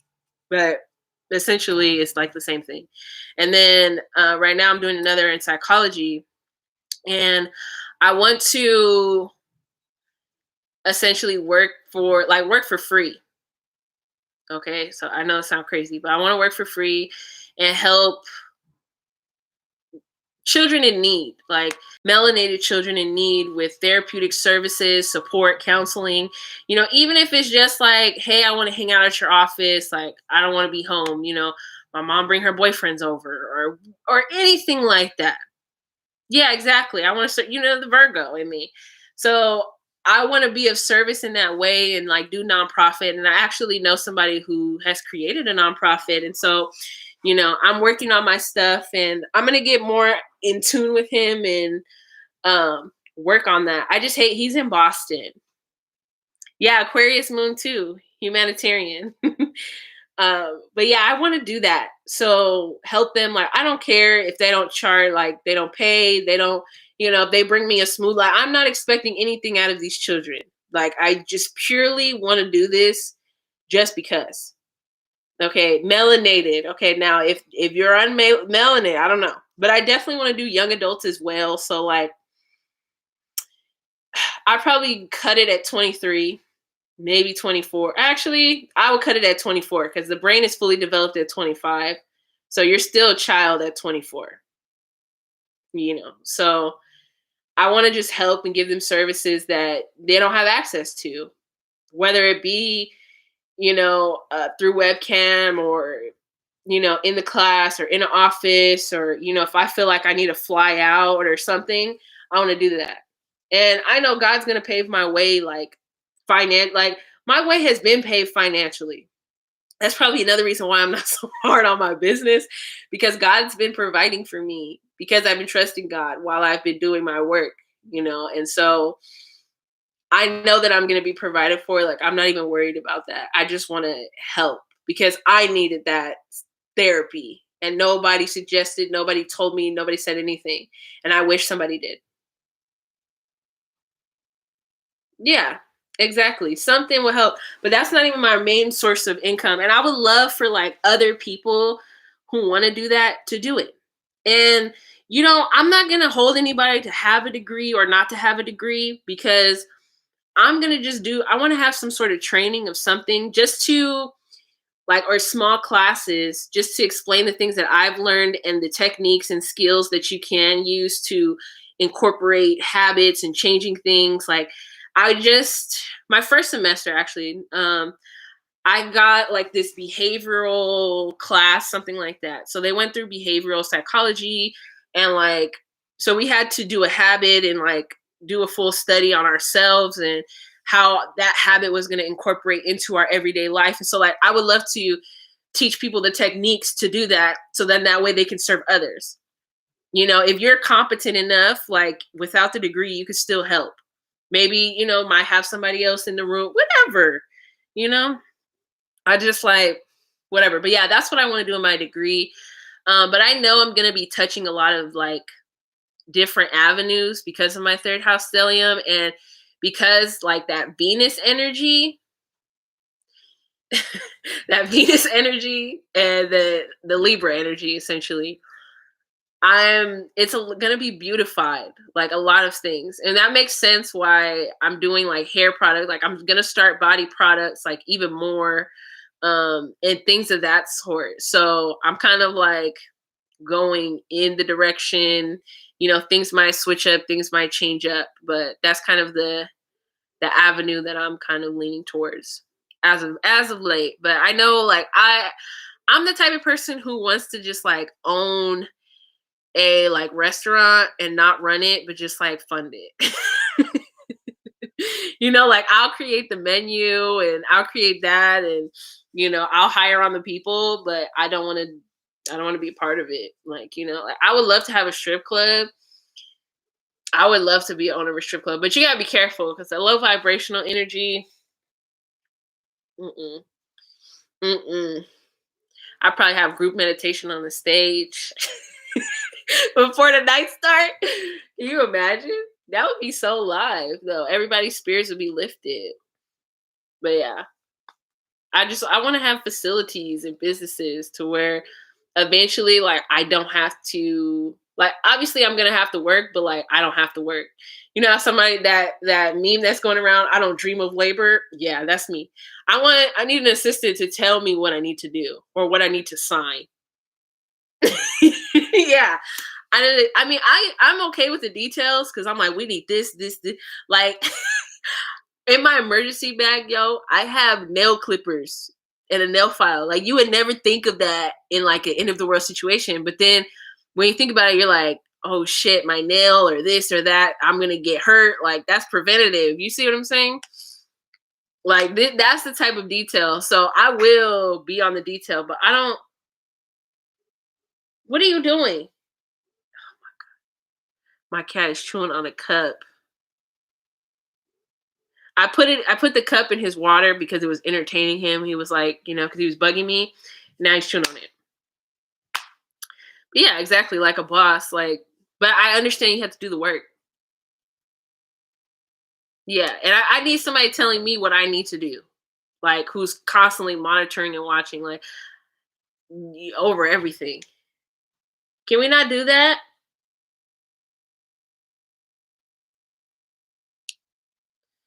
Oh, I thought it was Leo, child. It was Odin. He knows when he does bad stuff. What bothers me is like they love to put their paws in their water. Like they love to do that. Like that's making your shit dirty. They, I don't know. He's a Cancer. I just let him do his thing. He's got to have some Aquarius placements because the way he don't want to be bothered is weird. All right, y'all. I had so much fun talking to you guys. You guys just lifted my spirit today. I feel even better and refreshed than I did when I woke up. Will I work out today, child? Now I don't even know. I'm gonna be honest with y'all. I don't know. I might work out, I might not. Or I might just go for a walk or something, or possibly work out later. We'll see. But yeah, I love you guys. You know, I hope everything helped y'all. Oh, I'm so glad. And make sure that y'all sprinkle a little bit of light wherever y'all go today too, okay? Leave the light. Don't look for the blessing. Leave the blessing, okay? That's on a period. I love you guys. I'll see you guys later. And don't forget, there will be a video dropping today.